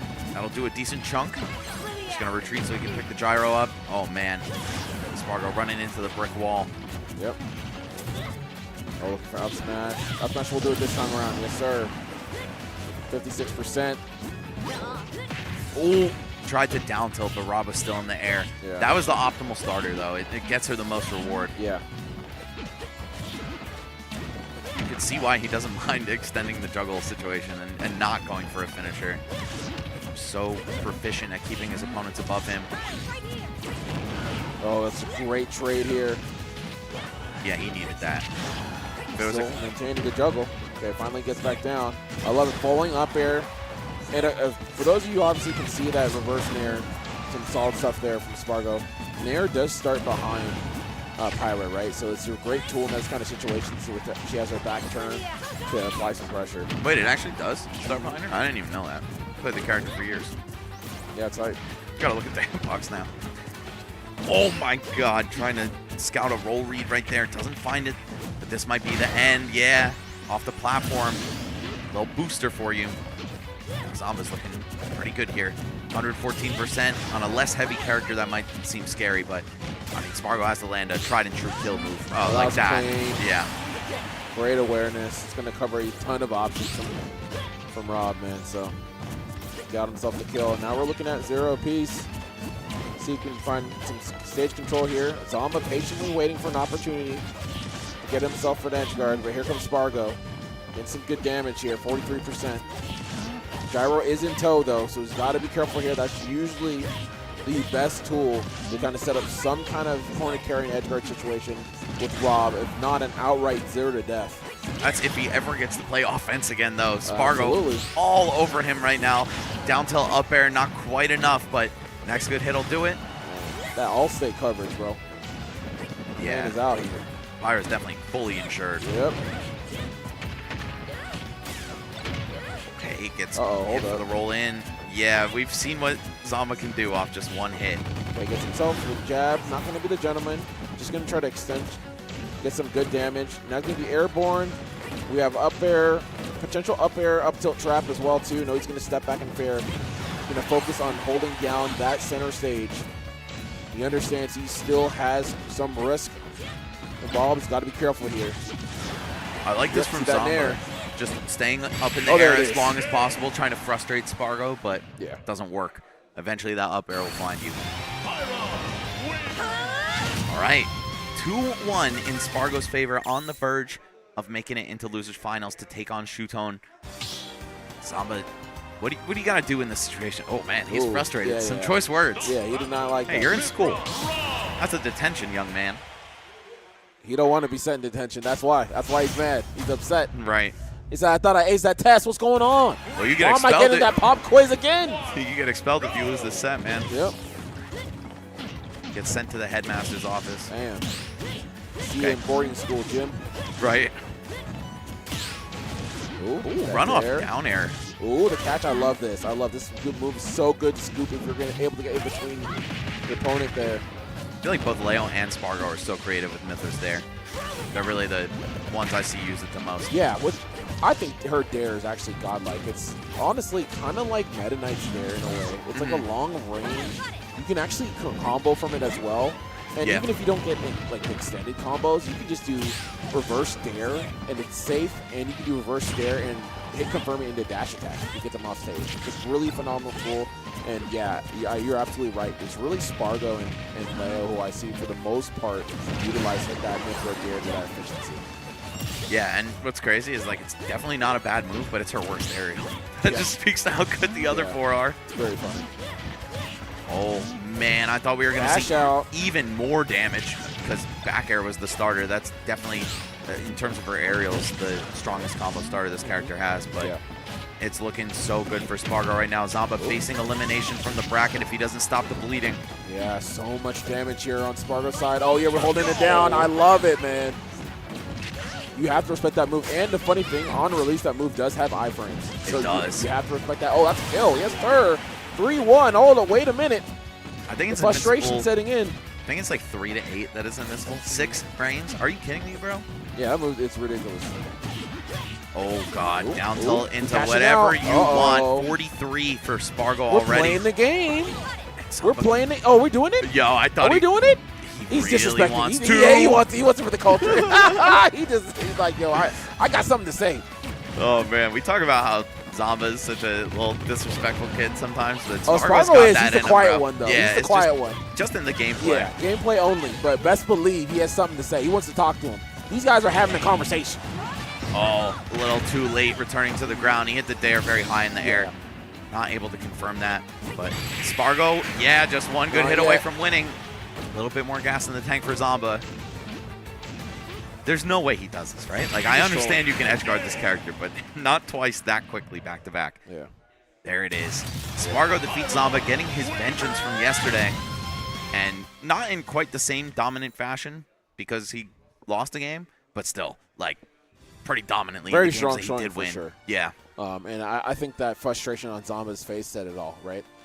He was not about that ending. But, yeah, Spargo going to move on forward. Solid play with the Aegis. He was able to really just find himself just continuing the rinse and repeat. Started focusing more so on that stage positioning, being center, just not trying to give him an inch, right? Because we know Zomba will take that mile every single time. He said, I'm not in PE, bro. I don't have time for this. I'm chilling right here. I'm standing still. I am stationary. This is my stage, and I'm going to stay on it. So good stuff to Spargo. He's going to move on forward through the course of the bracket. Only 2 more to go for him. Yep. And we're about to see one right now. It's going to be him versus Shuton. Yep. I don't think we'll get the mirror match. But I don't think we'll get Cloud versus Olimar either. Yep. But we won't get the match just yet. We're going to throw to a quick break, and we'll be right back with Losers Finals. Last 2 sets of the night, guys. Don't go anywhere. Keep it locked. Get a snack or some water or something, but we'll see you in a few.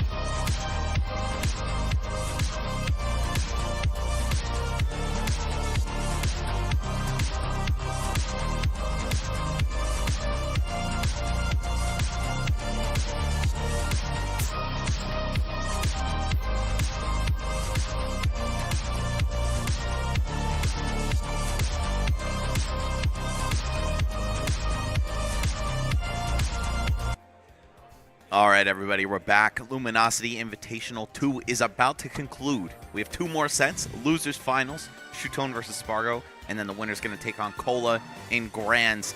So much on the line right now. Spargo looking to do the three-peat, the 3 in a row, a hat trick, winning 3 tournaments in a row, Supernova, Riptide, and now this, and Shuton doing everything he possibly can to stop that. I'm joined on the couch by my beautiful co-casters, Last, Bam, and Austin. What's good, boys? Yo, dude, Bam, I'm sorry. Why are you choking out that squirrel, dog? Can we get back on camera real like, quick? what are you Bam doing to this dude, bro? He's gonna put him to sleep, man. No! Had enough of him. Save him, bro. Tired of him, man. Poor guy. He hit the galaxy gas too hard. He looks so sad. Look what you did to him, dog. Drooping. Oh, man. Somebody needs to refill him. Should have done better in school, man. Well, speaking of doing better in school, Spargo, bad day 1, really good day 2, and now, you mentioned Riptide a little bit earlier, Shuton, Spargo, grand finals That's of Riptide. true. It was. And then we're here. We're back. Well, if you beat him there, he surely can beat him here, right? Oh, That's yeah, the hope for exactly for Spargo NA. fans. Yeah, for for NA. It's Yeah. a different day, brother. You never know. And as a representative of NA, Yes. I too hope that We he do can have do it again. the NA contingent on the couch here, so Yes, I sir. think our biases are known, but we'll try to avoid them as we go into the set. Shuton might need a hand with translation. I'm seeing if I can spot Naru. It's a funny moment because we're always like, yeah, we're from USA, yeah, we're from East Coast, yeah, we're from North America. We always just branch it out further yeah, it so just that we're gets still wider part and of the wider. team. Spargo's part of NA. Hey, whoever's It's a winning, contingency. Hey. whoever's winning, I'll do my best to be part of their team. Oh, Here's Team the World? thing. Team World? Team World, Yeah, Team World, We're bro. all from Earth. Spargo is an Earth? American citizen, so we is do not. get Yeah. to claim him when it's convenient for us. Oh, Yes. it's true. Ah, yes. I like remember- like the French football team. Yeah. Oh, okay, cool. I remember when that hit the timeline. It's like, yo, Spargo's from San Diego. Stop putting the Mexican flag next to his name. But he's got it on his jersey. I mean, he has lived his entire life in Tijuana, so he does get the Yeah. does I mean, get you live the- there now. That's what you represent. Yes, For sir. sure. the representation, and we'll see if Spargo can represent himself well as we get into game number 1, starting it off on small battlefield. That's the stage that we've seen for the vast majority of our sets today here Yep. at Back to School. This is the new PS2 for sure. Yeah, people have been absolutely loving it, man. And of course, we see Spargo rocking, Soldier First Class, and of course, we got the lovely Aegis on deck from Shuton, man. He's been playing phenomenal with the character as well so far. So I'm excited to see what's going to go down here. Yeah, no reason for Shuton to try Olimar. We saw it happen against Cola, a much less practiced Cloud as of late, at least. And I don't think he wants to play that, as Cola says, +8 matchup. Yes. Yeah, dude, I mean, it's the Olimar versus any sortie, right? Okay, the double back air. Catch that double jump, going to net you that first stock. Yep. Spargo already off to a great start. We were talking about the value of knowing how to play the character you're fighting and like what they're looking for, much like how Cola was doing that against Aegis earlier. And I mean, Spargo literally just played as this character. Obviously, the options Shuton is looking for are going to be quite telegraphed for him. Something to be said, too, about just how proficient Spargo is at the plethora of matchups that he has to deal with. Like, you never see Spargo getting caught out by stuff that's, like, shocking him more than once. He's got it on lock, that long-term memory. Very, very impressive. But some, are these dash attacks from Shuton as well, putting Spargo into an awkward situation, first in the corner and now on the platforms, but eventually Spargo does escape. A little bit the worse for wear now at 54-61%. Shuton has closed this gap exactly, both at 71.4. Yeah, really phenomenal stuff there by Shuton. So close to getting that dare to land. Gonna get that dash attack on Spargo's side, looking for that backer once the rinse and repeat. This first stock here may have the potential, still has that limit on deck too.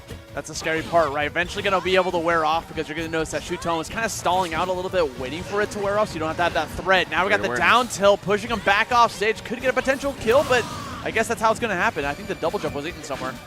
Could have upbeat, still back to stage, but I think Spargo was fully convinced that that air dodge got him to ledge. Right. Happened once in his last set against Zoma as well. We've seen him picking air dodge as his recovery option just to kind of vary the timing quite a bit today. Speaking of which, pulls it right there, gets back up safely this time around, but the onslaught does not cease. Shuton even ignoring the charge on that up smash for a quick little hop over dare. A dash attack now puts Spargo off stage once again, but thankfully is able to recover back to the ledge without burning that limit on the up B. Now connects with this back air. Shuton down onto his final stock. Spargo, if he's going to do this work, it's going to have to be with the limit. We saw Spargo make that grab whip, but the invincibility from respawning still there for Shuton. Couldn't get the huge opener, landing up air. Cloud's juiciest starter. Now he's got to do this the hard way. Just off straight hits, down 100%. Yeah, gotta make something happen and see right now he understands the win condition. Gonna try to get that limit a little bit right now. Hopefully can get some kind of combo, some advantage started, and by the time get it, convert it into a corner carry, and then be able to abuse that limit and get some early kill. Okay, sitting here at 122's got limit ready to rock. This could be really scary for Shuton if he makes one false move. I love the empty jump. Give him a grab, net him some advantage here. Maybe he might go for a back air. No, gets called out by the projectile. That short hop side B from Shuton, such a risky option from him, but it paid dividends. And that's also another option that's been paying Shuton big bucks. The up Bs from ledge have been huge for him throughout this entire bracket. But Spargo, he's no stranger to pulling that button too. 100%. Oh my God! Not gonna be it yet though. Gonna sit back down, trying to get a bear on that shield, trying to get a limit a bit right here. He's gonna get enough. Oh, you distance! Wait a minute! Is he alive? Oh, he makes it back! F-throw here is super dangerous for Spargo though, because there's no chance of limit again. The the shot's not misses. enough. There's just no way. Spargo's still hanging in there. 185. Oh my goodness! He sunk the sword into him from above. 185% on Spargo too. He was dancing with death. But Yo, he was said, the one in the don't worry, I lead. got this. I've been here before. I learned it from the best. Man, that's Don't crazy. even need you today, bro. Man, that's been the Shuton killer today. Short hop down air. That's how Cola won the set. That's how Dang, Spargo man. clutched that game. Spargo was taking notes. Yeah. History kind of repeating itself, even though it just happened like 20 minutes ago. Yeah, man. Spargo looks not happy in the Oh, way not that he at all. took that Yeah, game no. too. He looks tense. He's still there. Shuton looked he's happier. still in the moment. Yeah, Shuton looked happier after that game than Yeah, he did. Spargo, He like- even smiled and laughed it off like, oh, that was pretty cool. Spargo's the one like shaking his head like, no. I mean, that was a good game. Good game one. Dang. Well, I mean, you know how Spargo is, man. He's not looking for that A-, okay? He needs to get that 100% plus the extra credit.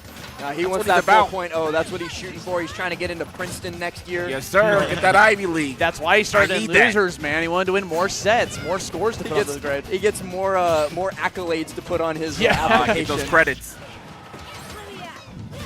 Oh. Close call for both of them in that situation. I mean, for Spargo, it would have just been a random hit, but Shuton almost losing his life off the stage there. Oh, the multi-parry.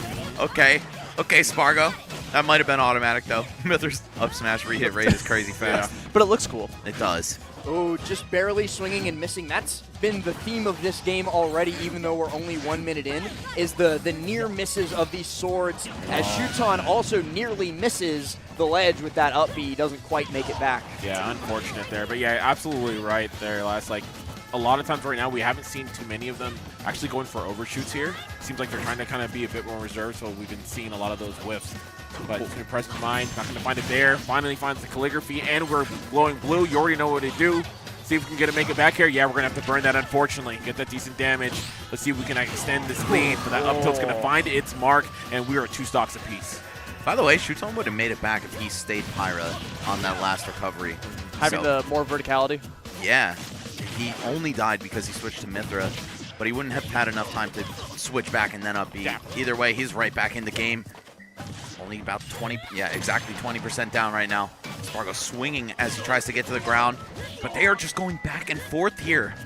The juggles are the big deciding factor for most of these stocks, at least for the mid to high percents. Yeah. Oh, and just yanks him out of the air, left-facing Cloud for the win, gets that higher hitbox. Adair rising off the ledge from Shuton sets him up in excellent position, though. The back airs. Instead, the ledge shot. Beautiful setup. Yeah, that was absolutely phenomenal, man. And here we got that little lead. It's going to be 126, but we see that dash attack can find its mark. The classic, the old faithful there for Spargo, but we're already starting a great opener here on Mithra. Going to drop it, though, only getting 14%. Gonna probably look for some down tilt or get a grab. Great positioning down the platform, but not gonna get that special ender, right? So like not gonna get that much damage from it, but he is continuing this juggle, that's for sure. Yeah, not letting it land down to the ground, but now we got a parry coming out. Some up airs galore, trading places, try to call out that double jump with a limit break blade beam, but unfortunately for him, we saw a fastfall coming out from Shuton.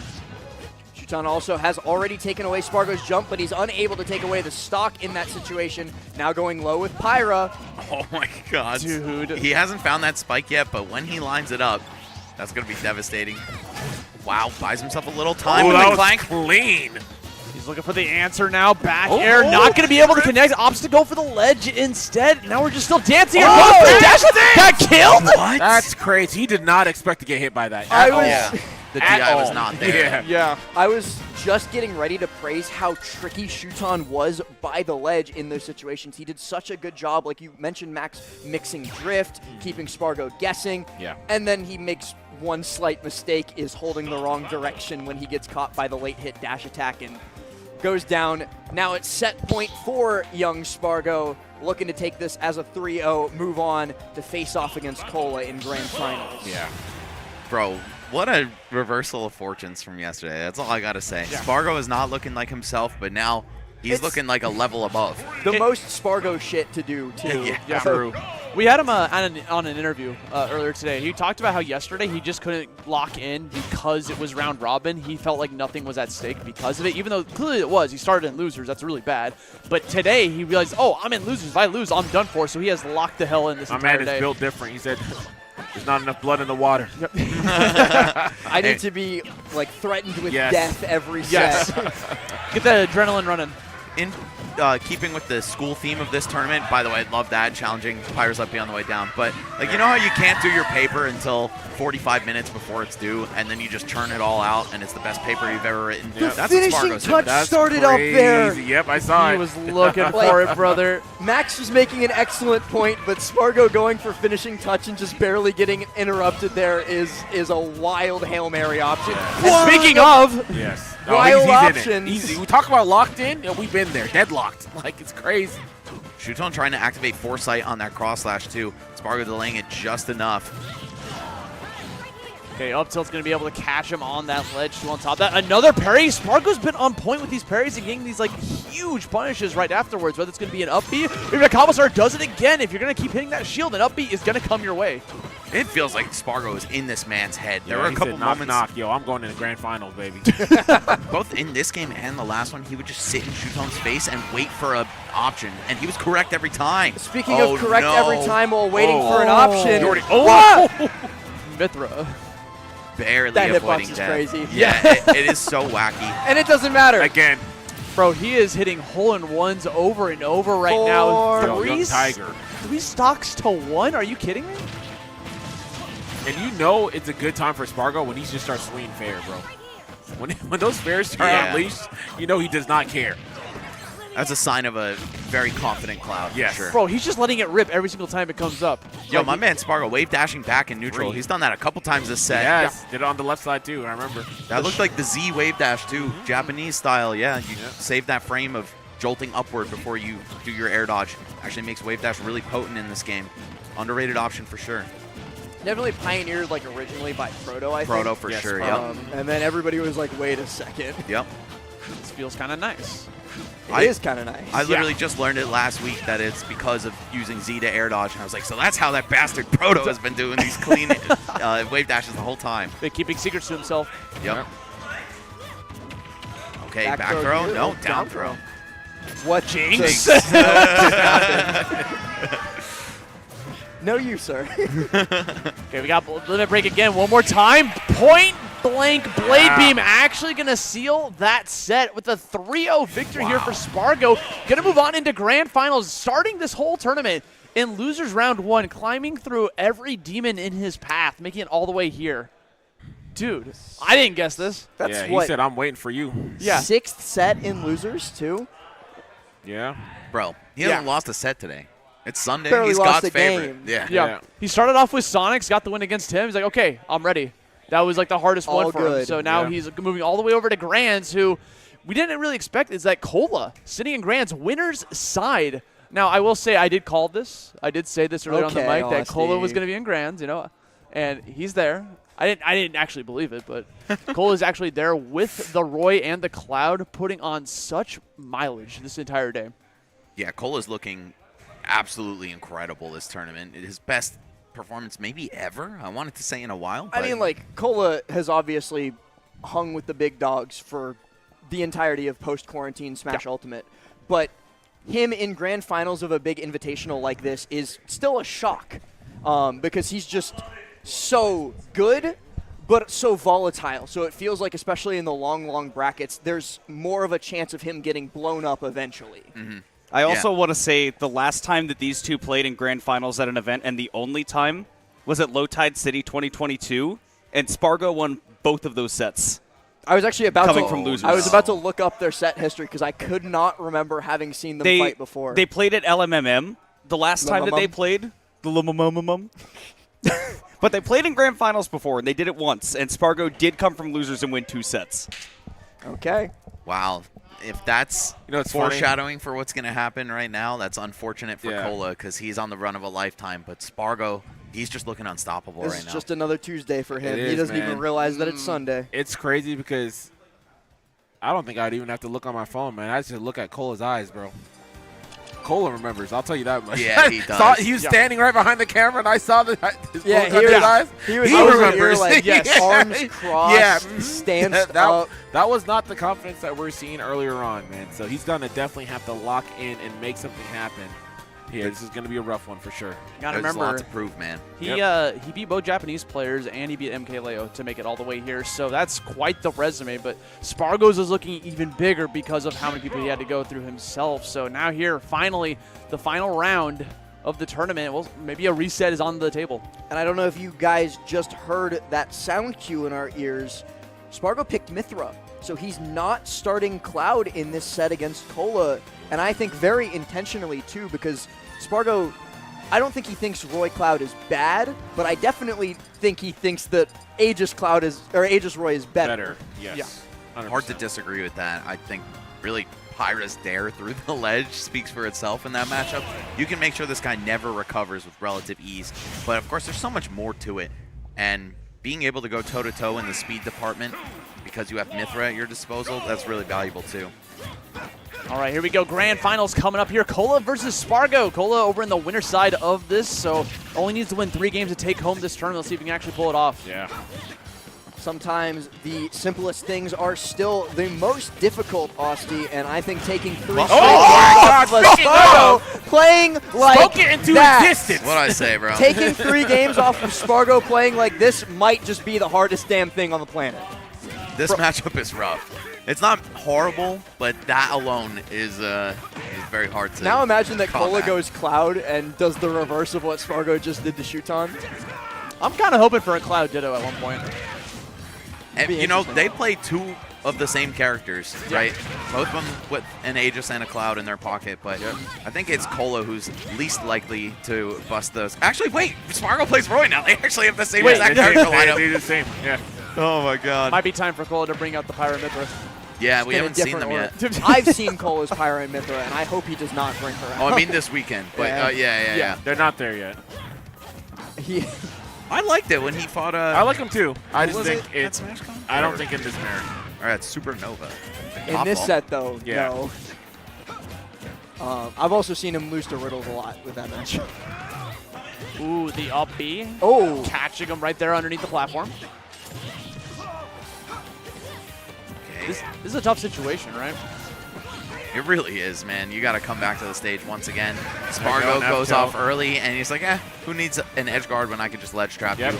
And that's the scary thing too, right? Because sometimes you just feel so pressured by that threat of that dare that you feel like you got to recover immediately, and the next thing you know, you just get hit with that. Oh! We'll take that one to the bank.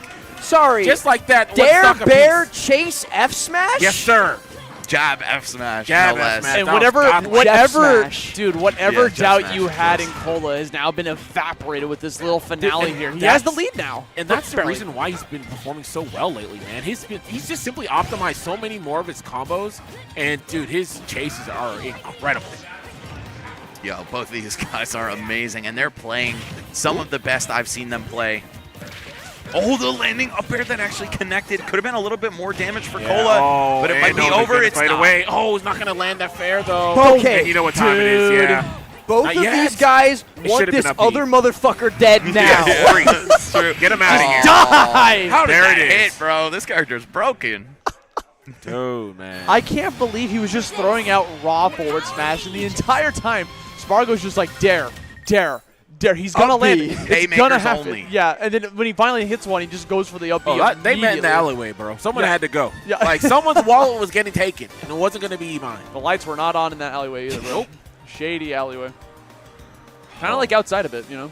Well, Cola's got to pick maybe a new alleyway to take Spargo to for game number 2, because I think that PS2, like, Cola is a champion of the run-back city, but I don't like PS2 in this matchup. Those platforms are way too advantageous for Aegis, both movement and combo game. I agree.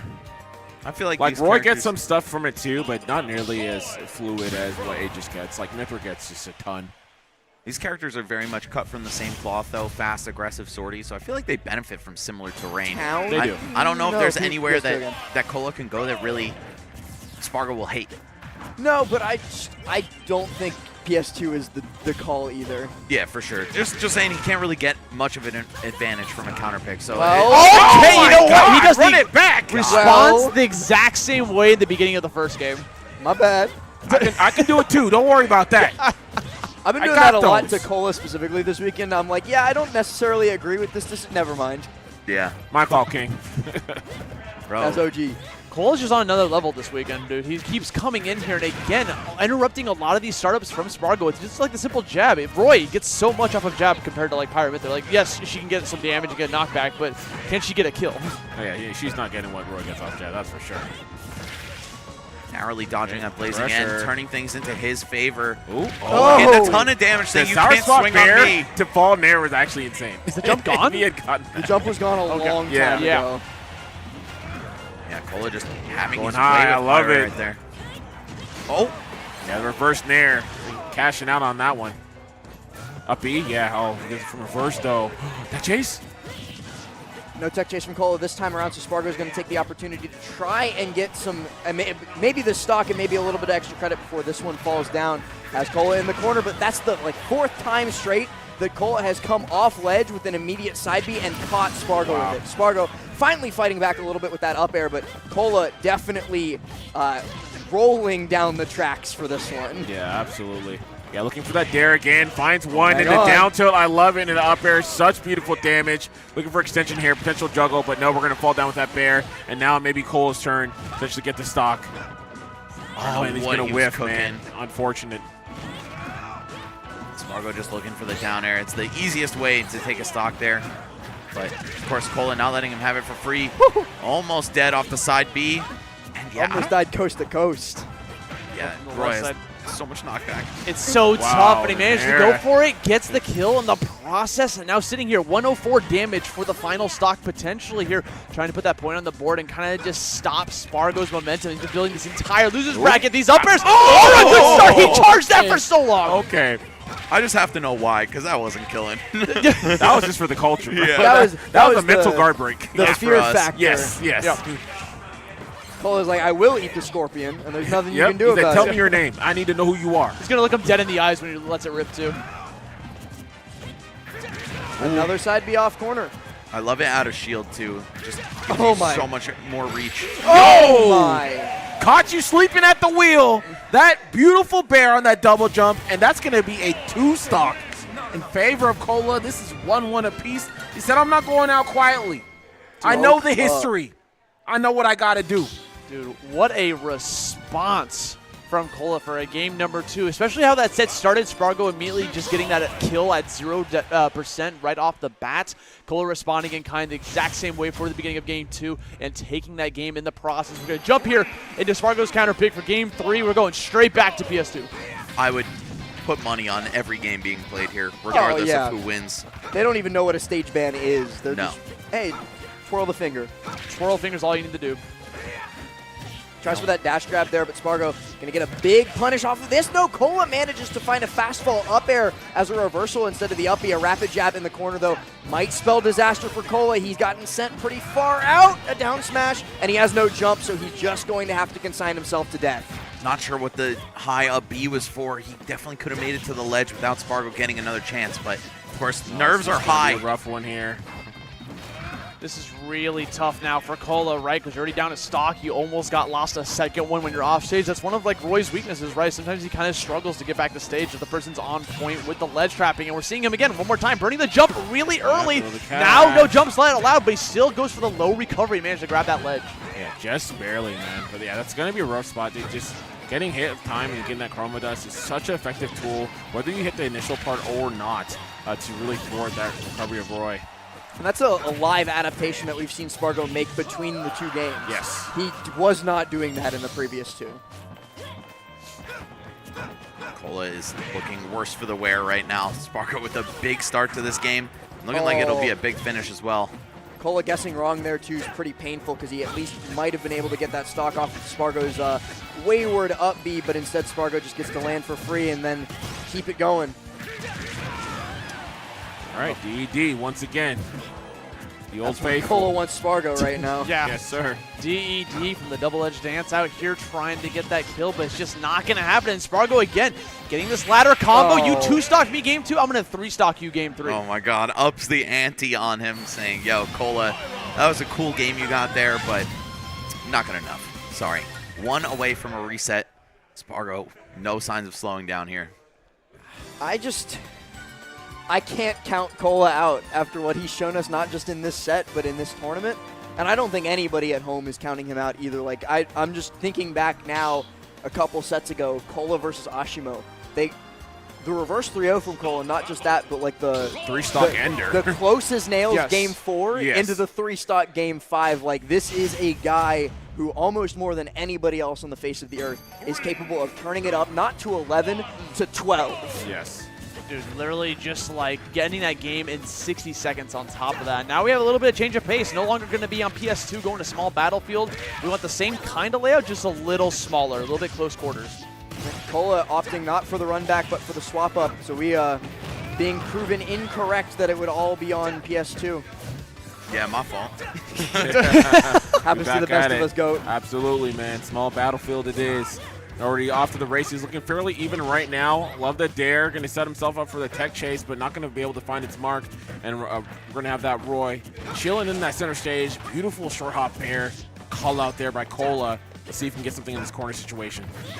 This is easily the biggest tournament that Cola will have won if he takes it home, by the way. You gotta imagine that's motivating him in a big way. Spargo, he's been here before. He's done this.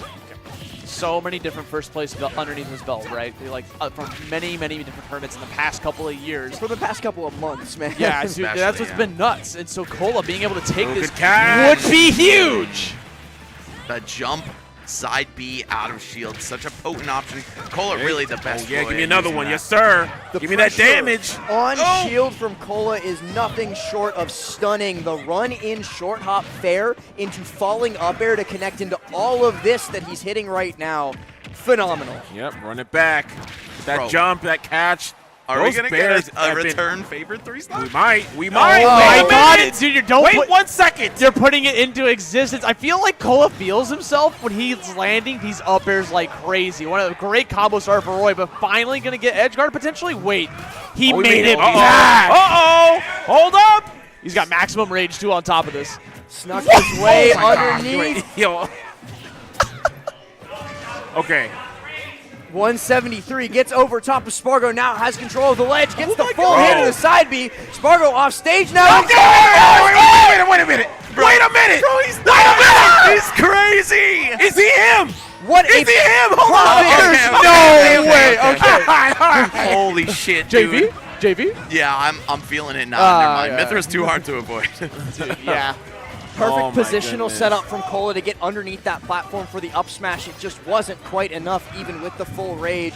So Spargo's got one more chance to close the set out here, take us to a grand finals reset. He's trying for this big edge guard. Cola still makes it back though, so he's gonna keep. There's no way Spargo wins this game, right? No way. There's no way he wins the game. It can't, not like this. Don't let it happen to you, Cola. Let me Oh live. my God, he's starting Let it. me live. He's starting it. Someone save him. This is half the stock. Get him out of there. One edge guard and switch to Pyra, and it's Jover. Holy shit, dude. What is going on? Uh-oh. Gets him out. I'm gonna be sick, man. I'm already feeling it. Both of them spot dodging in each other's faces too. They're so nervous for this last hit. Oh, no. That's it. He's alive. He's alive. Chill. Barely. Oh, but now he might not be. The air dodge. I'm so scared. No way. That's crazy. Stone fucking cold. That is crazy. He just stood there. My man just looked at him. He just waited, popped the up tilt, and pops that grand finals reset. Damn. Why did he reverse 3-stock him? Spargo is not real. No, that's an apparition in there. La critura. What do you think that did to Spargo is not real, bro. How do you do that? What do you That's think? mental damage. Yeah, what do you think? 99% one stock. What is Cola's mental right now, bro? It's got to be completely shattered. Cola doesn't get dejected. He gets really fucking pissed. Yes. I don't know if you guys remember. I think it was Ludwig's Invitational while he was fighting Steve, and he's just sitting in the chair like angry. Oh, yes. That's what's going on right here. His eyes are closed. He's looking calm on the outside. On the inside, rage, hatred. Oh, my man's a warrior, bro. Angst. Some people, that happens, and they cower. They reflect on what they did. My man is not about that action. He's like, oh, I'm going to get mine. He wants Spargo He took dead. that from me. I need it back. Okay, set 2 starting up. It's going to be small battlefield where we just watched that last game. Cola obviously was looking incredible here. I don't really know how much the stage has anything to do with anything we're seeing, but if he can just channel the energy from the first 2.5 stocks of the last game, then he's looking good. Yeah. Already off to a great start, putting him at 78s here, but now the second you get caught off guard. This is the problem with this matchup and Roy specifically, is anytime Pyra or Mithra knock him off stage, like he's almost a sitting duck. Oh, 1000%. Oh, man. He was a little greedy for that. Yeah. He could have just settled for anything else like an up air, but yeah, up air would have been phenomenal. You got to shoot to kill against Spargo. You saw what happened when Cola didn't finish his plate. Can't take a doggy bag home right now. Oh, foresight. We're going to get a punish here and going to send him out. Again, jumping. I love it. Yeah, he's been so good at these air-to-air barriers, man. Just catching him, blocking, especially in center stage when they're fighting for control there. It's really good positioning. Like it's a master class that Cole is putting on to set himself up for that so frequently. 100%. Got to get from underneath Spargo this time. Got to fight his way out. Gets that grab. So good early percent because he's going to be able to chase up onto that platform. Yep, scouting for an up air here, trying to get some extension. Gets a down tilt. Go for a chase. Good up tilt, another chase here. Yeah, we're seeing a lot of dash-in spot dodges coming out from Cola, just expecting like a grab or a swing or any sort of like aggressive counterattack. Yeah, the good thing about doing that is that you can spot dodge cancel right afterwards, so you don't have to deal with block stun and lag from dropping your shield, stuff like that. Immediately just go for a jab right afterwards and get that big kill that Roy's looking for. Up B out of shield, going to be able to get it with the turnaround to even up the stocks. We're bleeding out a little bit here on the side of Spargo, but IK, never mind. Just severed it off. Just get rid of the arm. Yeah, you can't put a tourniquet on that motherfucker. Yeah. That's gone. One stock left for Spargo, but we've seen his prowess in this kind of situation. This is how it starts. Nice combo to get things going, but okay, even though Cola counter hit him, still Spargo in the driver's seat, it feels like. This F throw is huge for him too, but he just decides for a dash back F smash. Chasing Cola up onto this platform. Spargo waiting a lot as the set goes on. He's waiting more and more between hits because he's trying to catch Cola panicking. But this guy does not panic. That is a god! Are you kidding me?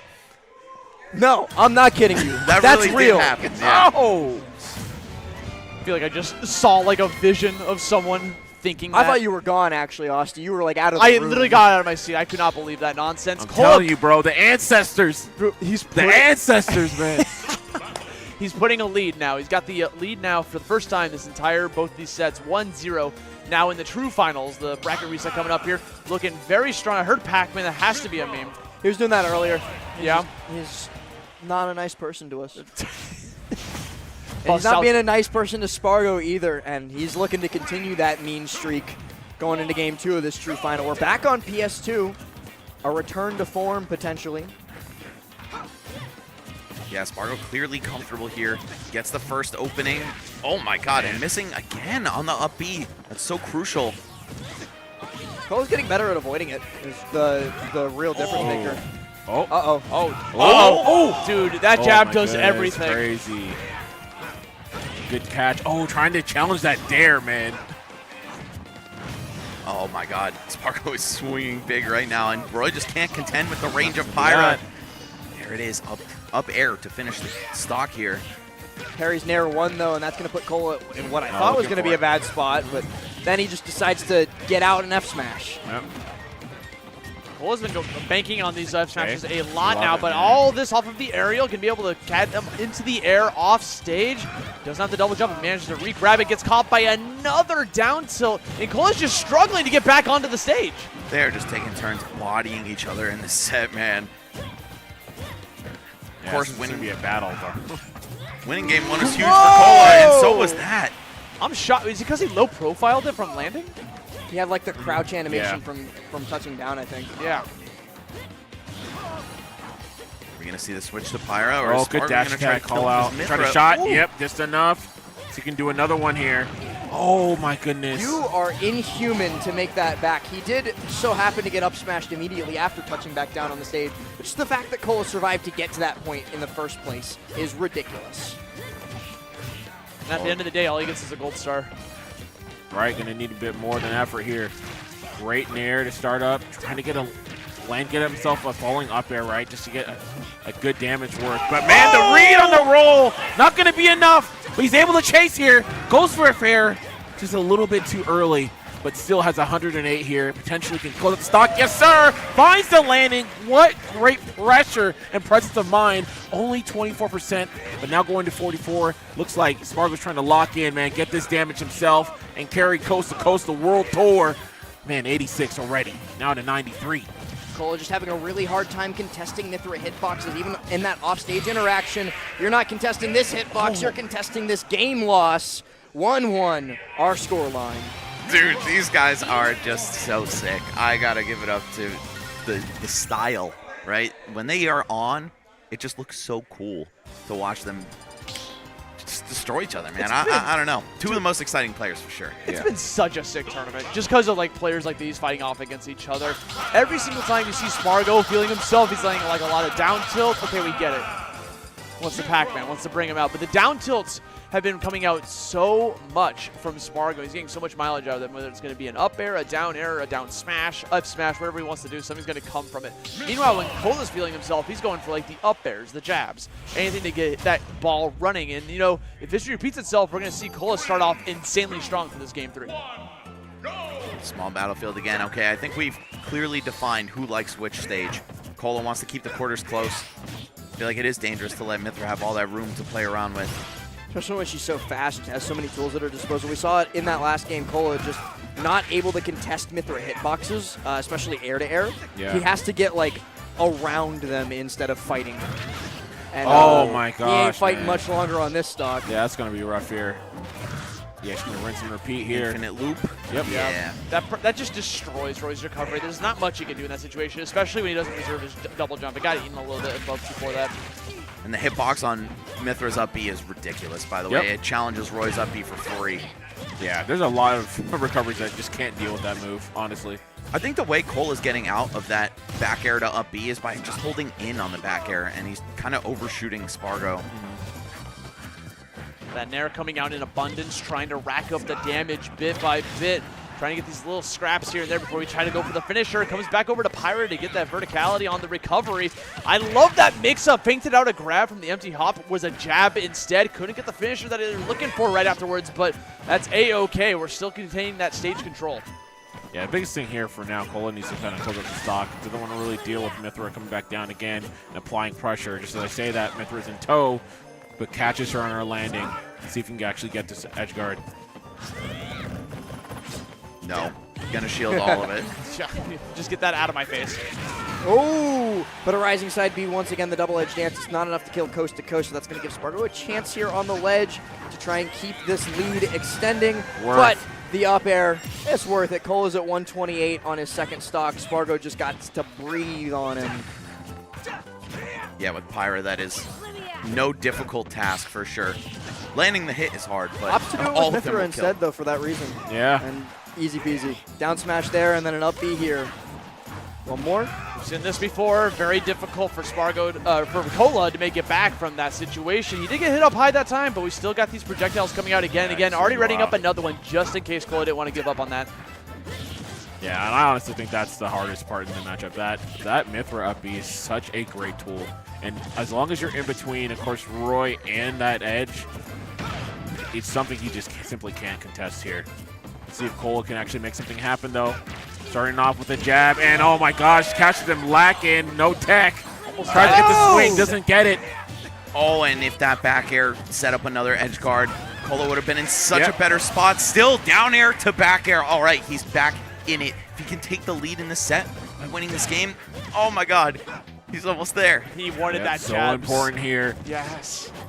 Relative percents are such a huge thing here, too, because with just one early nair, Cola could be able to force Spargo into a situation in the corner where he can go for an F smash. The footstool dare would have made me lose my mind. Does that hit Roy? I don't Apparently know if it does. not that time. Yeah.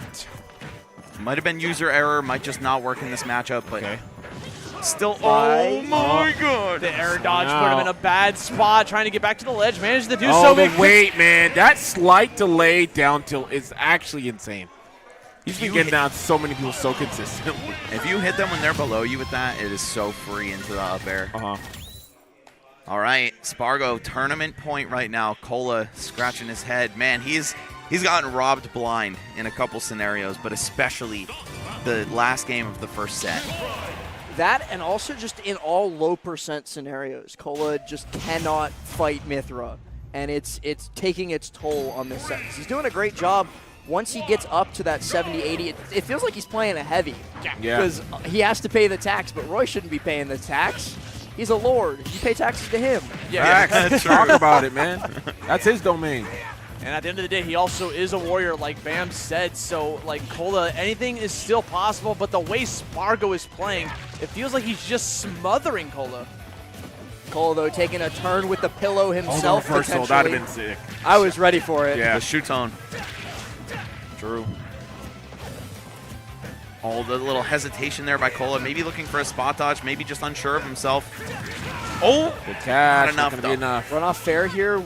No, Cola, he's too scared of the reversals off stage, which I totally understand. That's why he hasn't been going for anything like that throughout this. He's just more than content to play the ledge game instead.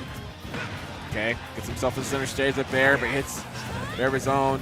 Great opportunity here.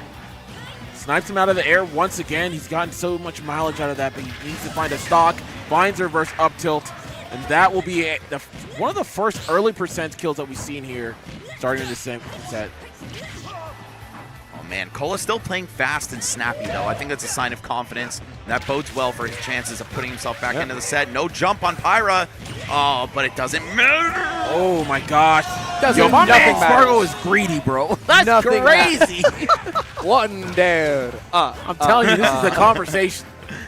Finally lands the second dare, be able to connect that into another kill opportunity. Going in with a second stock, really strong, only putting him at 20 damage. Still waiting for that nair, but we got an up B out of shield with your name on it.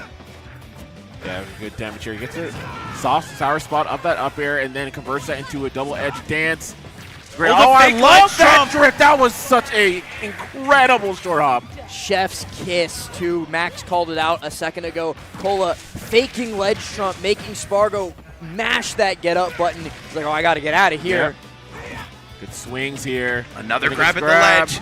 Okay, Cola is looking so good right now. And a fake down air. Call out. Trying to scout ledge roll.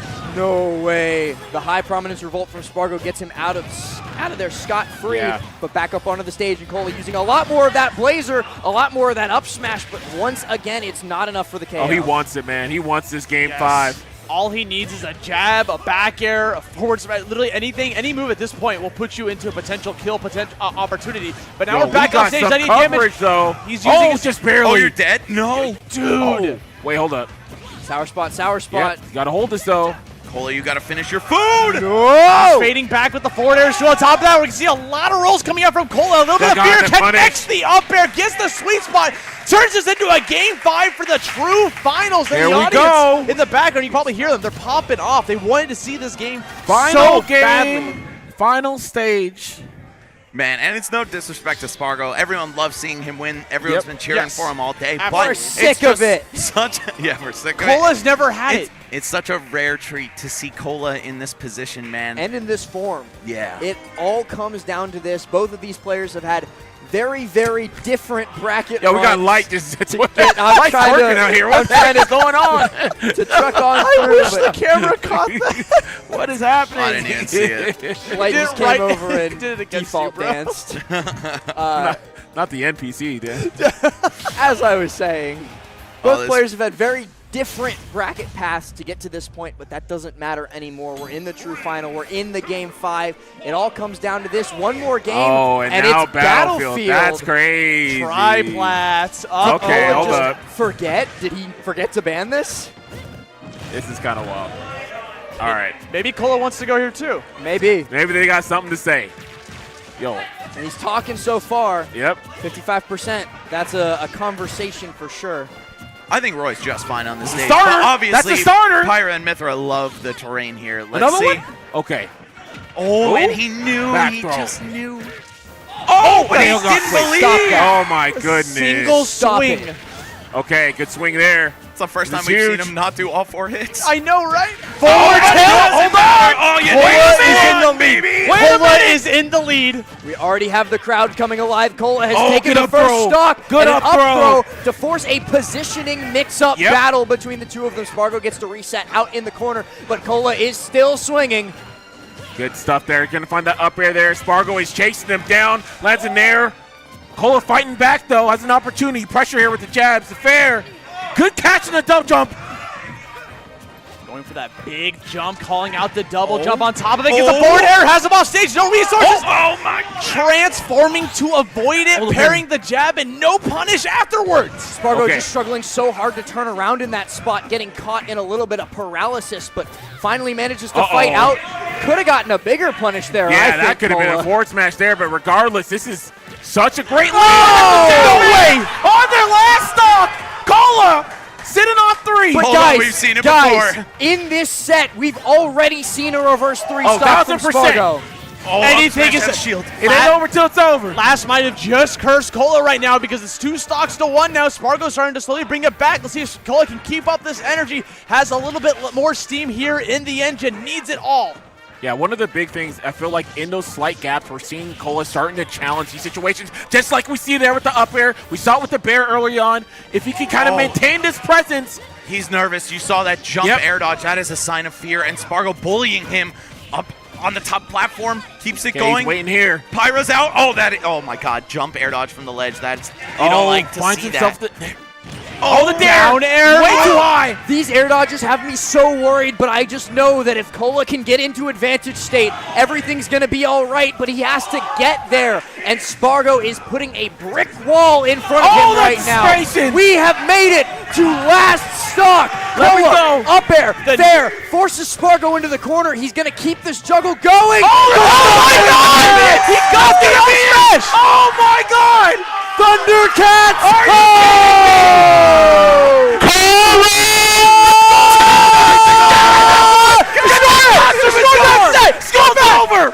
Get that camera back on there! Rip it all down! Fuck him up! That's right! Fuck him up! That's right! Rip it all down!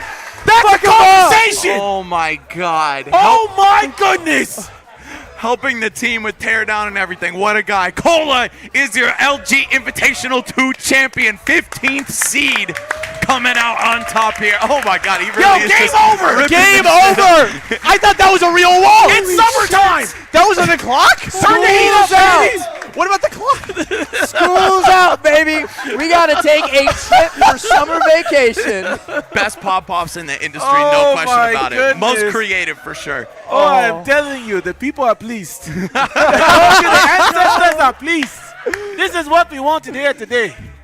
Oh my God, Cola. He's taking that home with him. But look at the merch. It shines He's just taking through. it. Put it on. It was Put it hanging on, there. He's baby. going to put it on now. He's just taking it, Oh, Moist he said Esports. today. He's taking. Yeah, He let's said go. today, this is me. Shop.lumi.gg, still 20% off. I'm just saying. That's crazy. 100% off if you win the tournament, apparently. Let's He said that's go. mine now. This is my invitational. I literally This is my took the shirt invitational, baby.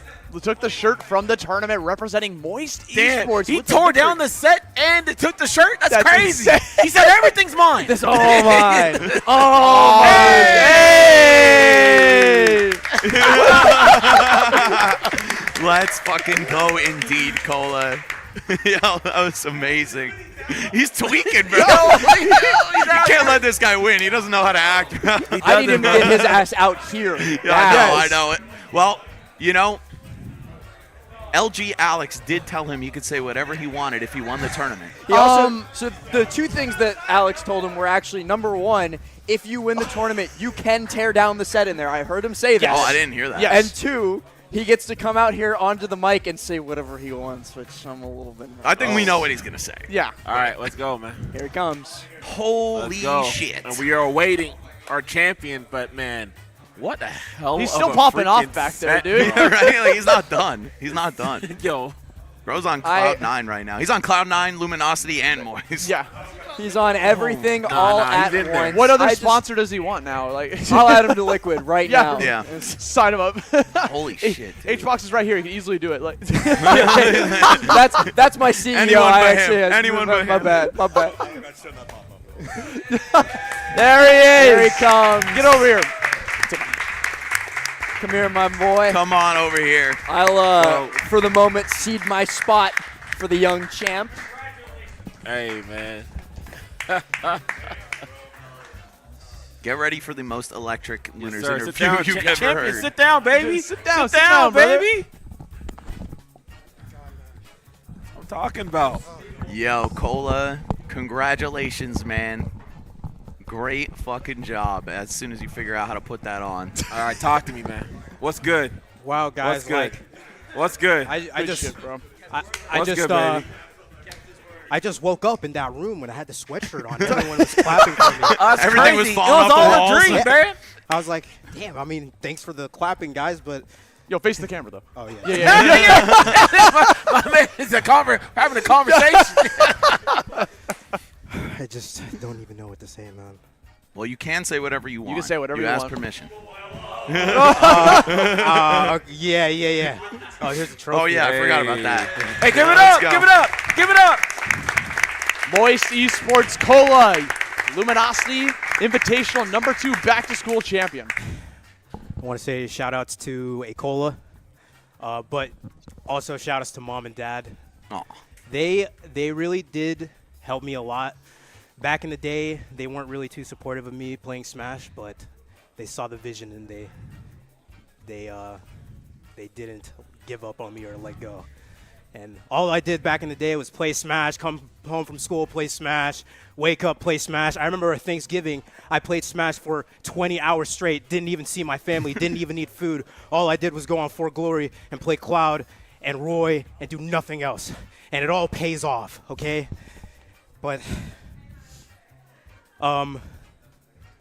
I really didn't want to fight Spargo either. It's just like, I'm not unconfident against Aegis, but his Aegis specifically just tears me apart, man. But it's that set 1, game 4, I think. Yeah. I got too cocky. Yeah. I rehearsed that to not get cocky, and then I got cocky, and that's what happens. Bro, there were a couple moments where it looked like it was all falling apart, especially in that last game, the air dodges and stuff. Like, how nervous were you in that I moment? knew he was going to jump the top fucking platform. I've been knew waiting it. for that. And I was like, okay, you know what? I'm just going to get some damage, get some chip. Why isn't he rolling? I want to kill you already. But he gave me the air dodge, and that's when I knew it's fucking over. Oh, my God. Thank God. Roy's up smash didn't fall out. Thank you for killing. Thank you for everything. No foresight. Just thank you for working in that one exact moment. You can go back to bullshitting me for the rest of my life. It doesn't matter. Thank you for that one up smash. And Roy's a good character. Okay, like I'm yes, you heard it here. You heard it here. I know I bullshit all the time. I don't really care about tier lists and all that stuff. Haven't made a tier list since the last time I streamed, and that's since whenever. But I think Roy's a good character. You can do it. I could do it. Fucking, you can lead a horse to a back air. You can do everything. No one's gonna get the context of that guy ever which saying, is bro? actually back footy. Why are you talking about the horse in a back air? Because it's an age-old adage. But True. sorry, yeah. He got cooked. What the heck? But everything is possible if you put your mind to it. Hell yeah, man. Winning a 9-1 matchup is possible if you put your mind to it. But no, I'm just kidding. I wanted to say one more thing, and this is not really related too much to the event, but I will be competing in Melee more. Oh, hell yeah. Oh, okay. Whoa. Hey, bro, you took a game off AMSA. We didn't forget. Nobody saw me versus MkLeo at, what's it called, Riptide. Nobody saw that. You saw it? What did you think? Yeah, see, exactly. I got the Xbox seal of approval. That's all that matters. But I will be competing in Melee more. I'm going to start going to locals. My Fox is raw. It is. It's pretty impressive, man. Yeah. Yo, what else is on the horizon for you, man? What's your next event? What's it? It's on the tip of my tongue. Cirque. Yeah, Cirque. Cirque. Shout outs Kiki. Everyone register for Cirque 4 right now. Yeah.